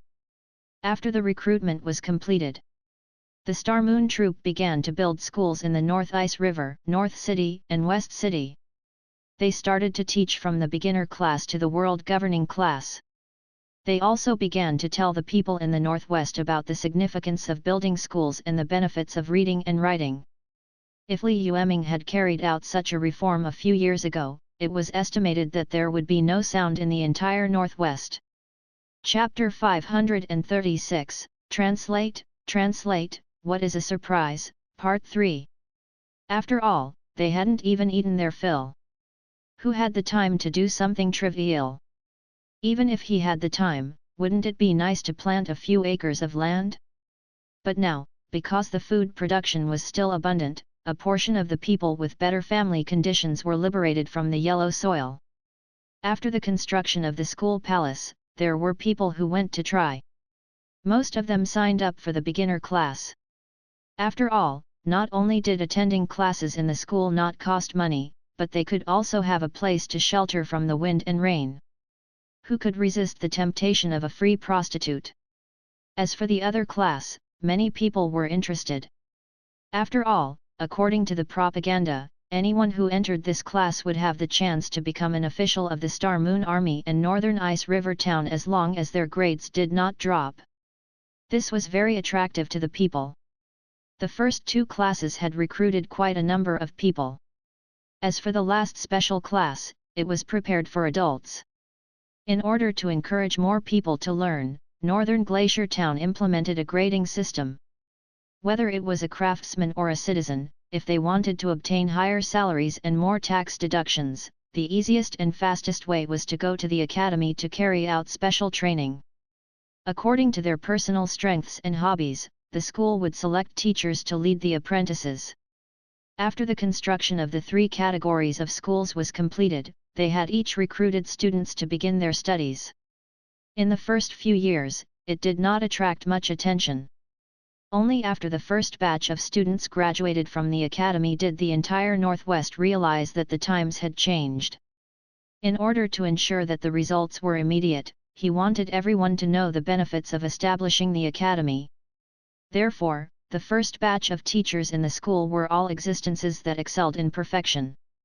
Basically, they were all directly in charge of the reincarnators. For example, Ding Yi taught the soldiers how to fight, Tian Liang and Huang Li'er taught the farmers how to farm in a more scientific way, and Wang Biao and the others taught the craftsmen how to improve their skills. Who were these reincarnators? They were all ruthless people who had dominated dozens of reincarnation worlds. He was not omniscient and omnipotent, but he was quite proficient in most skills. Under their guidance, the students in the academy naturally lay in the classroom and their skills increased. After several years of study, after the initial shock, all the students who entered the classroom felt as if a brand new door had been opened in the world that they had never come into contact with before. It turned out that the crops in the fields had so many special habits. It turned out that there were so many techniques and rhythms in the smelting of steel. It turned out that there were so many details to pay attention to when marching and fighting. Before this, these were things that only a few people could master. Even if there were books, they would not be as clear as the reincarnators. However, after the school was pushed out, the door opened to all the people of Northern Ice River Town. After finishing their studies, the apprentices did not care about the disturbances in the outside world. They did not even care about the questions from their families. Under the puzzled gazes of countless people outside, they began to create miracles. The same piece of land, in the hands of the farmers who had learned how to cultivate in the school, could produce 500 caddies per mu. In the hands of the farmers who had not learned how to farm, they could only produce 400 caddies per mu. The same ironware could be forged into a peerless divine weapon by a blacksmith who had learned how to smelt in the school. However, in the hands of a blacksmith who had not learned how to smelt, it could only be used to chop wood and trees. For the same soldier, a soldier who had learned how to march and fight would always react faster to orders than a soldier who had never learned how to fight. This strange phenomenon caused a sensation. Just like when they were recruiting soldiers, the people around several large towns surrounded the school set up by Li Yueming overnight. Countless people wanted to see what could create such a magical scene. Because of this, the school was overcrowded. The heads that yearned for knowledge scrambled to squeeze in. According to incomplete statistics, when Li Yueming started the second 10-year plan, most of the people in the Northwest were illiterate. By the end of the second 10-year plan, except for the old people who were not sensitive, most of the people in the Northwest had already received the education of the elementary class and could basically recognize most of the characters. This kind of progress was considered to be across eras. Many reincarnators cooperated with Li Yueming to create this unprecedented miracle. After the end of the second 10-year plan, Li Yueming, who had been cultivating in the main tent, woke up for a short while. He briefly looked through the development of North Ice River Town in the past few years. After a moment, he smiled and said to Li Ruxing, who was sitting next to him, "Second sister, we'll be able to surprise everyone very soon." Li Ruxing gathered her long and straight thighs and yawned out of boredom. "You're thinking too much. Normally, there might still be people paying attention to Northern Ice River Town, but now that the 6 nations are at war everywhere, and even the Great Zhou is at war with the Great Qi, they have no time to care about themselves at all." In response, Li Yueming smiled, his white teeth appearing very harmless. Precisely because of this, they should be even more shocked. This time, Li Ruxing didn't tear Li Yueming down. Instead, he echoed, "That's true. After all, who would have thought that the Star Moon Army, which was still suppressed by the Great Zhou dynasty 20 years ago, would soon have the power to sweep the world?" The two of them were silent for a moment. After a long time, they smiled at each other. It was obvious that both Li Yueming and Li Qiuxing were very satisfied with the current reforms in the Northwest. They both believed that on the road to unification, the Star Moon Army, which was originally backward in strength, had unknowingly walked ahead of the other countries. It would depend on when the other countries, which had already been beaten up, would realize this. At that time, the Star Moon Army might give them a huge surprise. Chapter 537, Li Yueming was the god of this world. 1. The reason why Li Yueming chose North Glacier Town as the initial development location of the Star Moon Army was decided after careful consideration. Other than the fact that North Glacier Town was close to the extremely cold snow mountain, which caused the climate to be a little cold, the other geographical locations were very advantageous. Regardless of whether it was the flood season or the dry season, the North Ice River was a relatively mild river. After all, whether it was hot or cold, it could not affect the temperature in the extremely cold snow mountains. The Northern Ice River flowed down from the extremely cold snow mountain. It first flowed through the northeast land of the Great Zhou dynasty, then crossed the border of the Great Zhou dynasty and flowed into the territory of the Great Qi dynasty. Finally, it flowed into the sea thousands of miles away. This was a natural barrier that could be used to attack or defend. It could provide a basic advantage for the development of Northern Glacier Town. Now that the Star Moon Army had actually taken over the two regions in the northwest, the benefits of Northern Glacier Town's position were even more obvious. From a strategic point of view, if Northern Ice River Town was powerful enough, they could drive their warships downstream and bypass the pass controlled by King Yu of the northeast to directly attack the northeast region of the Great Zhou. From a geographical point of view, North Glacier Town looked to the west at the West Garrison Pass, guarded the 100,000 mountains to the north, and was not far from the 12 cities in the north to the south. It was just in a range where it could be commanded, but it would not be easily attacked by the Great Zhou. It was also because of this that when the Great Zhou led a large number of soldiers to kill the Star Moon Army, the supply line was too long and was cut off by the Star Moon Army's special forces. Year 7865 of the Great Zhou Royal Calendar, the third year after the end of the second 10-year plan.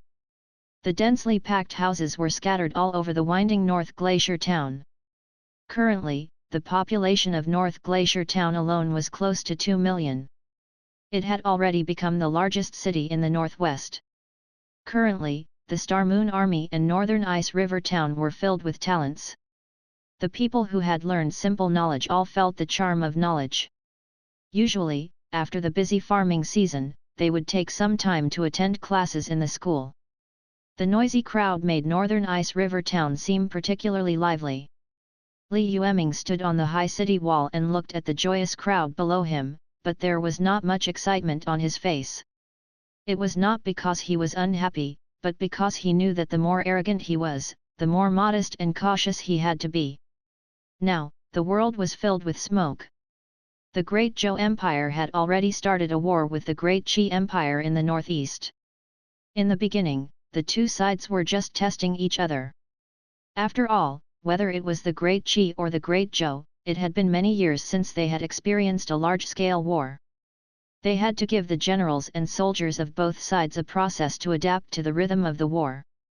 However, as the war continued to intensify, the war between the Great Zhou and Great Qi also became more and more intense.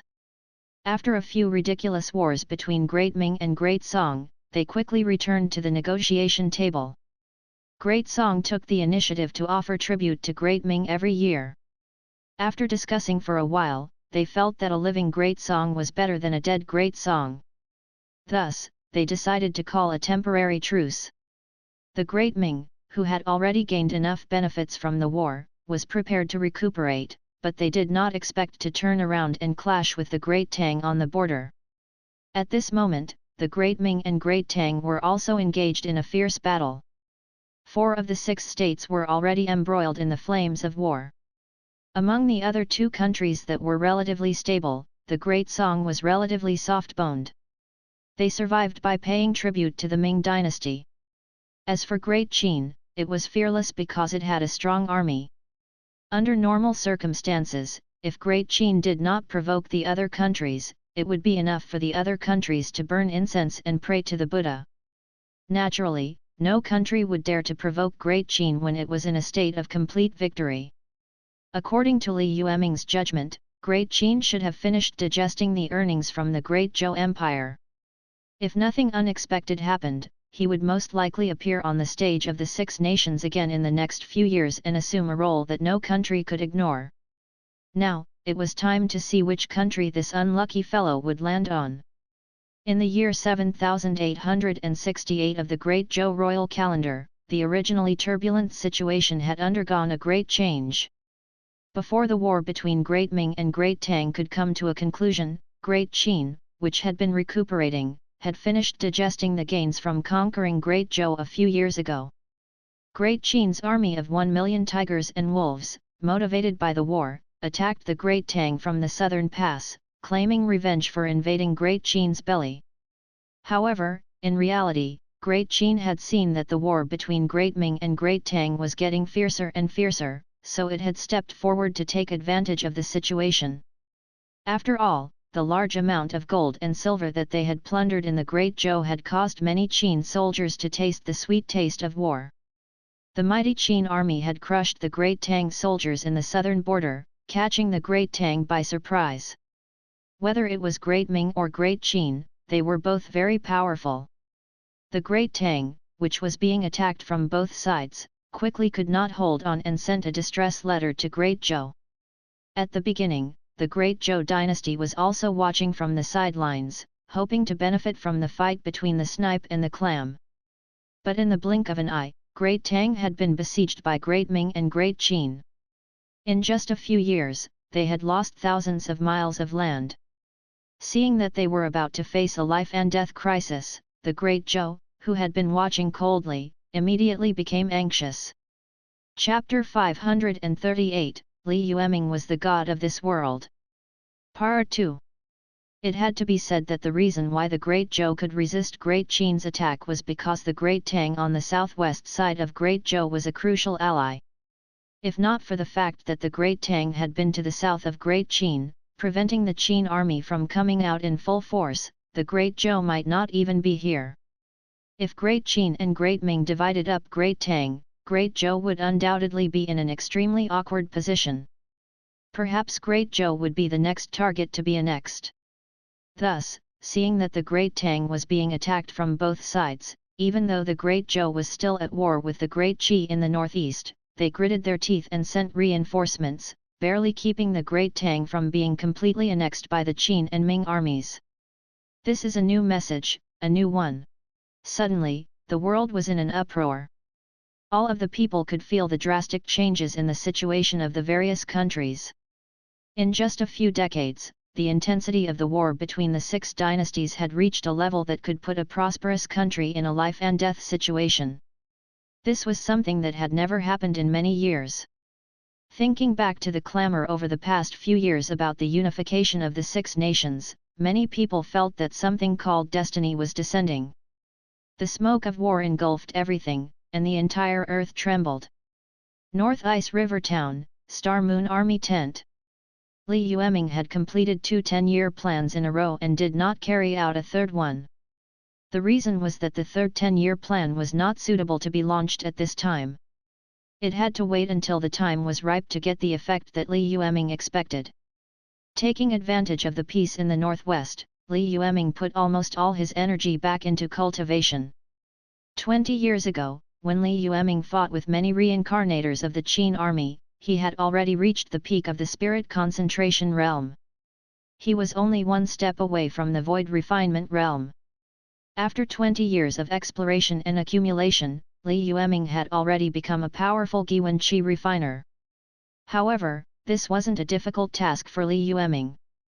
After all, he had 2 golden talents. Infinite deduction could make up for his lack of comprehension, and the perfect genetic body could make up for his lack of talent. In addition to the cultivation experience accumulated in the previous 2 lives, if this could not surpass 99% of the geniuses in this world in terms of qi cultivation, Li Yueming could probably buy a rope and hang himself early. Therefore, he did not make any noise even though he had broken through to the void refinement realm. The only thing that could make Li Yueming feel emotional was the development of the human body treasure. The difficulty of this thing was very high. Even if Li Yueming had the heaven-defying talent of infinite deduction, he couldn't comprehend it quickly. He had been fumbling around in the vague acupoints of the human body. The human body was too mysterious.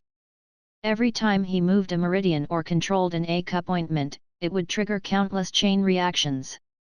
If one was careless, the treasure of the human body would not be fully developed, and the chain reaction might even cause the entire body to be directly scrapped. Therefore, Li Yueming had to be extremely cautious when it came to exploring the treasures of the human body. The reason why he was in seclusion now was that after more than 20 years, he had finally found traces of the human body's treasure.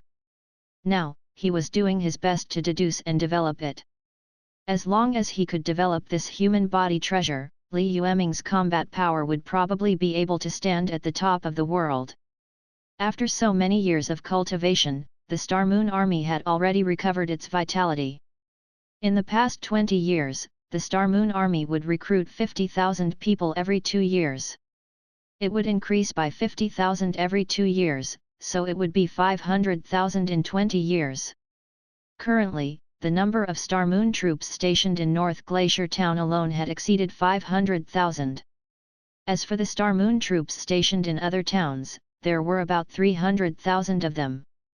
In other words, the number of Star Moon troops had exceeded 800,000. This was already an extremely powerful force. Even Great Zhou or Great Qin could only gather 2 million soldiers at most, and this was a number that could only be gathered at the cost of life and death. Under normal circumstances, recruiting 1 million soldiers was already a good thing. And now, Northern Ice River Town could gather 800,000 soldiers with just one place. It had to be said that this was a very terrifying concept. This was also due to the fact that the Star Moon Troop was not completely out of production. After joining the Star Moon Army, when they were not training, the soldiers had the obligation to work in the city or in the fields. The fertile plains downstream of North Ice River Town had land that was specially reclaimed by the Star Moon Army. The food produced there would be used to feed the Star Moon Army. This policy, known as the Garrison Order, greatly reduced the consumption of food and grass by the soldiers. Not only did it ensure the combat effectiveness of the army, but it also ensured the normal supply of grain. Together with the other decrees of the two 10-year plans, they pushed the strength of the Northwest to the highest peak in tens of thousands of years.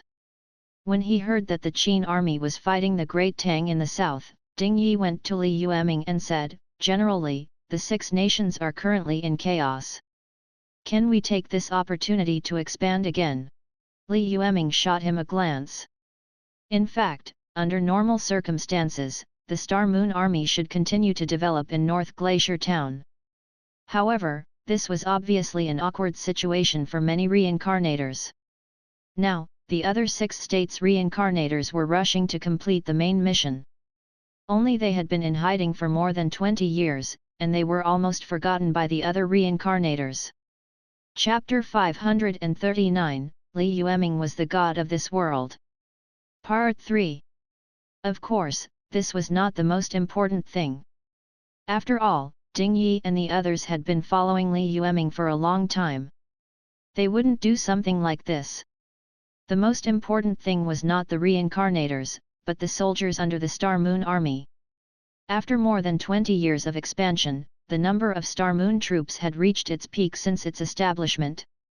However, he had not experienced war for so many years. Other than a few veterans who had not retired, the combat strength of the rest of the recruits was far worse than before. Under such circumstances, it didn't seem appropriate to preserve their combat strength and keep a low profile. After all, it would take a long time to make the army tense up, but it would only take a few decades of peace to make the army relax. The Star Moon Army was already a troop that was about to give its soul. Before his will obtained the recognition of heaven and earth, his will could not relax. Therefore, after weighing the pros and cons for a moment, Li Yueming finally decided to take action. Moreover, this time, he did not plan to leave Northern Ice River Town, nor did he plan to personally command and dispatch the Star Moon Army. Instead, he planned to hand over the Star Moon Army to the reincarnators led by Ding Yi. They would arrange the battle and command it. This was a grand event that belonged to reincarnators. As a native, he did not want to join in the fun. Breaking through to the next realm with peace of mind was the right path. Moreover, the scale of Northern Glacier Town was now very large. It no longer needed him to worry about everything like in the past. Therefore, Li Yueming said, "I'll give you the position of Grand Marshal of the Northern Ice River Town's army and command the 500,000 soldiers of the Northern Ice River Town's Star Moon Army. As for whether you want to attack Great Qin in the west or Great Zhou in the south, or directly take a boat down the river to attack Great Qi, just get someone to draft a memorial and hand it to me." Ding Yi was stunned. Although he came here to find Li Yueming and said that he wanted to mobilize his troops, in fact, he did not think that he would succeed. He did not expect that Li Yueming would actually hand over the entire Star Moon Army of Northern Ice River Town to him without holding back. In his opinion, although the combat strength of the soldiers in the Star Moon Army had decreased, their mental state was generally not bad.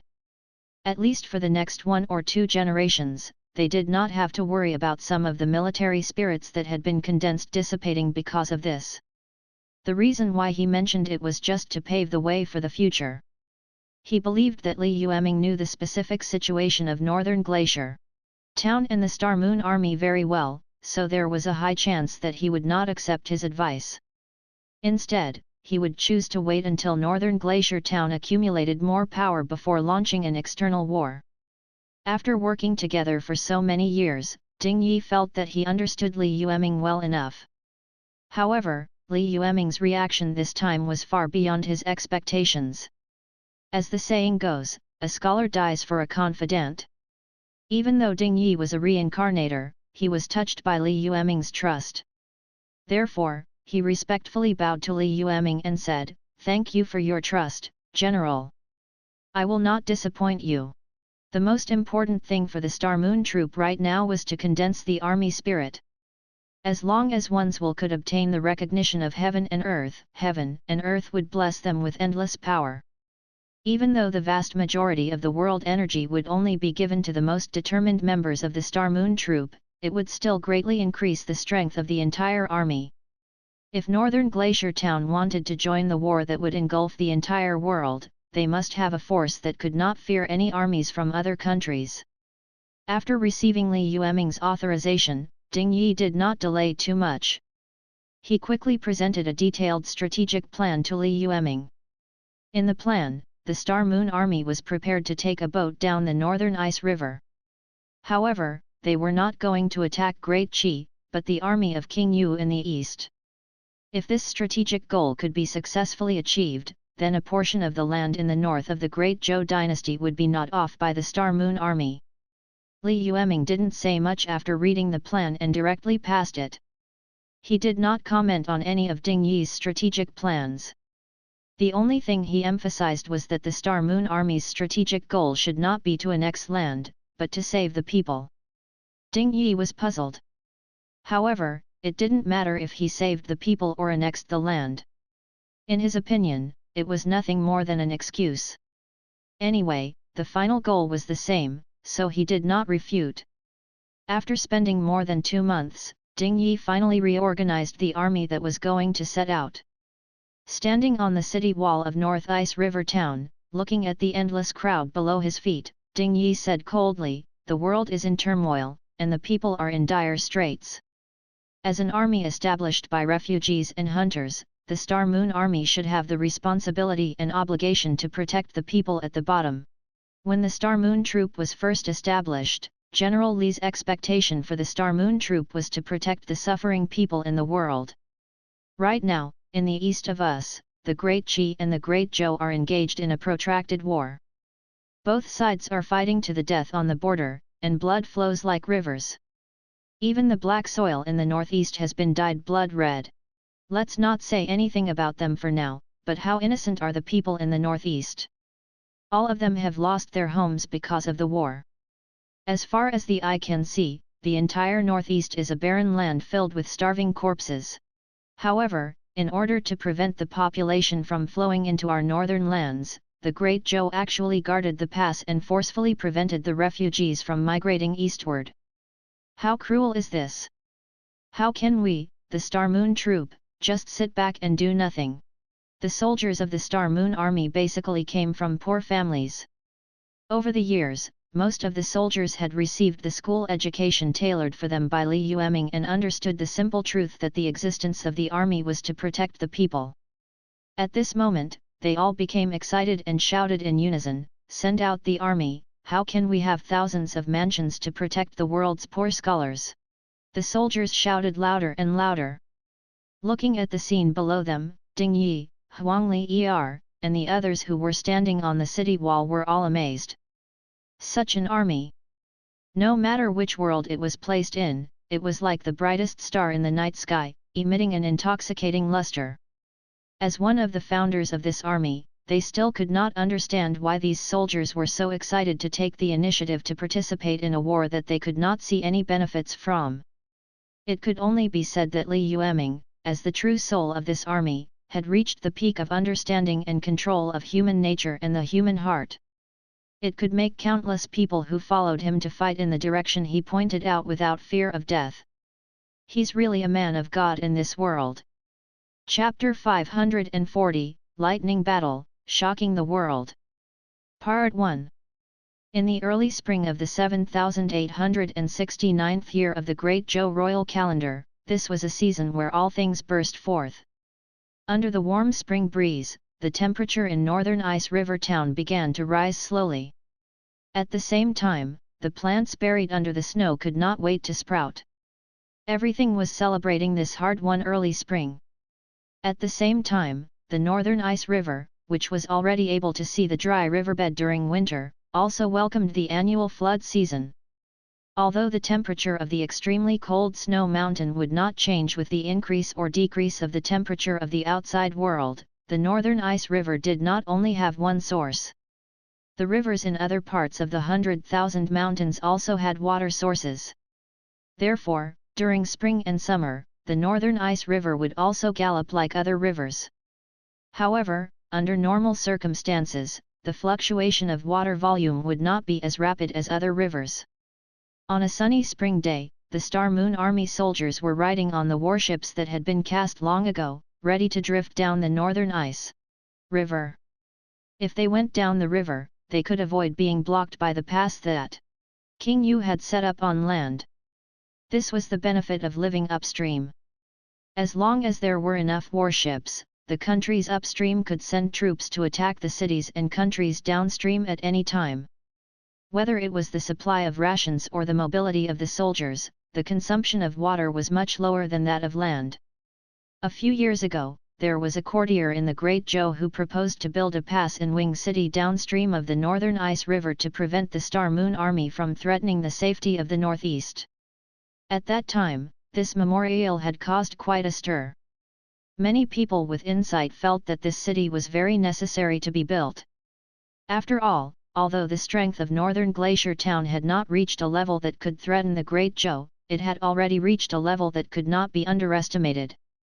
Building a mountain pass downstream of the Northern Ice River was not a big deal, especially to curb its development. Of course, some people felt that this was unnecessary. In their view, no matter how powerful the Star Moon Army was, it was just a rebel army that occupied an area. Although the Great Zhou's plan to lead a large army to attack Northern Ice River Town did not succeed completely, it had also caused the Star Moon Army of Northern Ice River Town to pay a huge price. After this battle, the Star Moon Army would be able to stay quiet for a long time. The two sides argued endlessly in the court. In the end, it was the emperor who personally came down to be the referee. After thinking for a long time, the emperor confirmed the worries of the construction party. The Star Moon Army of Northern Ice River Town was indeed not to be underestimated. He had to think of a way to stop them from expanding to other places. But at this moment, the Zhou dynasty was plagued with internal and external problems, and it had yet to stabilize itself. Moreover, the eastern region was at war with the Great Qi, and the south was similarly not peaceful. It was still doing its best to help the Great Tang resist the attacks of the Ming and Qin. They simply couldn't afford to dispatch a large amount of money and grain to build a pass that wouldn't produce much economic income in the lower reaches of the Northern Ice River. Therefore, although this plan had been finalized, the Great Zhou dynasty had only come up with a rough plan in recent years and had not had time to implement it. After all, no matter how much the Great Zhou dynasty thought highly of the Star Moon Army, they did not expect that the Star Moon Army, which only occupied the northwest, would be able to completely recover in just over 20 years. Just from the number of troops, it was even much more than in the past when it was at its peak. The time difference was undoubtedly a great convenience for the Star Moon troop to advance eastward. The Star Moon troop drifted along the North Ice River for half a month, bypassing the Great Zhou defenders who were in charge of guarding the cities and passes on land. After drifting for thousands of miles, they finally arrived at the waters around Wing City. After they found out that they had reached their destination, as the commander-in-chief, Huang Li and the others immediately organized people to protect the soldiers on the ship. This plan was highly confidential. Many soldiers only received orders from their superiors when they were about to send out their troops. Even if they received orders, they were only told to prepare for battle at the beginning. They did not reveal in detail what they were going to do. It was only when they were about to set off that Northern Glacier Town revealed their true strategic goal. The buffer time was very short, leaving no opportunity for the enemy to take advantage of. In order to prevent a long night from having too many dreams, the Star Moon troop got off the warship and rushed towards Wing City in the middle of the night. In the battle strategy that Ding Yi and the others had jointly formulated, Wing City was obviously a very important city. This town, like North Glacier Town, was situated on both sides of North Glacier Town. If they couldn't take Wing City, not only would the Star Moon Army have no foothold on the east coast, but they might also be attacked from both sides by the soldiers of Wing City when they retreated or were defeated. This kind of accident was naturally not allowed by Ding Yi. Hence, the Star Moon troops' first mission after entering the northeast was to occupy Wing City and provide a platform for North Glacier Town to transport rations and reinforcements down the river.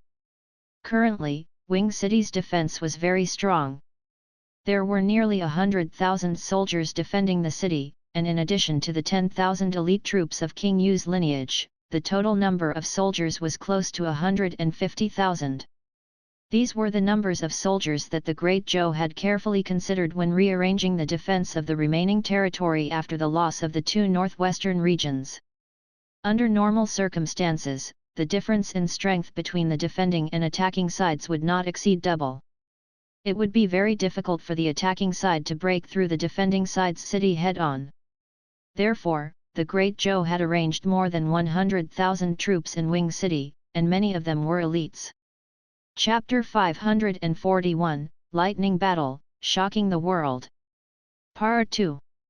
Even if 300,000 Star Moon troops were to come out in full strength a few years ago, the defending troops of Wing City should be more than enough to hold them off for a period of time. As long as they were not immediately breached, they could wait for the troops of the other cities to react and immediately send reinforcements. No matter how one looked at it, this arrangement was very reasonable. However, despite all their calculations and considerations, they had missed out on one point, which was that they did not have a clear idea of the expansion speed of the Star Moon troop.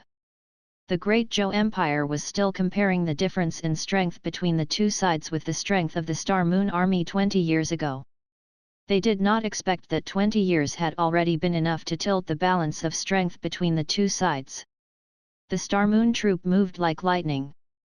After a few days of rapid marching, they immediately surrounded Wing City as quickly as possible. Before the soldiers in Wing City could come back to their senses, they immediately activated the horn to launch a general attack. He looked at the Star Moon Army soldiers outside the city. Countless Great Zhou soldiers in Wing City were dumbfounded. Although the Great Zhou Imperial Court had sent them to be stationed in Wing City had always been one of the Great Zhou's hinterland in the northeast. No large-scale war had broken out for thousands of years. It wasn't until decades ago when the two regions in the northwest became independent that Wing City, an inconspicuous city in the hinterland, became an important military town and began to send heavy troops to guard it. However, no matter if it was the generals or soldiers stationed in Wing City, they had never thought that the Star Moon Army in northern Ice River Town would really go down the river to attack the northeast. Therefore, after seeing the dense crowd below the city, countless people in Wing City could not believe their eyes. The Qi army is still fighting against the 12th Company in the north. This is Wing City, why would so many troops suddenly appear? From the flag, this troop seems to be the rebel army of Northern Glacier Town. Did the Star Moon Army of Northern Ice River Town eat the guts of a bear or a leopard? Do you really want to start an all-out war with our Great Zhou? According to Wang Ji's information, isn't there only 300,000 Star Moon troops? Even if it has been more than 20 years, they should have just recovered from the last battle in the north. Why do I see so many soldiers of the Star Moon Army below the city? Judging from the density of the formation, the number of soldiers is far more than 300,000. Something bad, something bad. Looking at the orderly formation of the Star Moon Army, the soldiers of the Eastern Garrison Army stationed in Wing City were thrown into chaos. For a moment, they almost forgot their duties. Fortunately, there were still some elite troops sent by Prince Yu in Wing City. After discovering that the Star Moon Army had appeared outside the city, these elite soldiers reacted quickly and began to take over the commanding power in Wing City. They mobilized the logistics soldiers of the East Army to pile up all kinds of war equipment on the city wall. But it was too late. The dense Star Moon Army soldiers took on wave after wave. Their formation was neat, so they did not have to worry about trampling on each other. They marched at an extremely fast speed. Even though they were bombarded by arrows and catapults, they still charged forward like a precise machine. They were well equipped, and many of their soldiers were equipped with iron armor. Their combat strength far exceeded that of the defenders of Wing City. Even though the soldiers in the city had come to their senses and were putting up a strong resistance, they still felt powerless against the vast sea of Star Moon troops. In less than half a day, Wing City was easily taken down by the Star Moon army. The most important reason for the successful occupation of this central city was not only the advantage in numbers, but also the sudden appearance of the Star Moon troop, which caused the defenders of Wing City to not have time to think clearly when they were attacked by the soldiers. Before they could even take out all of the city defense equipment in the warehouse, the powerful and fearless special forces of the Star Moon army seized control of the city gate. The gates of Wing City opened, and the main force of the Star Moon troops entered the city without any obstruction. Most of the defenders of Wing City who realized that they had lost the battle immediately raised their hands and surrendered. A few who resisted violently were killed on the spot. After taking over Wing City, the Star Moon army assigned 100,000 soldiers to guard the city. As a backup, they firmly controlled the entrance of the Star Moon army from the North Ice River. The remaining 400,000 soldiers carried enough food and grass and continued to rush toward Jincheng, which was further east. In Ding Yi's battle plan, the most important thing to execute was the lightning tactic. They were prepared to use the fastest speed to cause the greatest damage to the defenders of the Great Zhou's northeast region. Only by stirring up the entire northeast could the Star Moon army gain a firm foothold here. Otherwise, whether it was the Great Zhou turning around to attack the Star Moon army or the Great Qi taking this opportunity to further annex the land of the Great Zhou, it would not be a good thing for the Star Moon army. In the following period of time, the Star Moon army launched a blitzkrieg. The first to break through was the target of this trip, Jincheng. Jincheng's situation was similar to Wing City's. In terms of military strength, it was even inferior to Wing City. After all, Wing City was heavily guarded by the imperial court, and the target of defense was the Star Moon army. Thus, the soldiers of Wing City were still able to put up some defenses. Jincheng was the last town in the northeast.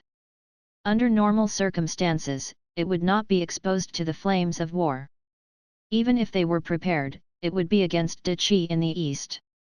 Chapter 542, Lightning Battle, Shocking the World. Part 3. The sudden appearance of the Star Moon army had caused all the officials and soldiers in Jincheng to collapse. After taking down Jincheng, the Star Moon army had a second base. The army's vanguard became more and more unstoppable. In just half a month, they had taken down 8 cities in a row. 7 of them were medium-sized cities, and only one was slightly larger. The Star Moon troop didn't stay in these cities, nor did they station troops in these cities. They just swept away the provisions and weapons in the barracks and left without stopping. After all, for such a small city, it was fine if the city walls were not high, but they had been in disrepair for a long time. There was no way to defend at all. Only big cities like Wing City and Jincheng, which had a certain military strength, could allow the Star Moon army to station there. With these 2 cities, the Star Moon army would have the initiative in the war in the east. They could occupy Jincheng and encroach on the entire northeast. You can return to Wing City and return to North Ice River Town by boat. He had truly achieved the ability to attack and defend. When Jincheng was breached, Prince Yu, who was still at the front line fighting against the Great Qi, finally realized the abnormality. The Star Moon troop would block the retreat route of the city before attacking, and all the courier soldiers who wanted to escape the city to send messages were basically intercepted. Therefore, the news of the rear being attacked had not been exposed until now. The reason why he had attracted Prince Yu's attention was because he had discovered that 2 of the grain transportation routes within the pass had been inexplicably cut off. It was fine if he had not seen the grain, but he had not even sent a word over. Prince Yu, who discovered the abnormality, immediately sent people to the 2 roads to investigate. It would be fine if they did not investigate. Once they did, news that shocked the entire Great Zhou would inevitably spread. The Star Moon army rode their warships down the North Ice River and conquered Wing City. A few days later, they swiftly conquered Jincheng.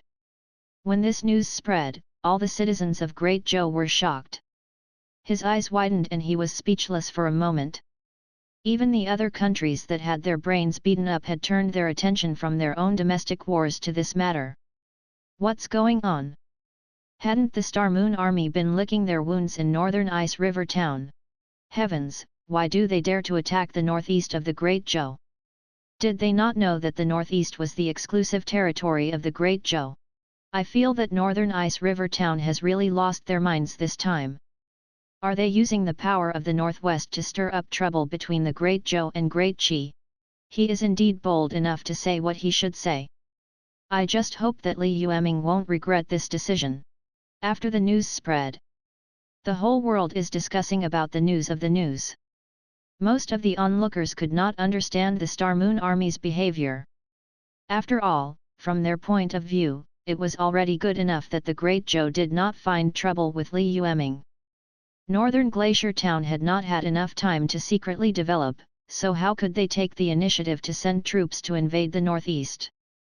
Could it be that Northern Ice River Town had already expanded to the point where they wanted to use the northwest to resist the power of the entire Great Zhou? Of course, there were also people who had keenly captured a deeper level of information in this war. The Star Moon Army had actually conquered so many cities in the northeast in just a month and a half. Were they even stronger than they were a few years ago? Northern Ice River Town hasn't revealed any news for many years. Now that they've suddenly sent out an army, they definitely can't have lost their minds. Now, not only is the Great Zhou at war with the Great Qi, but it also has to support the Great Tang in the south to resist Great Qin. It is currently at its weakest. Back then, the Great Zhou was unable to break through Northern Ice River Town, so wouldn't it be even more difficult to resist now? If Northern Glacier Town can resist the counter-attack of the Great Zhou and firmly hold on to the current foundation, I can already see the rise of a seventh country other than the 6 countries. Outside, the wind and rain were ethereal, and countless countries were looking at the Great Zhou, the capital of the Great Zhou dynasty. In the imperial palace, the furious Zhou Tianzi smashed a precious vase that he liked very much. He roared at the eunuch below, "Find people and mobilize all the soldiers that can be mobilized from Dragon Subdue Pass, Tiger Subdue Pass, and Fusion Pass. Reorganize the army and attack Northern Ice River Town as quickly as possible. In addition, bring all the Dragon Tiger Army soldiers that can be mobilized in the northwest. This group of traitors dares to touch the land of the northeast. I will make them completely alone." He roared and gave the order. The emperor finally managed to calm down. He glanced at the bamboo forest not far behind him. His expression changed for a long time before he finally braced himself and walked in. This time, he had already made up his mind. Not only would he kill Li Yueming, but he would also bury the entire Li family with him. Chapter 543, Li Yueming's Bloody, Furiously Ruxing. 1. Northern Ice River Town, Star Moon Army Headquarters. Looking at the Great Zhou soldiers who were constantly gathering at the front lines of Dragon Subdue Pass, Tiger Subdue Pass, and Fusion Pass, the entire Star Moon Army smelled the scent of a storm. However, after the news reached the main tent, Li Yueming was still very calm. Perhaps the Great Zhou had countless opportunities to defeat the Star Moon Army in the past. But at that time, they had missed so many opportunities. Now that Northern Ice River Town had grown, unless the guardians of the Great Zhou dynasty who were above the Nirvana realm appeared, the chances of the army destroying the Star Moon Army and Li Yueming on the battlefield were very slim. Therefore, when he heard that the Great Zhou was mobilizing their forces to clear out North Glacier Town, Li Yueming did not show any signs of anxiety. He did not even leave his tent. Currently, the command of the entire Star Moon Army in Northern Ice River Town was basically in the hands of a few reincarnators. Under normal circumstances, if there was nothing wrong with Li Yueming's brain, he would not give such great power to a reincarnator who liked to be a traitor. However, the situation was clearly different now. The group of reincarnators behind him saw the hope of the Star Moon Army unifying the world. He became extremely loyal. The northwestern region was famous for being barren, but the land was quite vast. In the past, due to the extreme cold, the bitter cold land was not valued. However, under the joint research of several beast tamers, the variety of food that could be grown in northern Ice River Town was increasing. As long as he planted food in a scientific manner. Occupying 2 places in the northwest, North Glacier Town could support a large population. With a large population and more armed soldiers, the Star Moon Army might be able to defeat the other countries and claim the world. Therefore, at this moment, many reincarnators wanted to immediately defeat the Great Zhou and let the Star Moon Army occupy more fertile land. They wanted to do their best to complete the most difficult ultimate mission. Under the encouragement of this premise, the reincarnators naturally could not drop the ball at such a critical moment. Therefore, Li Yueming had already understood a long time ago that the reincarnators could become the sharpest knives in the hands of the chosen ones. As long as they were used well, they could help Li Yueming settle everything inside and outside his ability. 0. Less than 10 days passed. Other than the necessary forces to guard the pass, all the other military forces of Dragon Subdue Pass, Tiger Subdue Pass, and Fusion Pass were mobilized. The military forces of the entire Great Zhou's northwest region gathered together and formed an army of more than 500,000 soldiers that rushed towards northern Ice River Town. The Great Zhou was not doing well either. The south would have to spend a great deal of money and food to support the besieged Great Tang. In the north, they still had to face the covetous Diqi. The entire country was preparing for war, and countless soldiers were lined up on the border. However, in this situation where many parties were fighting, the northwest front line was still able to mobilize 500,000 troops despite going crazy. It had to be said that the Great Zhou's foundation was still very rich. Under normal circumstances, it would be wishful thinking to use 500,000 troops to attack northern Ice River Town.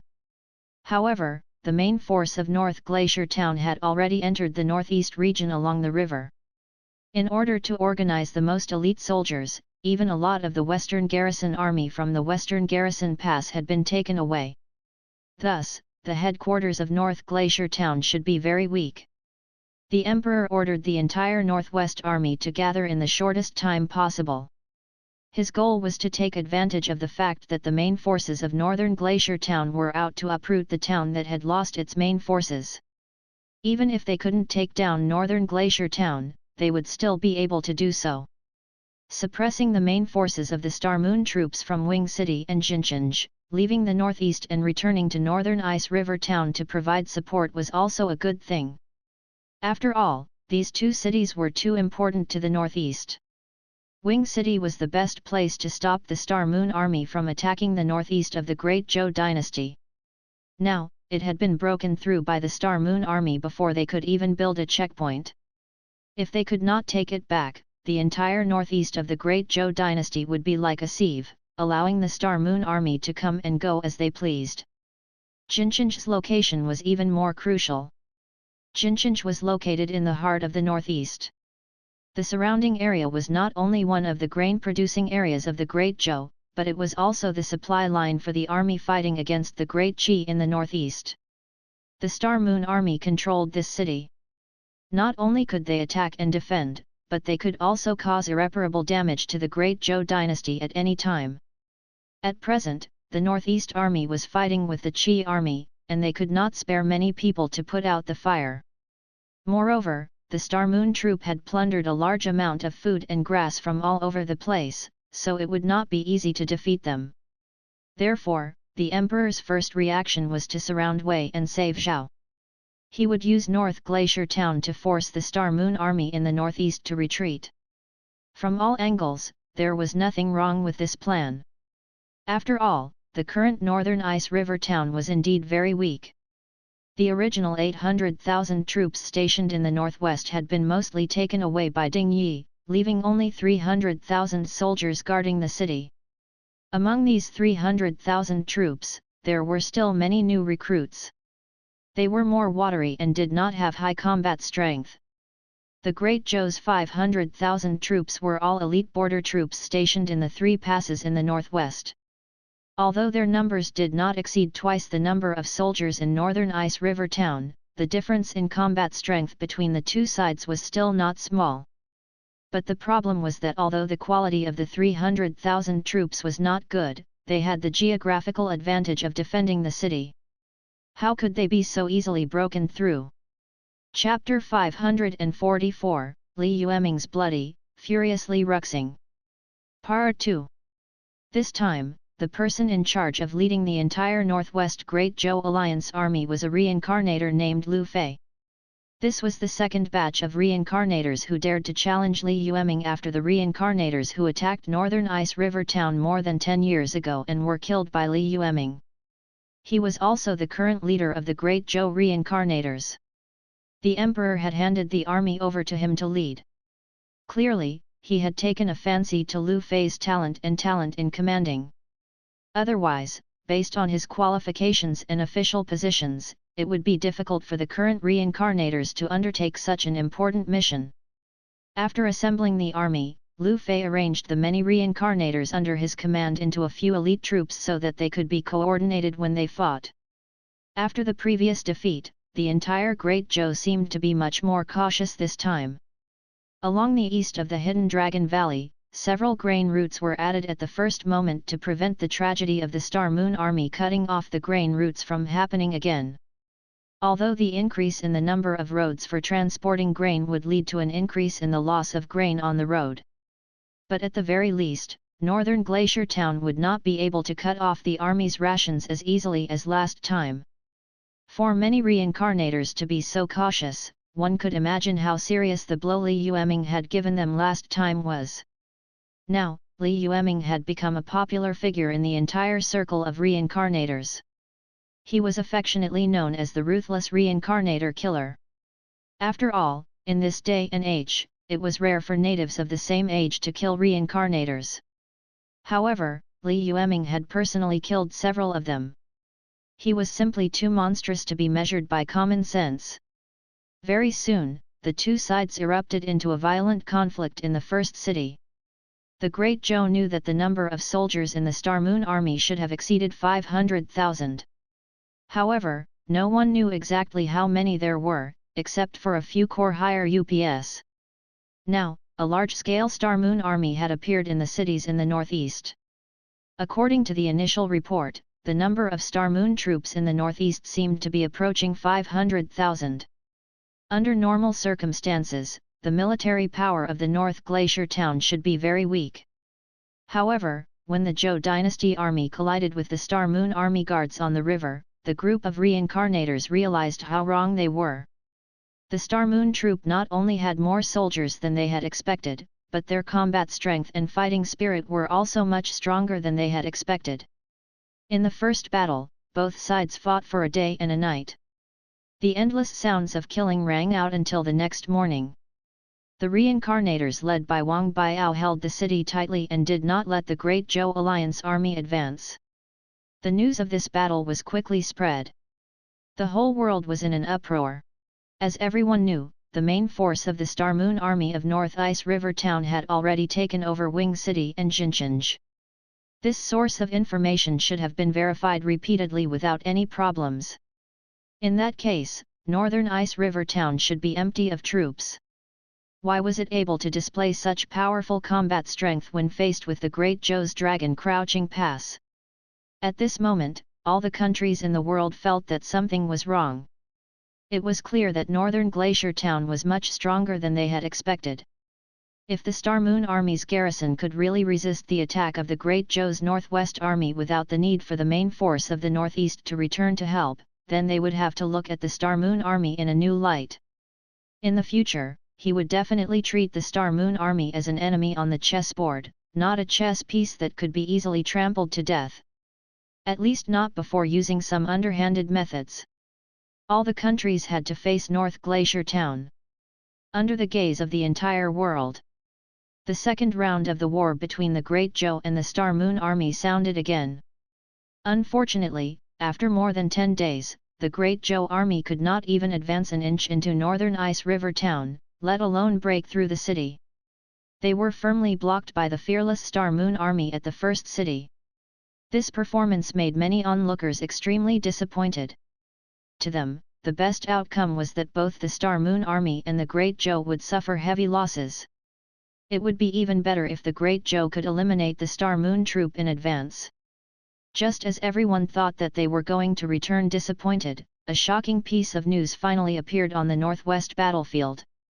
The Star Moon Army's commander Li Yueming was cultivating in the tent when he was suddenly attacked by a powerful cultivator. He fled 3,000 miles in one day and escaped into the 100,000 mountains with heavy injuries. His current status was unknown. When this news spread, everyone's reactions were different. Some people exclaimed, some felt pity, and some sneered. Of course, there were even more people who cheered upon hearing this. They were just short of setting off a few fireworks to celebrate. After all, to the various countries. If the Great Zhou dynasty, which had lasted for tens of thousands of years, was a mature and steady old man with a deep foundation, then the newly developed Star Moon Army and North Glacier Town were just a young boy who had just arrived. If he had to choose one side to be his enemy, the various countries would rather choose their old rival, the Great Zhou, than face the energetic Star Moon Army that did not care about martial ethics. And now, even though it was not clear who had killed the Star Moon troops' leader, no one was stupid, especially the upper echelons of the Six Nations. Many of them knew a lot about such unspeakable things. Although the Star Moon Army was powerful on the surface, they were still too young in front of the unfathomable Great Zhou. Chapter 545, Li Yueming's bloody, furiously regressed. Once Li Yueming died, the Star Moon Army would probably collapse. In the Great Zhou Imperial Palace. When the Emperor heard the news, the gloominess on his face dissipated quite a bit. He forced a smile and said, "What bullsh*t life and death unknown?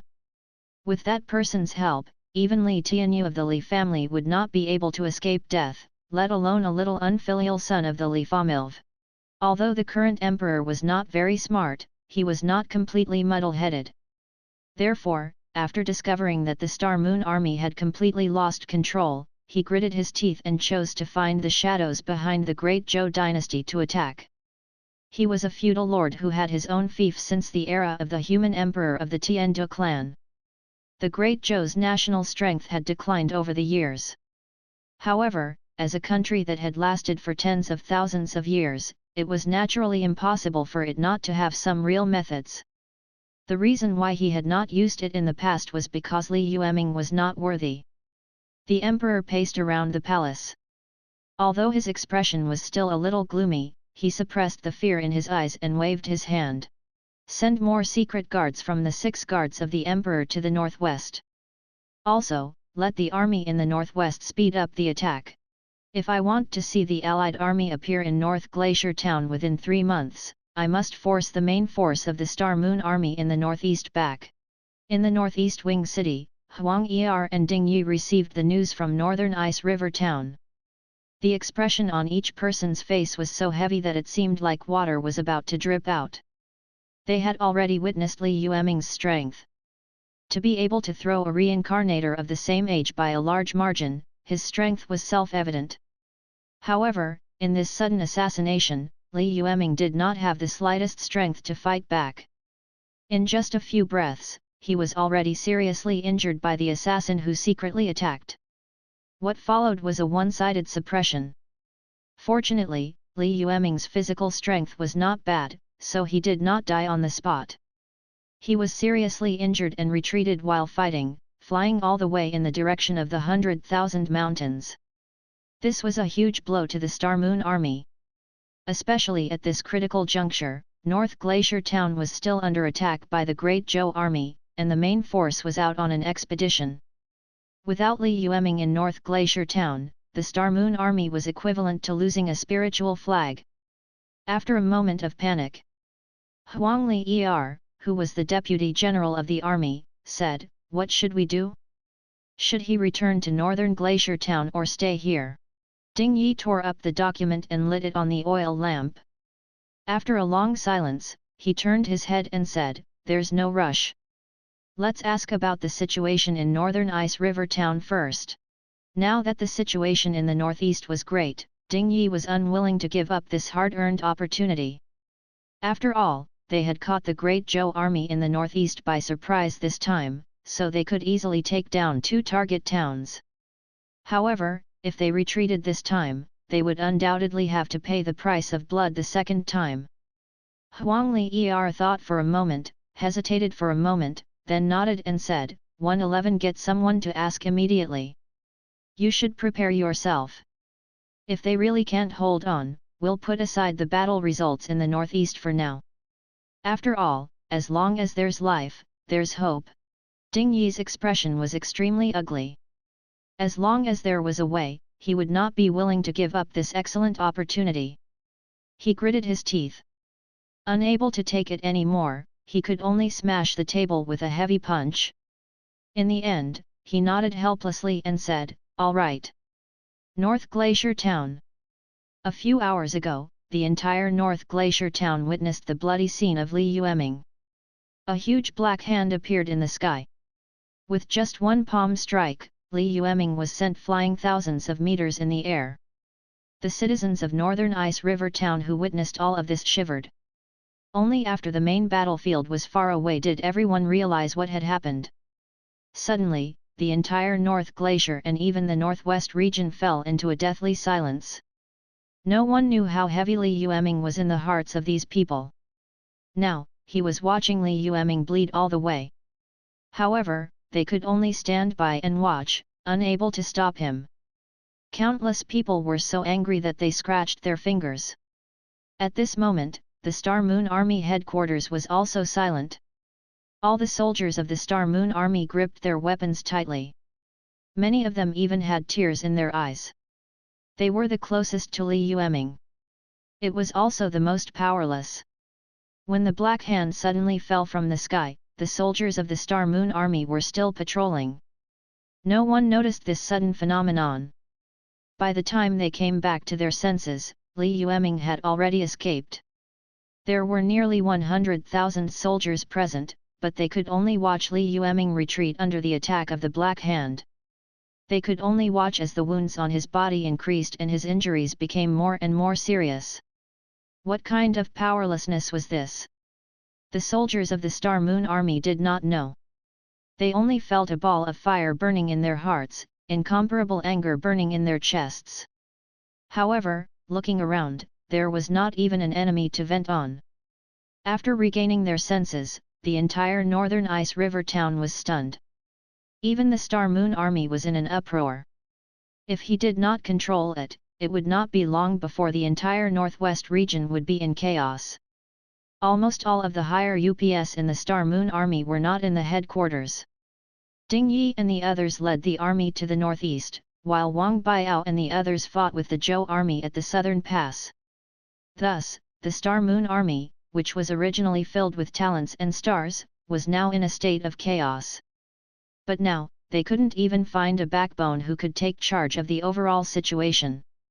It couldn't be helped. After such a long time, the sense of security that Li Yueming had brought to the Star Moon Army was too much. No matter when, no matter what happened. As long as Li Yueming stood there, everyone was confident that they would win. But now, Li Yueming had suddenly been assassinated, and it was unknown whether he was dead or alive. This had left the entire Star Moon Army and Northern Ice River Town in a daze, and they did not know what to do. Just as the Chili Arches were looking around anxiously. In the tent of the Central Army, Li Yueming woke up from her cross-legged position and opened her cold eyes. He silently put on his armor and helmet. When he opened the tent, he bumped into a few anxious Chili Arches. The moment they saw her, the anxious expressions on the Chili Arches' faces immediately eased a lot. In this kind of situation where the building was about to collapse, the most taboo was to become a headless fly without a mind of its own. Now, they had finally found a person in the Star Moon Army who could take charge of the overall situation. Although Li Yueming was a woman, she was still Li Yueming's biological sister. In addition, she had also led an army to battle, so she was quite prestigious in the army. A few chilly arches went up to him and prepared to report the current situation to Li Yueming. Li Yueming waved her hand and interrupted their son-in-law. She took the lead and said, "General Li has already made arrangements for this matter. He will be fine, so please calm down." Seeing her indifferent face, as if what had just happened was not a big deal. The chilly arches were stunned for a moment before they immediately felt relieved. They couldn't understand how Li Yueming knew and arranged this series of things in advance. However, compared to the worse outcome, they were obviously more willing to believe everything Li Yueming said. After all, Li Yueming was a godlike existence in their hearts. It was entirely possible for him to predict the opportunity ahead of time. Li Yueming glanced at them. After seeing that the panic on their faces had dissipated, she continued expressionlessly, "Pass down my order. Immediately organize the 3 armies and prepare the war horses. Before nightfall, all the soldiers of Northern Ice River Town must follow me to the expedition. The strategic targets are Dragon Subdue Pass, Tiger Subdue Pass, and Fusion Pass. We must make the Great Joe pay the price in blood. We must let all the people with ulterior motives in the world see the consequences of bullying my, Li Yueming's, younger brother." Chapter 546, The Reaction of All Parties, Bloody Revenge. Part 1. Li Yueming had shed blood in North Ice River Town, and he had fled thousands of miles away. After this news spread, the whole world was in an uproar. According to the battle situation that had been spread previously, under normal circumstances, it seemed impossible for the Great Joe to break through Northern Ice River Town with the forces of Dragon Subdue Pass and Tiger Subdue Pass. Therefore, at the beginning, almost everyone thought that this war would eventually develop into a long tug-of-war. Northern Glacier Town and the Star Moon Army might even become famous because of this war. Even in the 6 nations, they would occupy a place. He did not expect that at this critical moment, news of the assassination of the general would spread. Therefore, after hearing this news, almost everyone's reaction was that Northern Glacier Town was probably completely finished this time. After all, the Star Moon Army was fighting on 2 sides. The Great Joe Army was attacking day and night in the south, and the elite troops of the headquarters, North Glacier Town, had already been sent out. They were in an awkward situation. If something happened to the commander, Li Yueming, the entire Star Moon Army would collapse. Without the commander, the central government would not be able to give accurate orders. The various forces within the Star Moon troop would also be swayed. If things went wrong, there might even be a fierce internal political struggle for power. Not to mention the soldiers at the bottom. When they heard the news, they would probably be even more anxious. Under such circumstances, most armies would scatter in a hubbub. Even if the Star Moon troop was an elite, they could still maintain their combat effectiveness under such circumstances. They could already be considered the elites among the elites. Therefore, when the news of Li Yueming being hunted down came, the morale of the entire Great Joe Army was high. The attacks that had slowed down began to become even more intense. Many Great Joe soldiers scrambled to attack the first defense line built by the Star Moon Army, wanting to be the first to break through the city. On the other hand, Wang Biao and the others who were defending the city had ugly expressions on their faces. Looking at the letter in his hand, Wang Biao's face was as black as the bottom of a pot. Wang Biao and the others did not care about the hundreds of thousands of Great Joe soldiers under their feet, but this mysterious assassination had truly made them tense up. He suddenly remembered that this was still a world of individual power. Although the army was important, it was nothing compared to the Qi refiners who were at the top of the pyramid. They were fighting for territory and expanding their military, but in the eyes of a real Qi practitioner, they were just a bunch of ants the size of sesame seeds fighting for territory. When the ants did not bite the giant's thigh, no giant would care about the ants searching under their feet. And now, the Star Moon Army had already grown to the point where it could pose a threat to the giant Great Joe. When they were unable to do anything to the Star Moon troop in a head-on battle, the Great Joe dynasty decisively used a shameless move to attack the Star Moon troop's weakness of not having a powerful Qi refiner. After all, the Great Zhou was just a ruling machine. The real service was not the machine itself or the people under its command. Instead, it was to create this machine to exist. Those people were the true rulers of this world. The appearance of the Star Moon Troop had challenged the existence of order. It was normal for them to be targeted and killed. And this move was indeed very useful. As the strongest cultivator in the camp, Li Yueming was only at the void refinement realm at most. He was still very far away from nirvana and ascension. As long as a powerful Qi practitioner was dispatched, it would be as easy as flipping his hand to kill him. He saw the great scene that he had painstakingly built for decades destroyed because of inhuman factors. It would be a lie to say that the reincarnators were not angry. However, this wasn't due to human strength. It was purely due to the difference in foundation. Just like Ding Yi. While he was angry that he wasn't strong enough, Wang Biao also had doubts about the path of establishing his own dynasty to sweep through the 6 dynasties and unify the world for the first time. There were 6 countries in this world. Suppose that there was a ruler of order behind each of these 6 countries. If he wanted to conquer the 6 dynasties and unify the world, wouldn't he be going against the 6 rulers of order? The other party was an old monster who had existed for countless years. No one knew how powerful they were. However, even if the reincarnators were as monstrous as Li Yueming, they still could not escape the outcome of being killed. How could he conquer the 6 countries and unify the world? This meant that the final quest was no longer a hell mode quest. There was no way out. At least at this moment, whether it was Wang Biao or Qi Fan. Ding Yi, who was far away in the northeast wing city, had deep doubts about everything he had done. Should he not have challenged this mission from the start? Of course, at this stage, it was absolutely impossible for everyone to retreat. If it was destined that one's efforts would not yield results, then one might as well treat oneself as a shooting star. Even if it was only to illuminate the darkness for a moment, one would try their best to burn everything to bloom with their own light. Wang Biao did not know what the others were thinking. But at this moment, he was holding back his anger. It was for himself, for North Glacier Town, and for Li Yueming, who he had been friends with for a long time. He was determined to protect Northern Ice River Town behind him, even if he had to drain the last drop of blood in his body. Chapter 547, The Reaction of All Parties, Bloody Revenge. Part 2. After thinking about the cause and effect, he wrote a letter to Northern Ice River Town, wanting Northern Ice River Town to organize an orderly evacuation of a portion of the people. He also hoped that he could find someone to contact the little fox in the north as soon as possible to inquire about Li Yueming's situation. At the same time, he wanted to preserve a portion of the fire for Northern Ice River Town and the Star Moon Army.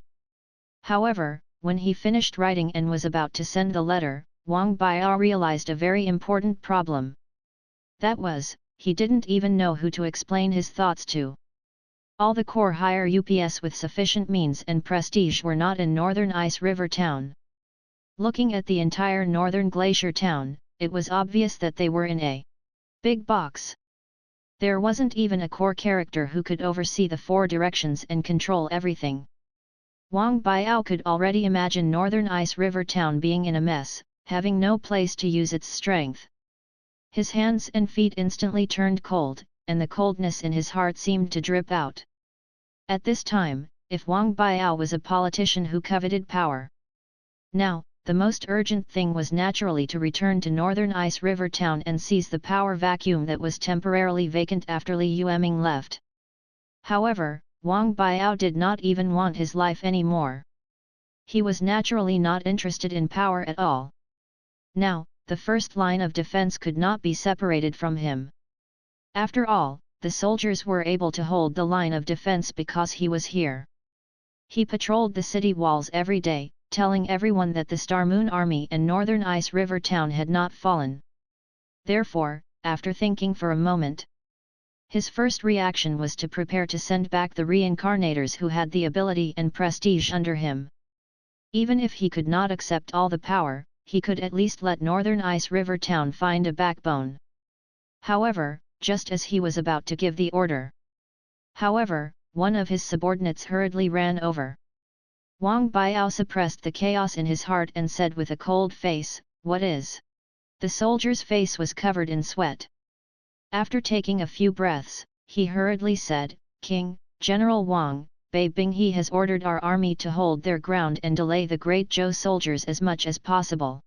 Hearing this order, Wang Biao was stunned for a moment. It was good to have orders.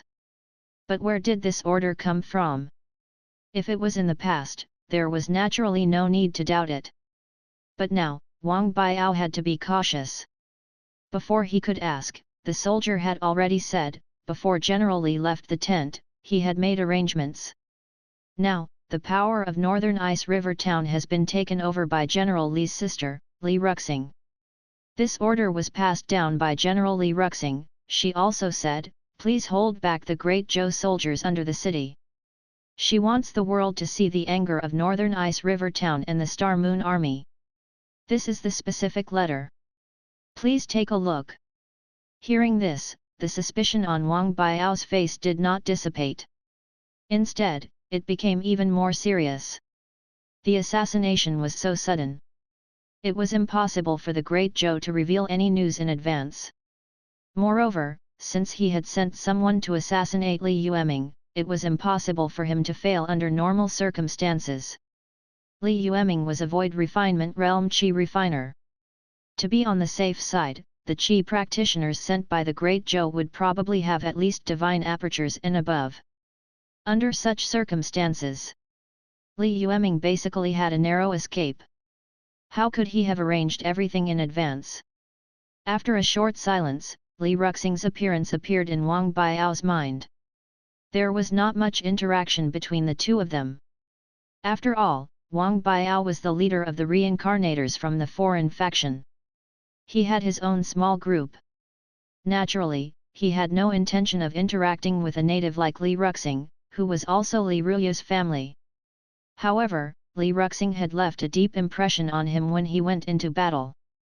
At that time, almost all the reincarnators had the same evaluation of Li Yueming. This was a very special woman. Not only did he possess extremely strong individual strength, but he also had extraordinary courage and battlefield acumen. It was as if she was born to be a Valkyrie on the battlefield. If other reincarnators had seized the rights of Northern Ice River Town, Wang Biao might still have some misgivings. After all, reincarnators were all snitches among snitches. It wasn't uncommon for them to seize the opportunity to kill their own kind. Although the many years of harmonious coexistence in Northern Ice River Town had allowed the reincarnators of the Star Moon Army to have a certain level of trust, Wang Biao really did not dare to place all his hopes on the fact that the other reincarnators who had power could behave themselves. And now, Li Yueming controlled Northern Ice River Town. Although he was a little stunned at first, this was not completely unacceptable to Wang Biao. At least Li Yueming was Li Yueming's biological sister. The blood relationship between the two was enough to bind the common interests of both parties. Therefore, after a long silence, Wang Biao temporarily acknowledged Li Yueming's current status. After taking out the tightly wrapped letter from the soldier's hand, Wang Biao said solemnly, "One understand. Immediately arrange for someone to send a message. In addition, I also have a letter here. Give it to General Li Yueming." After the herald went down to report, Wang Biao opened the secret letter that Li Yueming had given him.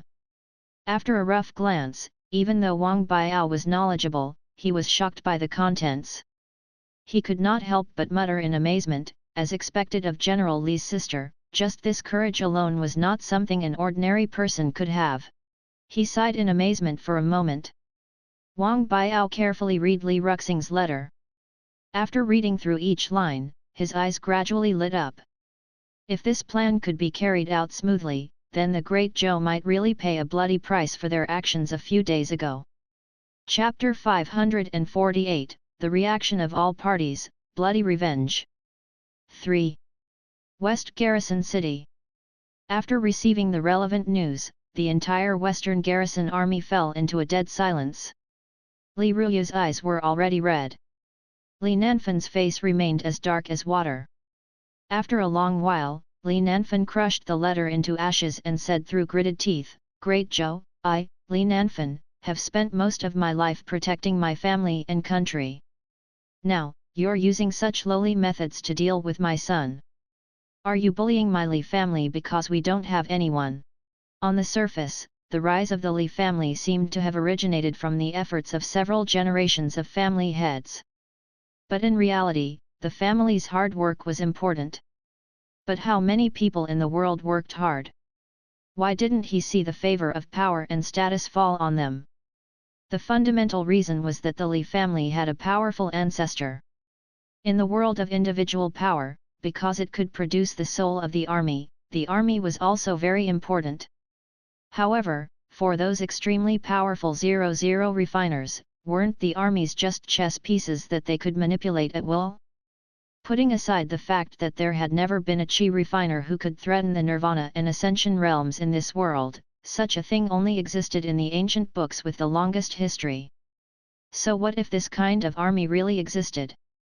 They still couldn't escape the control of powerful chi practitioners. Therefore, the lowest level of logic in this world was still that individual strength was greater than the heavens. Only if one's individual strength was strong enough to enter the circle that set the rules. Only then could they possess the qualifications to divide the world. Otherwise, the weak would climb up the stage through the rules set by the strong, but in front of the strong who set the rules, they would never be able to escape the embarrassing situation of a clown. After so many years, the world had almost forgotten the existence of this group of hidden experts who had set the rules. Until today. Because of the appearance of Li Yueming, an ant who dared to shake the authority of the ruler, they suddenly revealed their fangs. However, don't forget. The reason why the Li family could have its current status was because of an ancestor who could barely enter the core circle. Now that the emperor dared to bully the Li family, he would definitely suffer the Li family's crazy revenge. Just as Wang Biao, Li Nanfan, and the others were making their own moves, the bold Li Ruxing had already led the army to detour more than 1,000 miles away from northern Glacier Town. This time, she had mobilized all the troops in northern Ice River Town that had combat power. In order to speed up the march, Li Ruxing only allowed the army to bring enough food for 3 days, except for weapons and armor. The rest of the food could be transported to other towns to be replenished. At this moment, the results of northern Ice River Town's Great Blessing King's path in governing the 2 northwestern regions were showing their effects. When the Star Moon troop passed by towns and villages, faced with the sudden appearance of this huge army, not only were the people not afraid after seeing the flag, they even took the initiative to take out the surplus food in their homes and give it to Li Ruxing. Li Ruxing did not stand on ceremony. After getting someone to write the IOU, he continued to march without stopping. Just like that, the Star Moon army borrowed food and fodder from all over the place. The 1-month journey from North Glacier Town to Tiger Subdue Pass was shortened to 15 days. On the 15th day, the Star Moon troop had already sneaked to 100 miles away from Dragon Conqueror Pass. At this moment, the people inside and outside the Great Zhou Imperial Court thought that the Star Moon army was in chaos. The entire northwest region was about to be taken in by them again. Who would have thought that before North Ice River Town could become chaotic, Li Ruxing had already suppressed it with his own strength. Now, he had decisively dispatched more than 100,000 troops to touch under their feet. Dragon Crouching Pass was a pass that could be blocked by 10,000 people. It was the most stable line of defense against the outside world in the Great Zhou dynasty for tens of thousands of years. More than 20 years ago, Great Qin had also left 100,000 or so corpses here, but they had not been able to take down Dragon Crouching Pass. In the end, they had still managed to take down Fusion Pass by surprise, and in the end, they had changed their path and entered the Central Plains. But now, Li Ruxing had brought the Star Moon army here. Furthermore, they were prepared to use an army of over 100,000 to take down this super impregnable pass that even 1,000,000 soldiers could not do anything about. The soldiers of the Star Moon army came from afar. On the way, he did not dare to stop for a moment under Li Ruxing's spurring. Now that they had arrived at the city, Li Yueming did not urge them any more. He told the soldiers to take time to rest and eat and drink. They were not even afraid of eating all the food on them. To be able to follow Li Yueming here. To be honest, this group of Star Moon Army soldiers had come with the intention of dying. The Great Zhou sent powerful cultivators to assassinate Li Yueming. They could only watch helplessly but could not stop it. Now, they followed Li Yueming here to avenge Li Yueming. Even if they had to be smashed into pieces, they would let the world see the wrath of the Star Moon Army. After everyone had eaten and drunk their fill, looking at the towering city wall, Li Yueming conveyed her first strict orders since she took over as the commander of the Star Moon Army. She said, "The Dog Emperor of the Great Zhou has sent more than half of the soldiers from Dragon Subdue Pass, Tiger Subdue Pass, and Fusion Pass to attack North Ice River Town. Now, the strength of these 3 passes is unprecedentedly weak. If we can take these 3 passes in one go, the entire Great Zhou will lose at least 1/3 of its territory. This is the price they have to pay for assassinating my brother."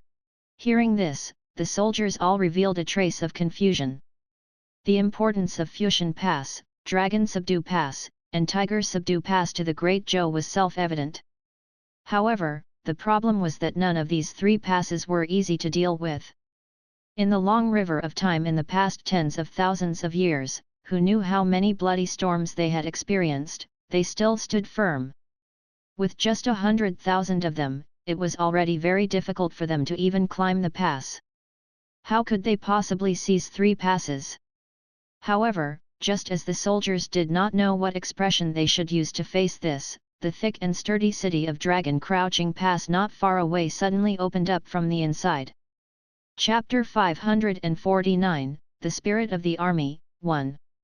The soldiers below the Dragon Crouching Pass looked at the majestic pass that was as tall as a natural moat not far away, and their expressions revealed some doubt. Since ancient times, Dragon Subdue Pass, Tiger Subdue Pass, and Fusion Pass were known as the strongest defense lines in the northwest of the Great Zhou dynasty. It guarded the peace of the entire northwest region of the Great Zhou dynasty. Ever since these 3 impregnable passes were built, countless kings, generals, and armored soldiers had been buried here. Their blood stained the entire land, and even the soil below the passes was red. But now, under Li Yueming's leadership, they were prepared to attack such a world civilization pass with only 100,000 soldiers. If word got out, it would be more ridiculous than an ant trying to bite an elephant to death. If Li Yueming wasn't Li Yueming's sister, and they were already prepared to sacrifice themselves. By now, the soldiers would have already mutiny. Just as the soldiers were about to raise their questions, a group of people suddenly appeared. Not far away, there was an incomparably tall city wall. LT suddenly opened without any warning. Along with the rumbling of spiritual energy, the thick chains slowly lifted the huge gate that was more than 10 meters wide and weighed hundreds of tons, revealing a broad road into the city. When the soldiers saw this scene, their first reaction was to think that they were hallucinating. However, no matter how much they told him that this was not true, the thick city gate not far away was just exposed there, without the slightest movement. Li Yueming seemed to have expected all of this. The moment the city wall opened, she immediately rushed out. Seeing that the soldiers were still in a daze, she couldn't help but shout, "Break the city with me!" Her voice was clear and loud. It was like a clear spring or a bell that struck the hearts of all the soldiers of the Star Moon Army. Only then did the soldiers of the army come to their senses. Looking at the Dragon Crouching Pass, which was not far away, with its gates wide open, everyone's eyes lit up. More than 10 days ago, a mysterious Qi refiner appeared in Great Zhou to assassinate Li Yueming. When the entire Star Moon troop heard this news, they didn't know how they felt. However, no matter how the others felt, the Star Moon troops who were willing to follow Li Yueming here had the same thoughts. Since ancient times, blood debts could only be repaid with blood. The Great Zhou sent powerful cultivators to assassinate Li Yueming. Thus, these soldiers would have to use their own methods to repay this debt of blood. Previously, they had failed to find their target, causing them to have nowhere to vent their anger. Now, they were following Li Yueming, but they had witnessed with their own eyes that the solid pass that they had never been able to break into had opened its door to them. Creak, creak, creak. The chains were thick and ancient, and they looked rusty. At this moment, they were pulling the city gate open inch by inch. The rumbling cavalry was rapidly approaching. In order to rush into the city at the fastest speed, Li Yueming had brought all the war horses in the entire northern ice river town this time. He had also given up almost everything on the horses except weapons. Now, her decisions played a crucial role. The horses of the Star Moon troop were like sharp arrows.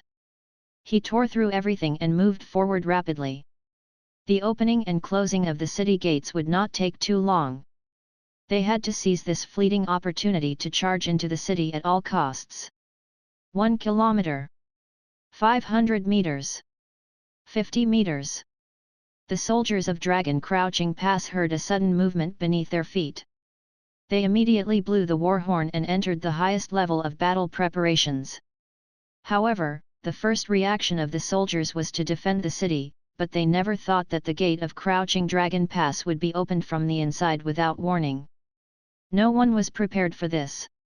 He could only watch as the morale of the army that had appeared out of nowhere was high. They charged into the city of Dragon Crouching Pass with an indomitable attitude. Of course, the Dragon Crouching Pass had stood tall for so many years, so it was naturally impossible for it to be broken through so easily. In terms of the most important city gate, there were 3 elite troops stationed at the Dragon Conqueror Pass. Each soldier was at least a true form realm cultivator. These 3 troops were in shifts 365 days a year to guard the safety of the city gates. Under normal circumstances, each elite troop in charge of the city gate would have about 8 people. 8 Chi Refinement Realm cultivators at the True Form Realm and above could even resist a Void Refinement Realm Chi Refinement Realm cultivator. Of course, if one thought that only these 3 troops were guarding the main military route of the Dragon Conqueror Pass, they would be gravely mistaken. There was only one Giwen Realm cultivator above the 3 elite divisions who was responsible for the safety of the city wall. However, it was naturally impossible for this Giwen Realm cultivator to really guard the city gate every day. He spent most of his time stationed on the cultivation platform specially set up for them in the city. They would only attack when they encountered Chi practitioners of the returning origin stage who wanted to open the city gates. Under normal circumstances, according to the mutual understanding between cultivators, the 2 of them would be able to form a connection. Chi practitioners who were above the returning origin stage would not attack in such a place. After all, when a Chi refiner's strength reached a certain level, even if the army had a military soul, they could still cause a great deal of damage. At the extreme, they could even resist the charge of tens of thousands or even hundreds of thousands of troops by themselves. Chapter 550, The Spirit of the Army, 2. It was like a meat grinder on the battlefield. These Chi refiners would usually be invited to set the rules and not personally break the rules. But now, the gate of Dragon Crouching Pass had suddenly lost control. Naturally, one of the 3 elite troops had encountered a problem. To be able to kill all 8 Chi practitioners at the True Form Realm without a sound, without even letting out a sound, it was obviously impossible for the opponent to be at the Void Refinement Realm. In other words, the enemy had dispatched at least 1 cultivator of the returning origin stage. After sensing the sudden movement, the Giwen Realm cultivators guarding the Dragon Crouching Pass also approached the city gate as quickly as possible. They wanted to close the inner gate of the city wall before the unknown army outside broke into the city wall. However, he had just left the house. He saw a figure covered in a black robe. The cultivator guarding the Dragon Crouching Pass sensed a powerful aura from the other party and could not help but narrow his eyes. "Who are you? Why did he attack for no reason? Aren't you afraid of the endless pursuit of our great Zhou?" The black-robed figure did not speak. He only showed the weapon in his hand. On the other side, after the thick city wall was opened, it was not long before it was closed by the guards who regained control of the gate. However, in just a few minutes, more than half of the Star Moon army had already rushed into the Dragon Crouching Pass. Instantly, the entire Dragon Conqueror Pass was in an uproar. The panicked soldiers raised their weapons, but they did not dare to go down and fight the Star Moon army. Normally, this would not have happened. After all, regardless of whether it was Dragon Subdue Pass, Tiger Subdue Pass, or Fusion Pass, the troops stationed there were all the most elite troops from various places. But now, under the Emperor's order, all the elite soldiers in the front lines of Dragon Subdue Pass, Tiger Subdue Pass, and Fusion Pass had been transferred out. Those who stayed were either new recruits who had just passed the conscription order, or the old, weak, sick, and disabled who did not have much combat strength. Furthermore, 80% of the troops stationed in these three cities had followed the army to the east to attack North Ice River Town. The remaining three cities only had 300,000 soldiers. In fact, these three passes were so powerful that one man could block 10,000 men. Even if each city only had an average of 100,000 men left, without an army of 400,000 to 500,000 men, it would be impossible for them to reach the city walls. Now, in the entire northwest, without the help of the Qin army, other than the Star Moon army, there was no one who could break through the defense of the Great Zhou. However, the main force of the Star Moon troop was still in the northeast wing city. Moreover, the commander's life and death were unknown. How could they possibly gather hundreds of thousands of troops? Therefore, this arrangement was very reasonable. However, he did not expect that the Star Moon army would not care about martial ethics either. They actually directly brought out a powerful chi refiner of the returning to the origin realm to pull the rug out of Fusion Pass. Li Yueming had just turned 1 year old and was still crying for milk. One night, the nanny who was feeding her suddenly found a mysterious token in her hand. The nanny did not dare to delay and told Li Nanfan the news. Everyone in the Li family was alarmed. However, when they saw the design of the token, everyone was shocked. That was because the token was left behind by Li Tianyu, the ancestor of the Li family, to control the 7-kill token of the hidden guards. With the 7-kill token, one could mobilize the most mysterious and powerful secret guards of the Li family. Such an important thing had appeared in Li Yueming's hands. The Li family was both happy and worried about this. He was happy that the old ancestor had not passed away. This 7-kill order had disappeared for hundreds of years. Now that it could appear in Li Yueming's hands, it was the best proof. What was worrying was that this token was of great importance to the Li family, but it had appeared in the hands of a child who was crying pitifully. However, this was the will of their ancestor after all. The Li family did not dare to disobey. They could only choose to accept it and secretly strengthen the cultivation of Li Yueming. Later on, as Li Yueming grew up, she began to show all kinds of extraordinary talents. Ordinary people might have to read it dozens of times to remember the general ancient books, but she only needed to read it once to remember them completely. She could also understand the meaning and make answers or modifications. Ever since she realized that her talent was different from ordinary people, she began to hide it in front of everyone. Especially after Li Yueming grew up, he became more and more sharp. She became even more lazy and low-key. The Great Zhou might allow the Li family to have a disciple who showed off his abilities, but they would definitely not allow the Li family to have two all-rounder geniuses with heaven-defying talent. As the heir of the Li family, Li Yueming had too many eyes on him. He definitely couldn't keep a low profile. Therefore, Li Yueming took the initiative to hide his sharp side. He only relied on his own judgment of the situation and secretly used the power of the secret guards to set up a backup plan. Ever since he heard that Li Yueming had gone to the northern lands to become a general, he had been very excited. Li Yueming quickly guessed Li Yueming's next intention and immediately set up many backup plans in the northwest. The Great Zhou would probably never have imagined that the Li family's secret guards would sneak into the key troops of the Dragon Subdue Pass and Tiger Subdue Pass, which would even have their ancestral graves dug up and investigated. Decades ago, Li Yueming had planted many seeds. Now, these seeds had germinated and grown into a big tree. Under the situation where the natural barrier city was broken, a group of new recruits and the old, weak and sick were fighting against the furious Star Moon army.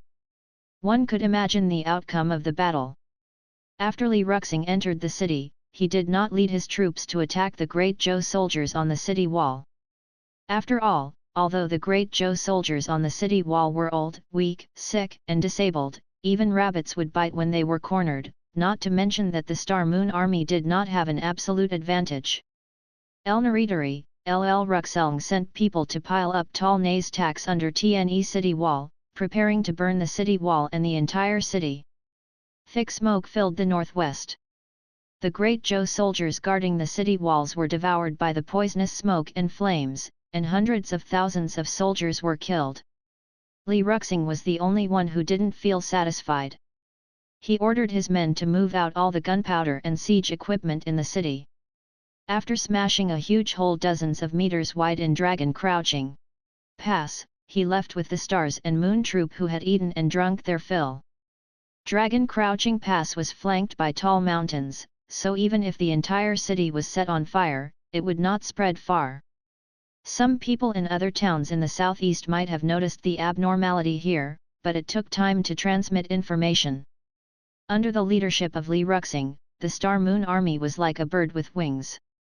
No matter what kind of mountains and rivers they encountered, Li Yueming could identify them in the shortest time possible.